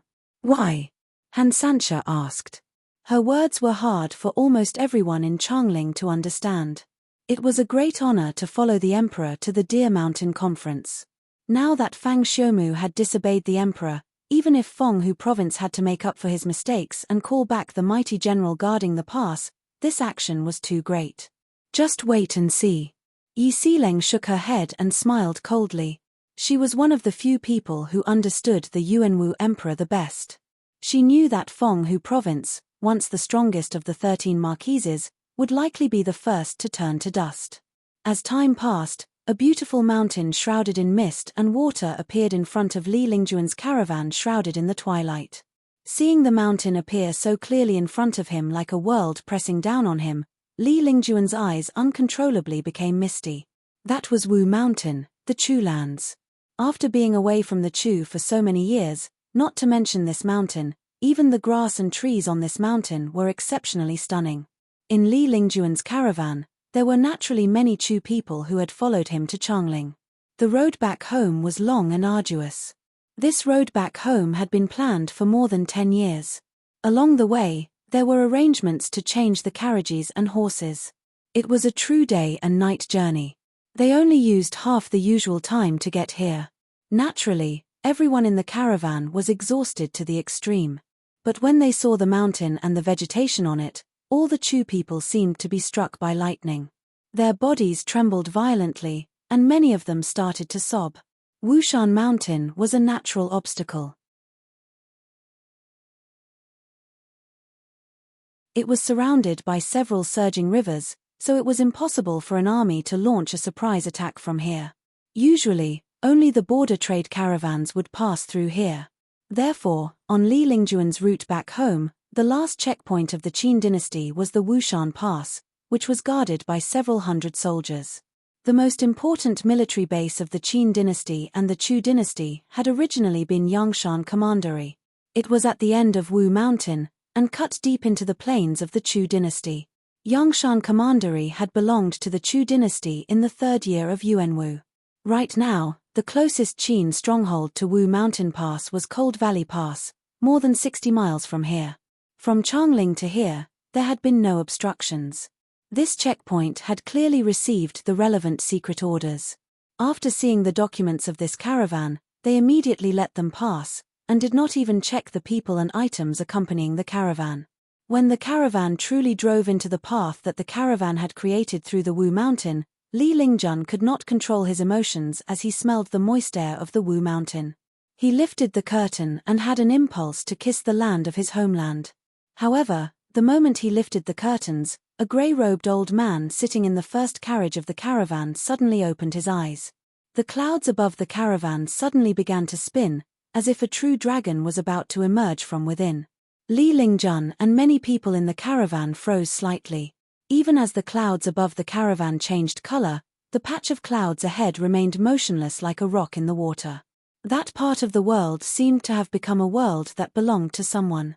A middle-aged man with his hair coiled up with an exquisite white jade hairpin and dressed in indigo robes with gold patterns appeared in everyone's sight. The moment he appeared in everyone's sight, all the dust in the forest seemed to be blown away by a kind of presence and became unusually clean. Sensing the untainted presence this person gave off, Li Lingjuan's breathing paused slightly. He got off the carriage without any hesitation and bowed slightly to this person. He said, "Greetings to General Fan Wugo." Hearing Li Lingjuan's words, all the cultivators in the caravan changed expression. They knew that if this person had come to kill Li Lingjun, then even the elder in the first carriage might not be able to stop him. Fan Wugo was the master of Unsullied Palace of the Chu dynasty, and one of the strongest generals of the Chu dynasty. His fame and status in the world was likely close to the masters of Minute Mountain Sword Sect and Lingshu Swordgate of the Qin dynasty. Yet, he had appeared here today. Do not be nervous. I am just following orders to take you to see someone. Peerless experts naturally had the demeanor of peerless experts. Fan Wugo nodded in return and spoke coolly. Then he turned and said, "Come with me alone." Li Lingjun took a deep breath and nodded at the surrounding people. The spinning clouds above the caravan quickly disappeared. He followed Fan Wugo's footsteps into a small forest path. While Fan Wugo did not have any murderous intent, his back and the presence he gave off gave Li Lingjun great pressure. After a dozen breaths, Li Lingjuan's hands were sweating slightly. "You have a virtuous reputation in Changling, and I have paid attention to your cultivation progress. In the past many years, your cultivation progress was outstanding, and surpassed almost all of my disciples. But starting from 5 years ago, your cultivation progress started to slow unusually. Otherwise, you would have reached Realm 7 when you see me now. But you have not reached Realm 7, and your energies are slightly out of balance. Since you have returned, do not worry too much. You have to understand, cultivation is the foundation of whether you can establish yourself in this world." Fan Wugo did not turn back but spoke slowly. Li Lingjuan's expression tightened slightly and he said sincerely, "This junior has learned." Fan Wugo did not speak more and continued to move forward. He started to pass through some mountain forests without roads. The surroundings grew more desolate. 15 minutes later, a mountain meadow appeared in front of him and Li Lingjun. This place was not invaded by the cold even in winter. The 3 wall-like mountain walls completely blocked the cold wind, so the unknown ferns grew waist-high. In the center of this mountain meadow, there was a small lake. Beside the lake, there were several large tents. At this time, the lamps were lit, and they appeared unusually bright and warm. "The person who wants to see you is inside. You can go by yourself." Fan Wugo stood at the edge of the meadow with his hands behind his back and said coolly to Li Lingjun. What kind of great person could be received by Fan Wugo? Li Lingjun thought of a possibility but felt it was impossible. His breathing grew faster. He did not dare to slack off and quickly walked through the meadow like the wind. The closer he got to the tents by the lake, the more shocked Li Lingjun became. In an area dozens of feet away from the tents, the grass was neatly cleaned, and the ground was covered in precious flowers that gave off a refreshing fragrance. The bright light emitted from the tent was not from lamps, but from pearls. Even the tents themselves were made from some kind of white beast skin. Li Lingjun had never seen this kind of white beast skin before. It gave off a unique fragrance. Several maids dressed in palace attire walked out when he approached the tents. They bowed to him and then opened the curtain of one of the tents, allowing him to enter. Li Lingjuan's breathing completely stopped. These tents were connected together like they formed a deep courtyard. The inside of the tents was extremely luxurious and exquisite. It was much better than the most exquisite room in Li Lingjuan's establishment in Changling, and could even be said to be more exquisite than all the beautiful rooms in Changling. Such beauty could only come from the imperial palace of the Chu dynasty in the world. Everything in these tents was no different from everything in the exquisite halls of the Chu dynasty's imperial palace. In the centermost tent, a beautiful woman whose figure alone made it difficult to breathe was standing with her back to him. In front of the beautiful woman, there was a hot spring pool that was either man-made or naturally formed. It was constantly emitting a misty white mist. Li Lingjun finally confirmed that the impossible person he had guessed was possible. He bowed his head in terror, hesitated slightly and said, "Mother Empress. When you left Cheng City, you were still a child," an incomparably beautiful voice sounded. The beautiful woman slowly said with a trace of emotion, "You don't need to rush to Cheng City. What you need to do is to wait with me at Deer Mountain." Li Lingjuan's breathing paused. He finally understood why this woman who was as powerful as Zheng Xiu was here. He said in a trembling voice, "Is Father King's entourage about to arrive?" The beautiful woman still did not turn around. She nodded and said, "It is about time. Come and serve me in the bath." Li Lingjuan's body uncontrollably trembled. His mind was completely blank. In the next breath, he started to understand what had happened. He finally understood what method Su Qin had used to let him return to the Chu so smoothly. But this kind of thing, Su Qin had not told him. His mouth became dry like he had swallowed sand and stone. The beautiful woman was waiting for him. Her soft back slowly hardened because of his hesitation. Li Lingjun was filled with indescribable emotions, but he knew what he should do now. "As you command." His mind was filled with great murderous intent towards Su Qin, but his expression was as gentle as usual. He slowly walked forward, and his hands landed on the beautiful woman's shoulders. Wu Mountain was slowly shrouded in the night, and the mist grew thicker. In the hot spring pool in the tent, the sound of water seemed to be murmuring.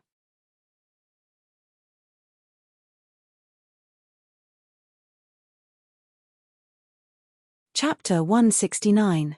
Rain silently fell, causing the entire Wu Mountain to be shrouded in mist like an immortal realm. The caravan waited silently on the muddy mountain path. Lu Sish stood by one of the carriages, silently and nervously looking in the direction Fan Wugo and Li Lingjun had left. Familiar footsteps came from the darkness. Lu Sish's expression relaxed slightly. There was no sign of Fan Wugo. Li Lingjun walked out of the forest alone, but his body gave everyone a feeling of crystallization. He seemed to have washed away the tiredness from the long journey, and gave off an unusual presence. In Changling, Li Lingjun had shown admirable abilities in many areas, and a presence that made people follow him. But he had to be careful to survive. But at this time, in the eyes of everyone inside and outside the carriage, Li Lingjuan's cautiousness had mostly disappeared, and his figure seemed to grow larger. This change in presence caused many people to realize something, and they became excited again. Li Lingjun knew what his loyal retainers needed right now. So he coughed softly, and said in a gentle and clear voice, "We do not need to hurry to Cheng City. We will go to Deer Mountain." Everyone in the caravan stilled. Before most of them could process the true meaning of these words, Li Lingjun slowly continued. "At Deer Mountain, before the conference starts, Father King will make me the crown prince." It was not yet spring thunder in the Wu Mountain area, but Li Lingjuan's words were like thunder in the ears of everyone in the caravan.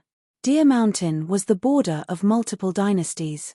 Making the crown prince at Deer Mountain, and Li Lingjun had not officially returned to the Chu capital.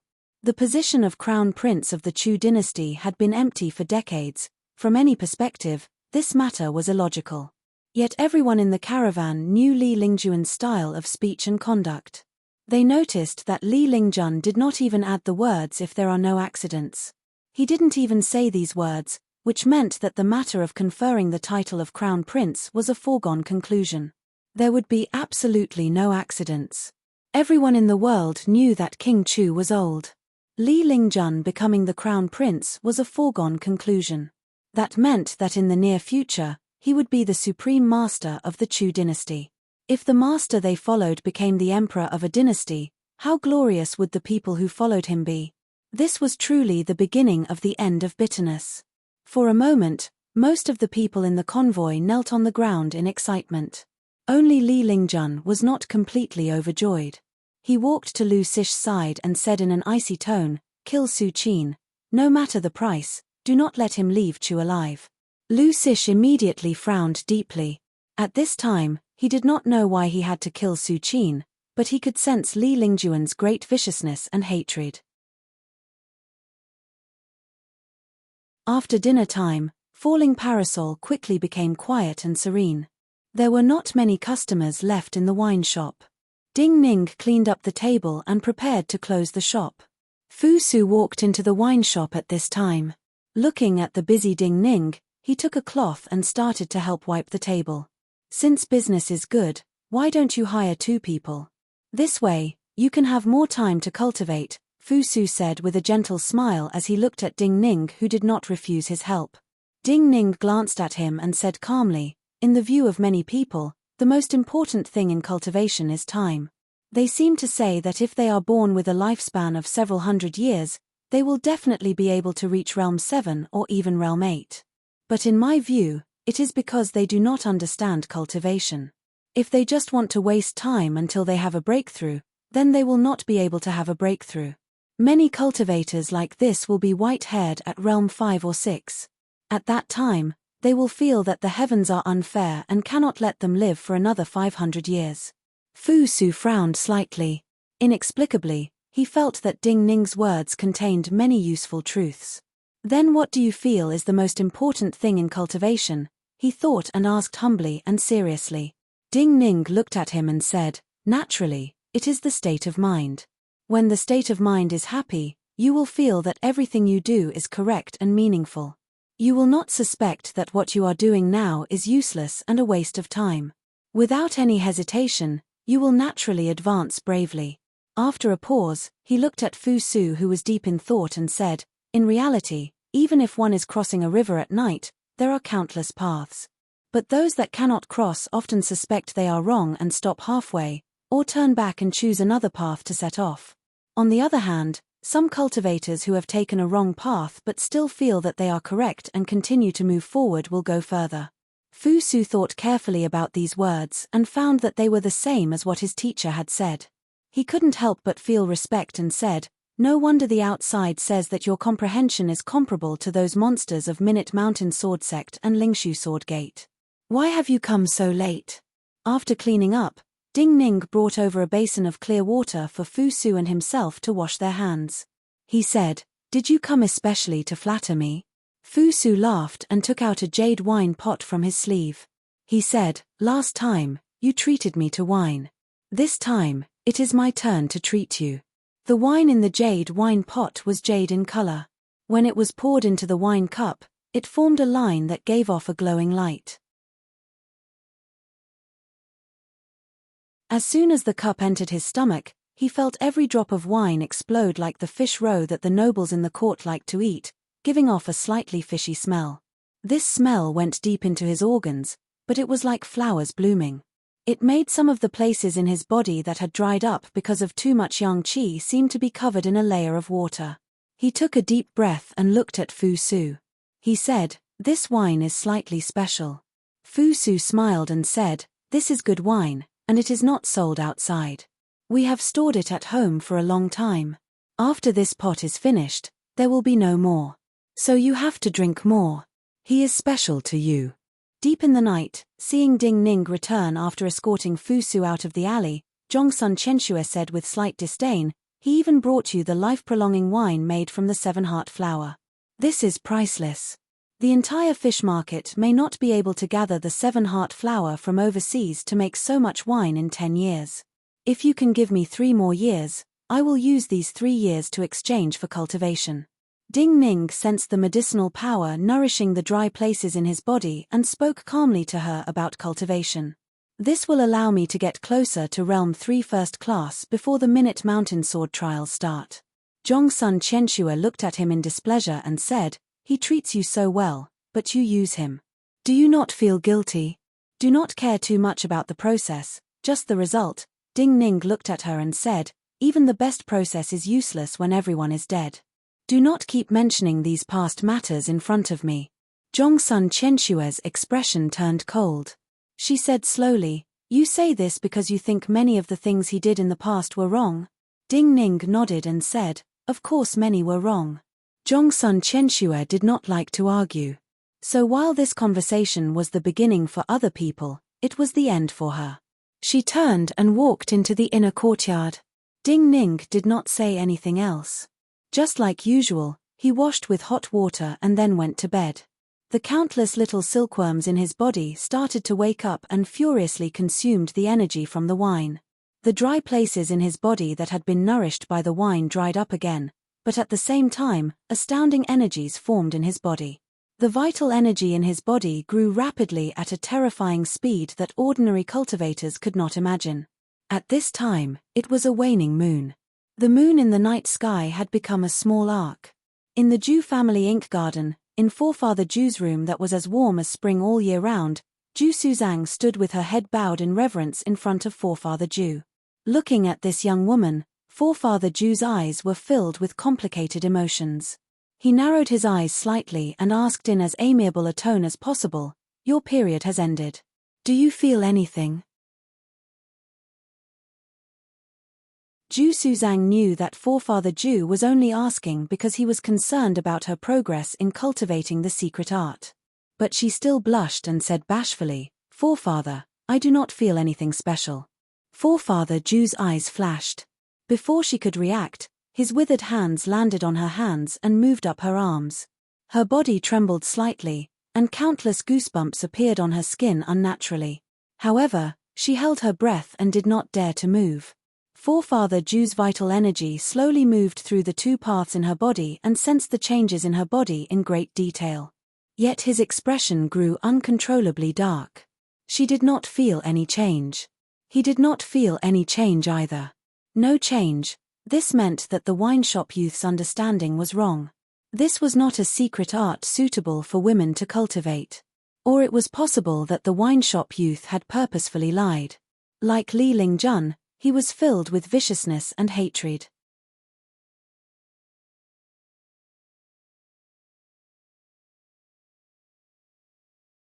Chapter 170. Forefather Ju's hands stopped on the young girl's shoulders.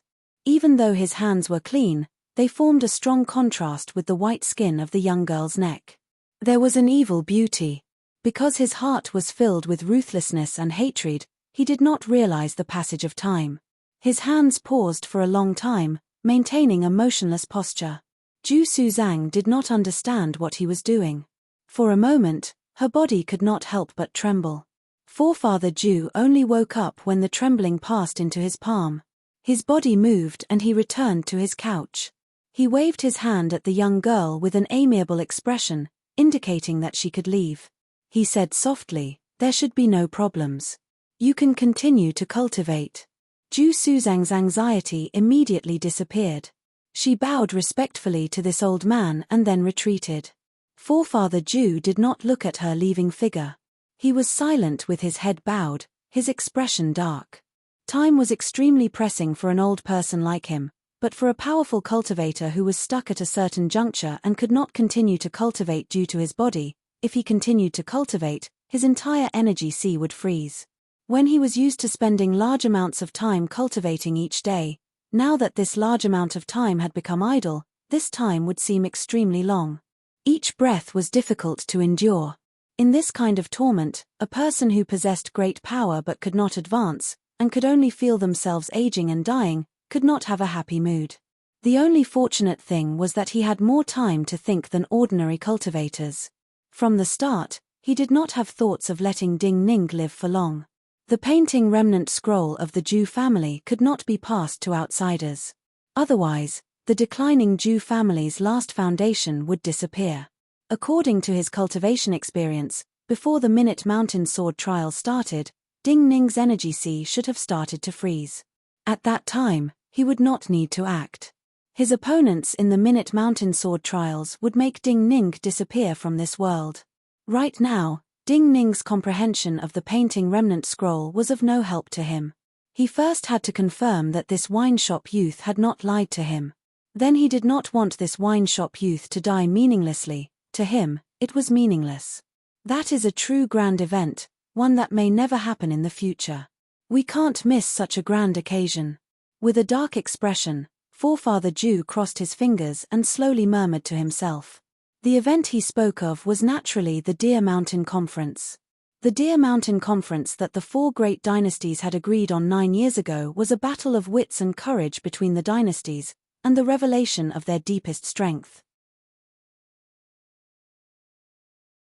Not only would the emperors of the various dynasties come to Deer Mountain, but the most outstanding figures of the various dynasties would also gather at Deer Mountain. Now that the Yuanwu emperor had reached Realm 8, every cultivator in the world naturally wanted to know and see for themselves what kind of shocking storm he would bring. Even though all of Deer Mountain would be sealed off by the armies and cultivators of the various dynasties, if one could get to the mountains around Deer Mountain, they would be able to see the changes in energies at the peak of Deer Mountain. For cultivators like Forefather Jew, being able to sense some of the changes in the energies of cultivators of higher levels when they moved or released primal energies of the universe at a close distance might be a great opportunity. For Forefather Jew, the words Deer Mountain Conference made him think of many more things. Deer Mountain was not far from Wu Mountain. And in the Wu Mountain, there was something very useful to him. But regardless of whether he went to Deer Mountain or Wu Mountain, he had to leave the mountain and the Jew family ink garden. It is time to go out for a walk.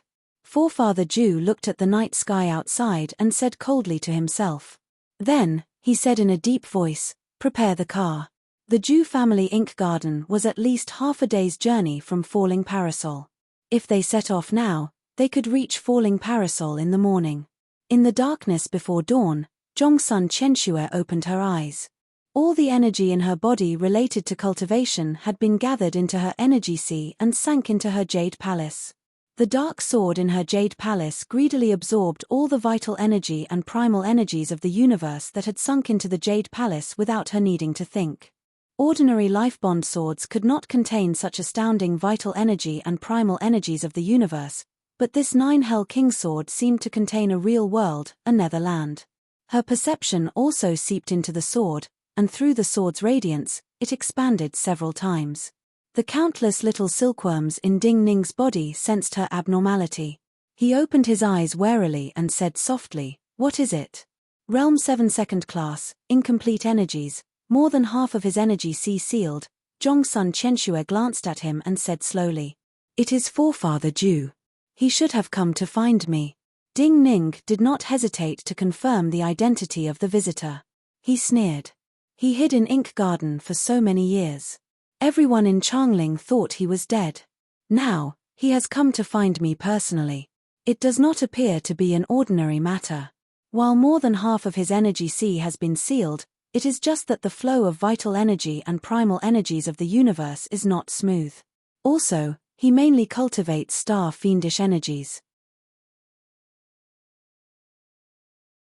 Before the first year of Yuanwu, he had experienced many cruel battles. If we really fought, I may not have the confidence to win.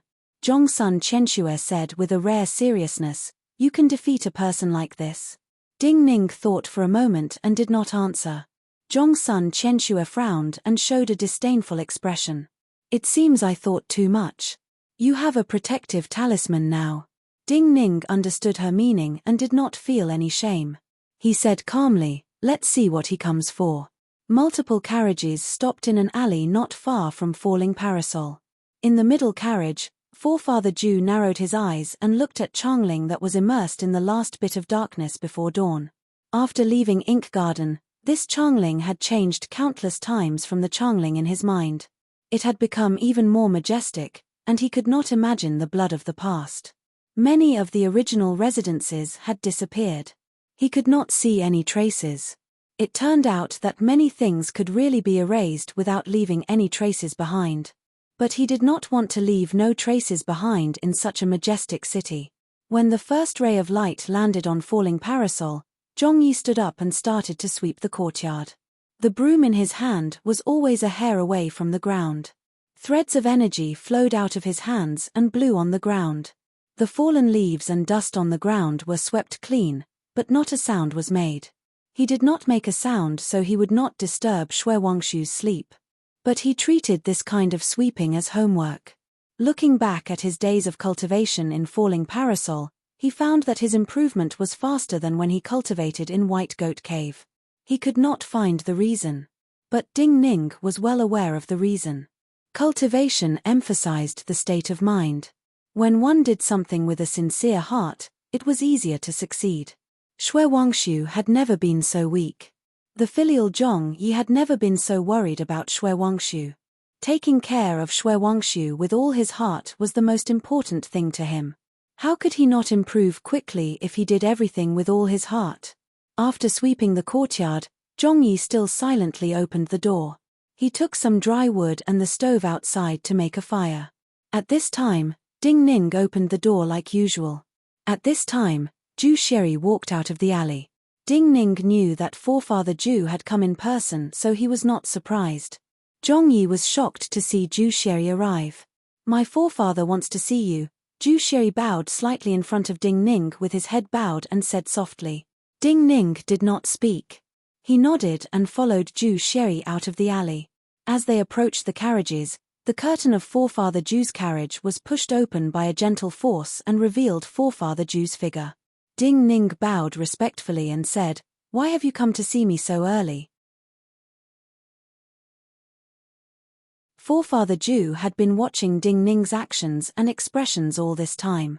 An imperceptible cold light flashed through his eyes. He felt that calmness could conceal many emotions. But he had the warmest smile on his face. He patted the soft couch next to him and said benevolently, like he was greeting a descendant of the Zhu family, "Come here, sit and talk." Ding Ning sat down respectfully like an obedient child ready to listen. "Let me see your cultivation." Forefather Zhu benevolently reached out with his hands like he was touching the young woman and placed them on Ding Ning's arms. Ding Ning's expression did not show any abnormalities. As his energy flowed out, forefather Zhu's breathing paused slightly.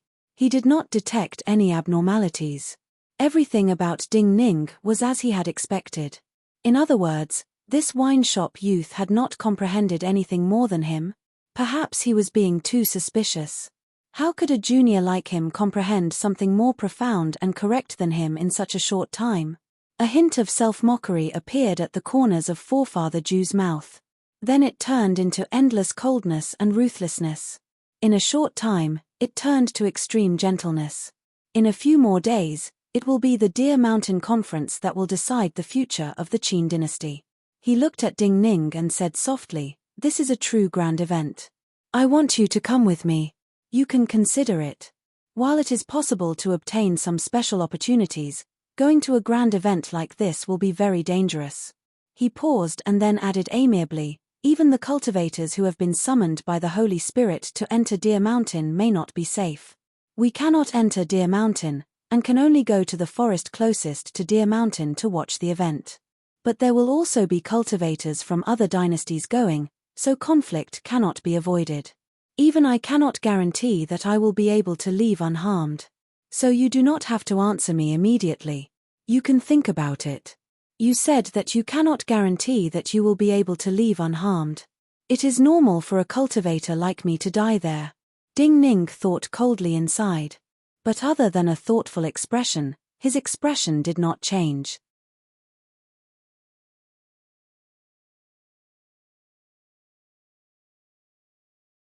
Chapter 171. Following forefather to see such a grand event will definitely be beneficial. Ding Ning was silent for a moment and said, "But while I am cultivating outside, I am a student of the Green Vine Sword Academy. If I want to leave Changling and go to Deer Mountain, I need the permission of my teacher. If there are no accidents, the Holy One will depart today." Forefather Zhu did not immediately respond to Ding Ning's words. Then he looked kindly at Ding Ning and said, "Of course you need the permission of your teacher. But if you really want to come with me to see, you need to hurry." "This junior understands." Ding Ning bowed his head and said respectfully. Forefather Zhu smiled in satisfaction and said, "Then go. There will be a carriage from the Zhu family waiting here. If you are able to go, you can depart at any time." Zhong Yi looked nervously at the entrance of the alley. When he saw Ding Ning walk back, he immediately went over and asked softly, "Junior sect brother Ding Ning, why did forefather Zhu come to find you so early?" Ding Ning thought for a moment and said, "He wants me to go with him to Deer Mountain." Go to Deer Mountain? Zhong Yi's personality was overly generous, but he was intelligent. He immediately understood what this meant and said gravely, "The Deer Mountain Conference is a gathering of the top cultivators of the world. It can be said to be the biggest event in the cultivation world. These top cultivators will fight each other. Even just feeling that kind of power will be of great benefit to one's future cultivation. But everyone knows this. No one knows how many cultivators of the Qin dynasty, the Chu dynasty, the Qi dynasty, and the Yang dynasty will come to Deer Mountain, and what will happen." After a pause, Zhong Yi looked at Ding Ning and said gravely, "Because there has never been a conference like this before, there has never been such a thing. There are no examples to use." Before Ding Ning could reply, an old voice came from the small courtyard behind him. "You've said so much. Your junior brother Ding Ning must know everything. The key is to see what he thinks." Zhong Yi immediately turned around. "Cave Master, you're already awake?" Shui Wangshu sat at the head of the bed and slowly put on his clothes. He said to the outside, "When you reach my age, you will know that even if you want to sleep, a little noise will still wake you up." Zhong Yi, who had already reached the door, blamed himself and said, "Disciple's voice is really too loud. I'm too old. What does it have to do with you? Come in." Shui Wangshu waited for the two to enter before looking at Ding Ning and asking, "There is nothing to consider before going to Deer Mountain. The key is what you think." Ding Ning glanced at him and said simply, "I want to go." "Since you have decided to go, then go." Shui Wangshu looked at Ding Ning and smiled. He said, "It seems you are only thinking about safety."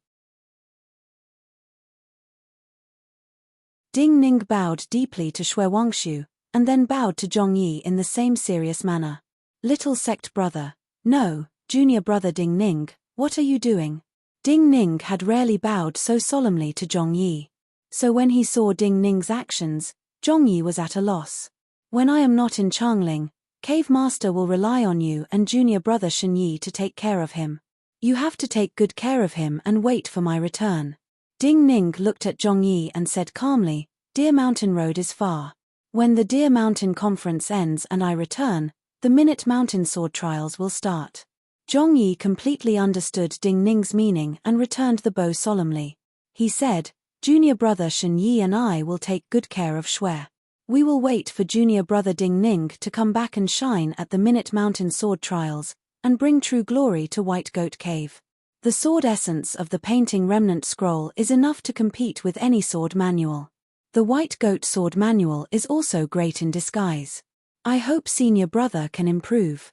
Ding Ning thought seriously for a moment and then said to Zhong Yi, "I will say something else to senior brother. The morning rain is light, the morning rain is soft, but it can wash away the essence. The white goat hanging horn is meant to be in a stalemate. The true meanings of the two may have similarities." Zhong Yi stilled and could not understand the meaning of Ding Ning's words. But he instinctively felt that these words were extremely important and the words were clear in his mind. Shui Wangshu unconsciously frowned and then smiled as though he was enlightened. He looked at Ding Ning and said, "It seems that I am not a grandmaster, you are." Ding Ning shook his head and said, "If this disciple is a grandmaster, then teacher is naturally a true grandmaster." Shui Wangshu laughed loudly. Zhong Yi looked at the two in confusion. Shui Wangshu put away his smile and said, "Study well." Forefather Zhu had not strayed too far from Falling Parasol.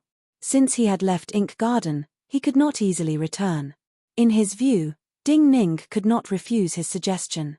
Since this wine shop youth had obtained a powerful method to condense star fiendish energy from him, then he would naturally feel that following him would be of great benefit. This was an irresistible temptation for any cultivator. Yet he did not know that Ding Ning understood his personality very well. Ding Ning walked out of Shui Wangshu's small courtyard. He walked to a nearby shop and said a few words to a waiter. Then he returned to the wine shop as though nothing had happened. Zhongsun Qianxue understood his intentions and ignored him. An hour later, a carriage stopped at the entrance to the alley. Fu Su walked out of the carriage and hurried into the wine shop. "Why are you in such a good mood today to have someone find me so early in the morning? Is there something interesting?" Fu Su asked with a smile when he saw Ding Ning sitting in the wine shop. It's not something interesting. It's something dangerous.